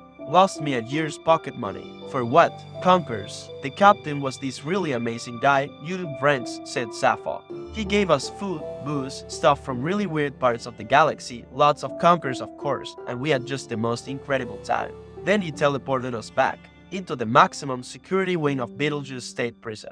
He was a cool guy, went on to become president of the galaxy. Sappho paused. The scene around them was currently plunged into blue. Dark mist swirled round them and elephantine shapes lurked indistinctly in the shadows. The air was occasionally rent with the sounds of illusory beings murdering other illusory beings. Presumably enough people must have liked this sort of thing to make it a paying proposition. Ford, said Safad quietly. Yes, just before you died he came to see me. What? You never told me. No. What did he say? What did he come to see you about? He told me about the heart of gold. It was his idea that I should steal it. His idea. Yeah, said Safad, and the only possible way of stealing it was to be at the launching ceremony. Ford gaped at him in astonishment for a moment, and then roared with laughter. Are you telling me, he said, that you set yourself up to become president of the galaxy just to steal that ship? That's it, said Safad with the sort of grin that would get most people locked away in a room with soft walls. But why? Said Ford. What's so important about having it? Dunno, said Safad. I think if I'd consciously known what was so important about it and what I would need it for, it would have showed up on the brain screening tests, and I would never have passed. I think you told me a lot of things that are still locked away. So you think you went and mucked about inside your own brain as a result of you talking to you? He was a hell of a talker. Yeah, but Safad, old mate, you want to look after yourself, you know. Safad shrugged. I mean, don't you have any inkling of the reasons for all this? Asked Ford. Safad thought hard about this and doubts seemed to cross his mind. No, he said at last, I don't seem to be letting myself into any of my secrets. Still, he added on full other reflection, I can understand that. I wouldn't trust myself further than I could spit a rat. A moment later, the last planet in the catalog vanished from beneath them and the solid world resolved itself again. They were sitting in a plush waiting room full of glass-topped tables and design awards. A tall Magrathian man was standing in front of them. The mice will see you now, he said. So there you have it, said Slottibar fast, making a feeble and perfunctory attempt to clear away some of the appalling mess of his study. He picked up a paper from the top of a pile, but then couldn't think of anywhere else to put it, so he put it back on top of the original pile, which promptly fell over. Deep thought designed the earth, we built it and you lived on it. And the Bogons came and destroyed it 5 minutes before the program was completed, added Arthur, not unbitterly. Well, that's bureaucracy for you, he added. You know, said Arthur thoughtfully, all this explains a lot of things. All through my life I've had this strange, unaccountable feeling that something was going on in the world. Something big, even sinister, and no one would tell me what it was. No, said the old man, that's just perfectly normal paranoia. Everyone in the universe has that. Everyone, said Arthur. Well, if everyone has that, perhaps it means something. Perhaps somewhere outside the universe we know. Maybe, who cares? Said Slottibar fast before Arthur got too excited. Perhaps I'm old and tired, he continued, but I always think that the chances of finding out what really is going on are so absurdly remote that the only thing to do is to stay behind the sense of it and just keep yourself occupied. Look at me, I design coastlines. I got an award for Norway. He rummaged around in a pile of debris and pulled out a large perspex block with his name on it, and a model of Norway molded into it. Where's the sense in that? She said, none that I've been able to make out. I've been doing fjords in all my life. For a fleeting moment they become fashionable, and I get a major award. He turned it over in his hands with a shrug and tossed it aside carelessly, but not so carelessly that it didn't land on something soft. In this replacement Earth we're building, they've given me Africa to do, and of course I'm doing it with all fjords again because I happen to like them, and I'm old-fashioned enough to think that they give a lovely Baroque feel to a continent. And they tell me it's not equatorial enough. Equatorial. He gave a hollow laugh. What does it matter? Science has achieved some wonderful things, of course, but I'd far rather be happy than right any day. And are you? No, that's where it all falls down, of course. Did it? Said Arthur with sympathy. It sounded like quite a good lifestyle otherwise. Somewhere on the wall a small white light flashed. Come, said Slotty fast, you are to meet the mice. Your arrival on the planet has caused considerable excitement. It has already been hailed, so I gather, as the third most improbable event in the history of the universe. What were the first two? Oh, probably just coincidences, said Slotty fast carelessly. He opened the door and stood waiting for Arthur to follow. I seem to be having tremendous difficulty with my lifestyle, he muttered to himself. I beg your pardon, said the old man mildly. Oh, nothing, said Arthur, only joking. It is of course well known that careless talk costs lives, but the full scale of the problem is not always appreciated. For instance, at the very moment that Arthur said I seem to be having tremendous difficulty with my lifestyle, a freak wormhole opened up in the fabric of the space-time continuum, and carried his words far, far back in time across almost infinite reaches of space to a distant galaxy where strange and warlike beings were poised on the brink of frightful interstellar battle. The two opposing leaders were meeting for the last time. A dreadful silence fell across the conference table as the commander of the BL-Hers, resplendent in his black jeweled battle shorts, gazed levelly at the G-God-1 leader squatting opposite him in a cloud of green sweet-smelling steam, and, with a million sleek and horribly beweaponed star cruisers poised to unleash electric death at his single word of command, challenged the vile creature to take back what it had said about his mother. The creature stirred in his sickly broiling vapor, and at that very moment the words "I seem to be having tremendous difficulty with my lifestyle" drifted across the conference table. Unfortunately, in the BL-Herd tongue this was the most dreadful insult imaginable, and there was nothing for it but to wage terrible war for centuries. Eventually, of course, after their galaxy had been decimated over a few thousand years, it was realized that the whole thing had been a ghastly mistake, and so the two opposing battle fleets settled their few remaining differences in order to launch a joint attack on our own galaxy, now positively identified as the source of the offending remark. For thousands more years, the mighty ships tore across the empty wastes of space and finally died screaming onto the first planet they came across, which happened to be the Earth, where due to a terrible miscalculation of scale the entire battle fleet was accidentally swallowed by a small dog. Those who study the complex interplay of cause and effect in the history of the universe say that this sort of thing is going on all the time, but that we are powerless to prevent it. It's just life, they say. A short aircar trip brought Arthur and the old Magrathian to a doorway. They left the car and went through the door into a waiting room full of glass-top tables and perspex awards. Almost immediately, a light flashed above the door at the other side of the room and they entered. "Arthur, you're safe," a voice cried. "Am I?" said Arthur, rather startled. "Oh good." The lighting was rather subdued and it took him a moment or so to see four, Trillian and Safad sitting round a large table beautifully decked out with exotic dishes, strange sweetmeats and bizarre fruits. They were stuffing their faces. "What happened to you?" demanded Arthur. "Well," said Safad, attacking a boneful of grilled mussel, "our guests here have been gassing us and sapping our minds and being generally weird and have now given us a rather nice meal to make it up to us. Here," he said, hiking out a lump of evil-smelling meat from a bowl, "have some vegan rhino's cutlet. It's delicious if you happen to like that sort of thing." "Hosts," said Arthur. "What hosts?" "I don't see any." A small voice said, "Welcome to lunch, Earth creature." Arthur glanced around and suddenly yelped. "Ugh," he said.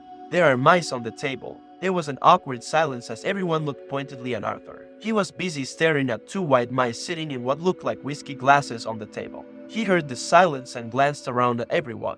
"Oh," he said with sudden realization. "Oh, I'm sorry, I wasn't quite prepared for it." "Let me introduce you," said Trillian. "Arthur, this is Benji Mouse." "Hi," said one of the mice. His whiskers stroked what must have been a touch-sensitive anal on the inside of the whiskey glass like a fair, and it moved forward slightly. "And this is Frankie Mouse," the other mouse said. "Pleased to meet you," and did likewise. Arthur gaped. "But aren't they?" "Yes," said Trillian. "They are the mice I brought with me from the Earth." She looked him in the eye and Arthur thought he detected the tiniest resigned shrug. "Could you pass me that bowl of grated Arthurian megadonkey?" she said. Slotty coughed politely. Excuse me," he said. "Yes, thank you, Slotty said Benji Mouse sharply. "You may go." "What? Oh, very well," said the old man, slightly taken aback. "I'll just go and get on with some of my fjords then." Well, in fact, that won't be necessary, said Frankie Mouse. It looks very much as if we won't be needing the new Earth any longer. He swiveled his pink little eyes. Not now that we have found a native of the planet who was there seconds before it was destroyed. What? Cried Sluttyberg fast, aghast. You can't mean that. I've got 1,000 glaciers poised and ready to roll over Africa. Well, perhaps you can take a quick skiing holiday before you dismantle them, said Frankie acidly. Skiing holiday, cried the old man. Those glaciers are works of art, elegantly sculptured contours, soaring pinnacles of ice, deep majestic ravines. It would be sacrilege to go skiing on high art. Thank you, Sluttyberg fast, said Benji firmly. That will be all. Yes, sir, said the old man coldly. Thank you very much. Well, goodbye, Earthman, he said to Arthur. Hope the lifestyle comes together. With a brief nod to the rest of the company, he turned and walked sadly out of the room. Arthur stared after him, not knowing what to say. Now, said Benji Mouse, to business. Ford and Safford clinked their glasses together. To business, they said. I beg your pardon, said Benji. Ford looked round. The two mice scuttled impatiently around in their glass transports. Finally, they composed themselves, and Benji moved forward to address Arthur. Now, Earth creature, he said, the situation we have in effect is this. We have, as you know, been more or less running your planet for the last 10 million years in order to find this wretched thing called the ultimate question. Why? Said Arthur sharply. No, we already thought of that one, said Frankie interrupting, but it doesn't fit the answer. Why? 42. You see, it doesn't work. No, said Arthur, I mean, why have you been doing it? Oh, I see, said Frankie. Well, eventually just habit, I think, to be brutally honest. And this is more or less the point. We're sick to the teeth with the whole thing, and the prospect of doing it all over again on account of those winnet-ridden wagons quite frankly gives me the screaming heebie-jeebies. You know what I mean. It was by the merest lucky chance that Benji and I finished our particular job and left the planet early for a quick holiday, and have since manipulated our way back to Magrathea by the good offices of your friends. Magrathea is a gateway back to our own dimension, put in Benji. Since when, continued his mirroring colleague, we have had an offer of a quite enormously fat contract to do the 5D chat show and lecture circuit back in our own dimensional neck of the woods, and we're very much inclined to take it. I would, wouldn't you, Ford? Said Safford promptingly. Oh yes, said Ford, jump at it like a shot. Arthur glanced at them, wondering what all this was leading up to. But we've got to have a product, you see, said Frankie. I mean, ideally we still need the ultimate question in some form or other. Safford leaned forward to Arthur. You see, he said, if they're just sitting there in the studio looking very relaxed and, just mentioning that they happen to know the answer to life, the universe and everything, and then eventually have to admit that in fact it's 42, then the show's probably quite short.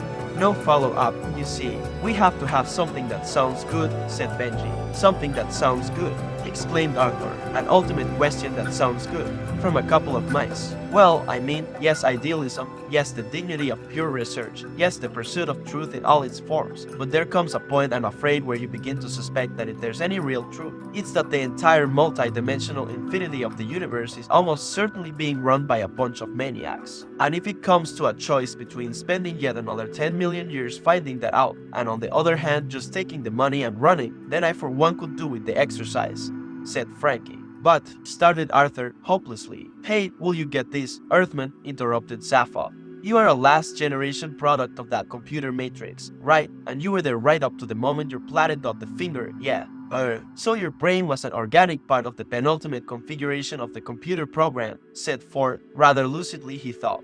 Well, said Arthur doubtfully, he wasn't aware of ever having felt an organic part of anything. He had always seen this as one of his problems. In other words, said Benji, steering his curious little vehicle right over to Arthur, there's a good chance that the structure of the question is encoded in the structure of your brain, so we want to buy it off you. What, the question? Said Arthur. Yes, said Ford and Trillian. For lots of money, said Sappho. No, said Frankie, it's the brain we want to buy. What? I thought you said you could just read his brain electronical. Lie, protested Ford. Oh yes, said Frankie, but we'd have to get it out first. It's got to be prepared. Treated, said Benji. Diced. Thank you, shouted Arthur, tipping up his chair and backing away from the table in horror. It could always be replaced, said Benji reasonably, if you think it's important.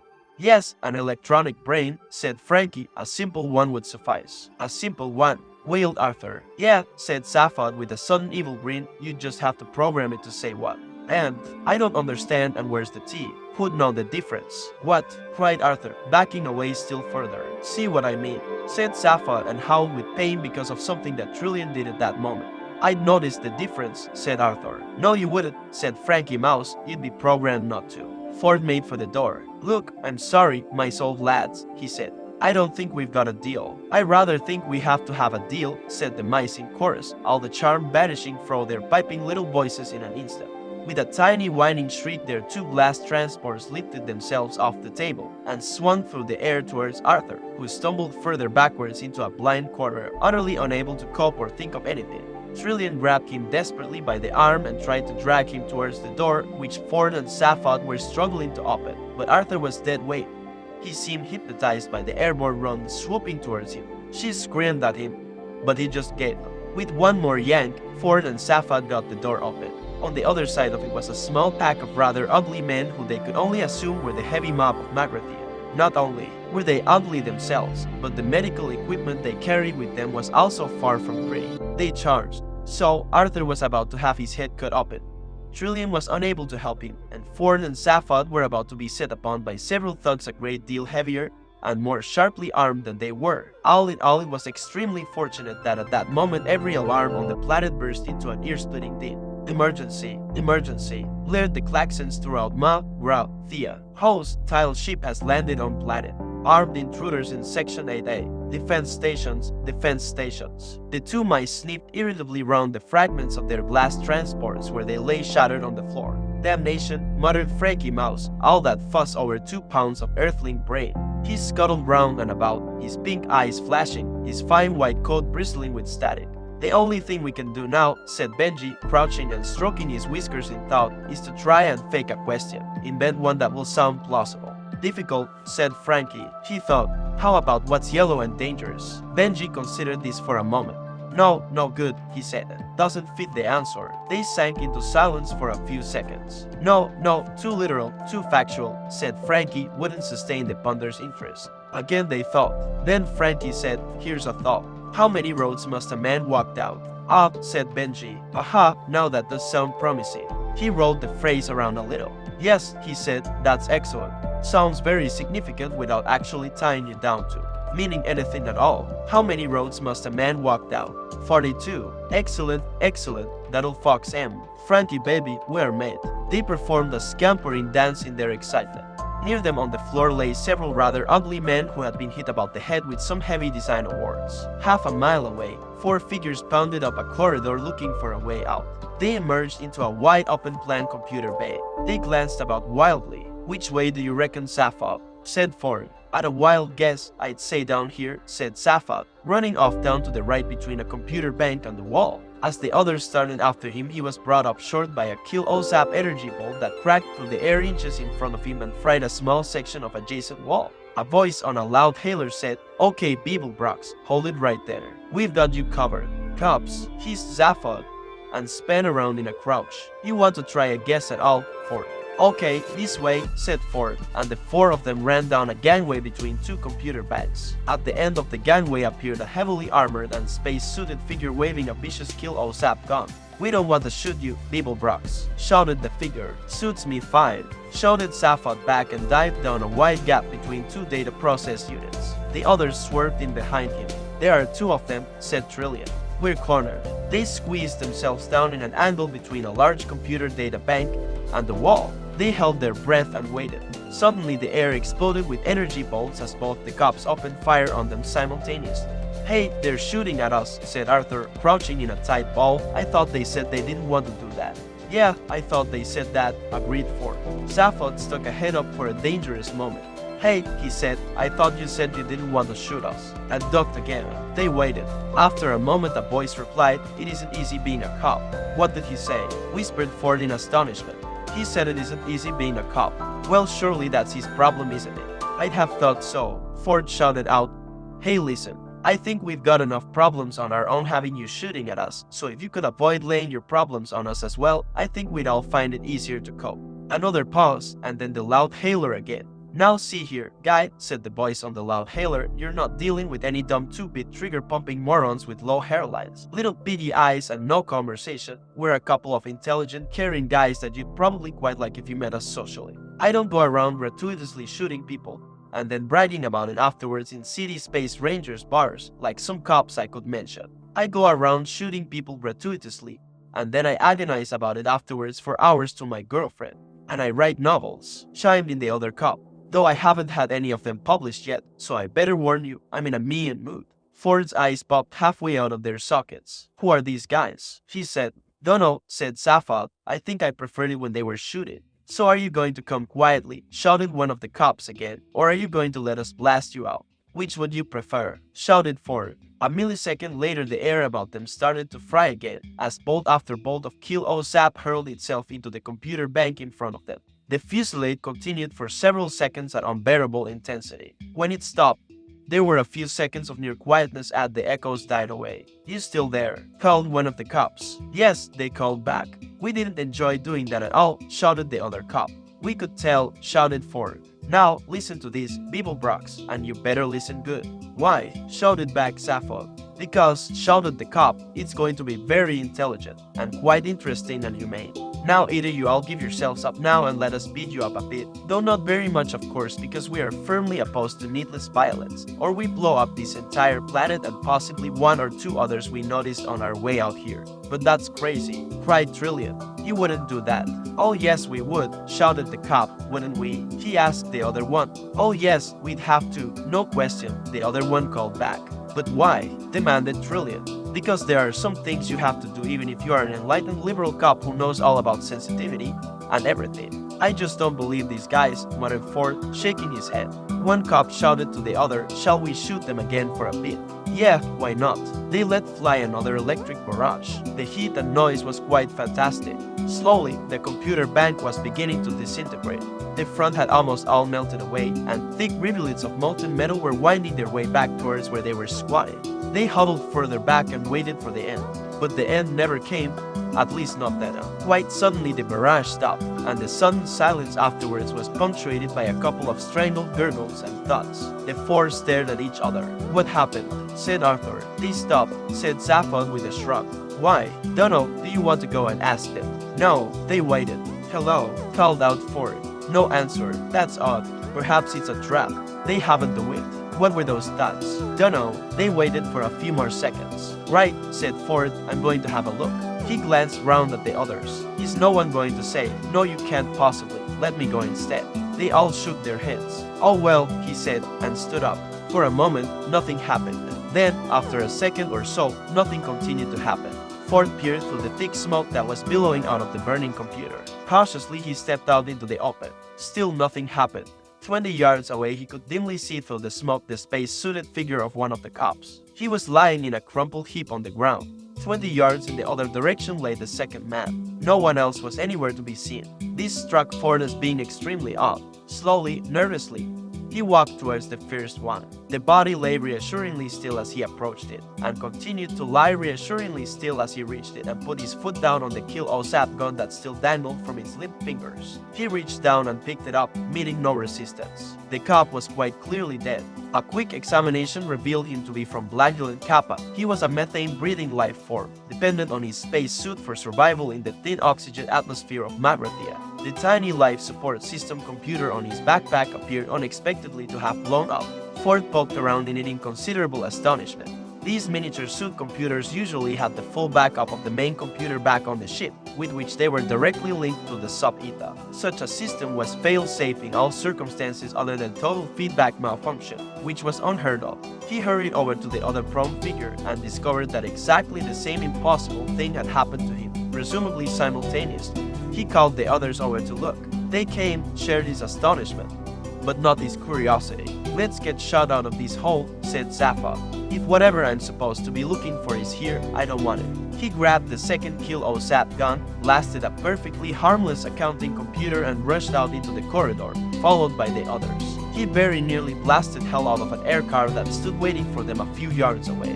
The air car was empty, but Arthur recognized it as belonging to Slavivar Past. It had a note from him pinned to part of its sparse instrument panel. The note had an arrow drawn on it.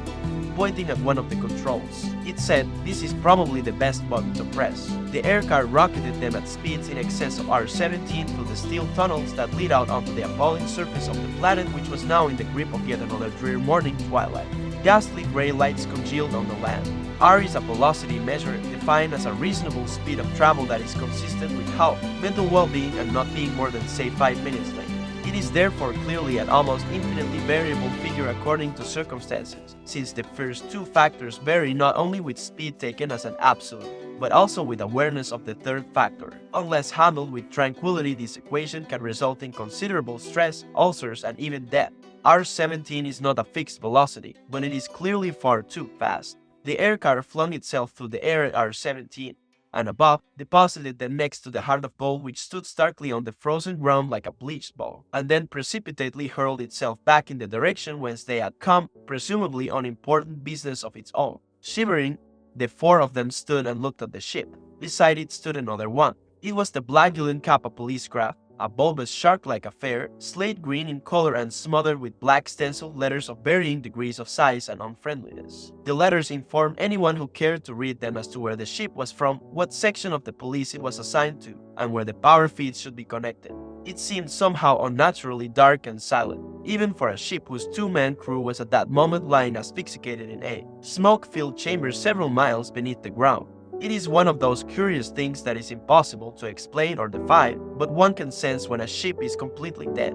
Ford could sense it and found it most mysterious. A ship and two policemen seemed to have gone spontaneously dead. In his experience, the universe simply didn't work like that. The other three could sense it too, but they could sense the bitter cold even more and hurried back into the heart of gold, suffering from an acute attack of no curiosity. Ford stayed and went to examine the Blagulan ship. As he walked, he nearly tripped over an inert steel figure lying face down in the cold dust. "Marvin," he exclaimed, "what are you doing? Don't feel you have to take any notice of me, please," came a muffled drone. "But how are you, Metalman?" said Ford, very depressed. "What's up?" "I don't know," said Marvin, "I've never been there." "Why," said Ford, squatting down beside him and shivering, "are you lying face down in the dust?" "It's a very effective way of being wretched," said Marvin. "Don't pretend you want to talk to me. I know you hate me." "No, I don't." "Yes, you do. Everybody does. It's part of the shape of the universe. I only have to talk to somebody and they begin to hate me. Even robots hate me. If you just ignore me, I expect I shall probably go away." He jacked himself up to his feet and stood resolutely facing the opposite direction. "That ship hated me," he said dejectedly, indicating the police craft. "That ship," said Ford in sudden excitement. "What happened to it?" "Do you know? It hated me because I talked to it." "You talked to it?" exclaimed Ford. "What do you mean you talked to it?" "Simple. I got very bored and depressed, so I went and plugged myself into its external computer feed. I talked to the computer at great length and explained my view of the universe to it," said Marvin. "And what happened?" pressed Ford. "It committed suicide," said Marvin and stalked off back to the Heart of Gold. That night, as the Heart of Gold was busy putting a few light years between itself and the Horsehead Nebula, Sappho lounged under the small palm tree on the bridge trying to bang his brain into shape with massive pan-galactic gargle blasters. Ford and Trillian sat in a corner discussing life and matters arising from it, and Arthur took to his bed to flip through Ford's copy of the Hitchhiker's Guide to the Galaxy. Since he was going to live in the place, he reasoned he'd better start finding out something about it. He came across this entry. It said, "The history of every major galactic civilization tends to pass through three distinct, unrecognizable phases, those of survival, inquiry, and sophistication, otherwise known as the how, why, and where phases. For instance, the first phase is characterized by the question, how can we eat? The second by the question, why do we eat? And the third by the question, where shall we have lunch?" He got no further before the ship's intercom buzzed into life. "Hey Earthman, you hungry kid?" said Sappho's voice. Well yes, a little peckish I suppose," said Arthur. "Okay baby, hold tight," said Sappho. "We'll take in a quick bite at the restaurant at the end of the universe." President, full title President of the Imperial Galactic Government. The term imperial is kept, though it is now an anachronism. The hereditary emperor is nearly dead and has been so for many centuries. In the last moments of his dying coma, he was locked in a status field which keeps him in a state of perpetual unchangingness. All his heirs are now long dead, and this means that without any drastic political upheaval, power has simply and effectively moved a rung or two down the ladder, and is now seen to be vested in a body which used to act simply as advisors to the emperor, an elected governmental assembly headed by a president elected by that assembly. In fact, it bests in no such place. The president in particular is very much a figurehead. He wields no real power whatsoever. He is apparently chosen by the government, but the qualities he is required to display are not those of leadership, but those of finely judged outrage. For this reason, the president is always a controversial choice, always an infuriating but fascinating character. His job is not to wield power, but to draw attention away from it. On those criteria, Safaud Beeblebrox is one of the most successful presidents the galaxy has ever had. He has already spent 2 of his 10 presidential years in prison for fraud. Very few people realize that the president and the government have virtually no power at all, and of these very few people, only 6 know whence ultimate political power is wielded. Most of the others secretly believe that the ultimate decision-making process is handled by a computer. They couldn't be more wrong.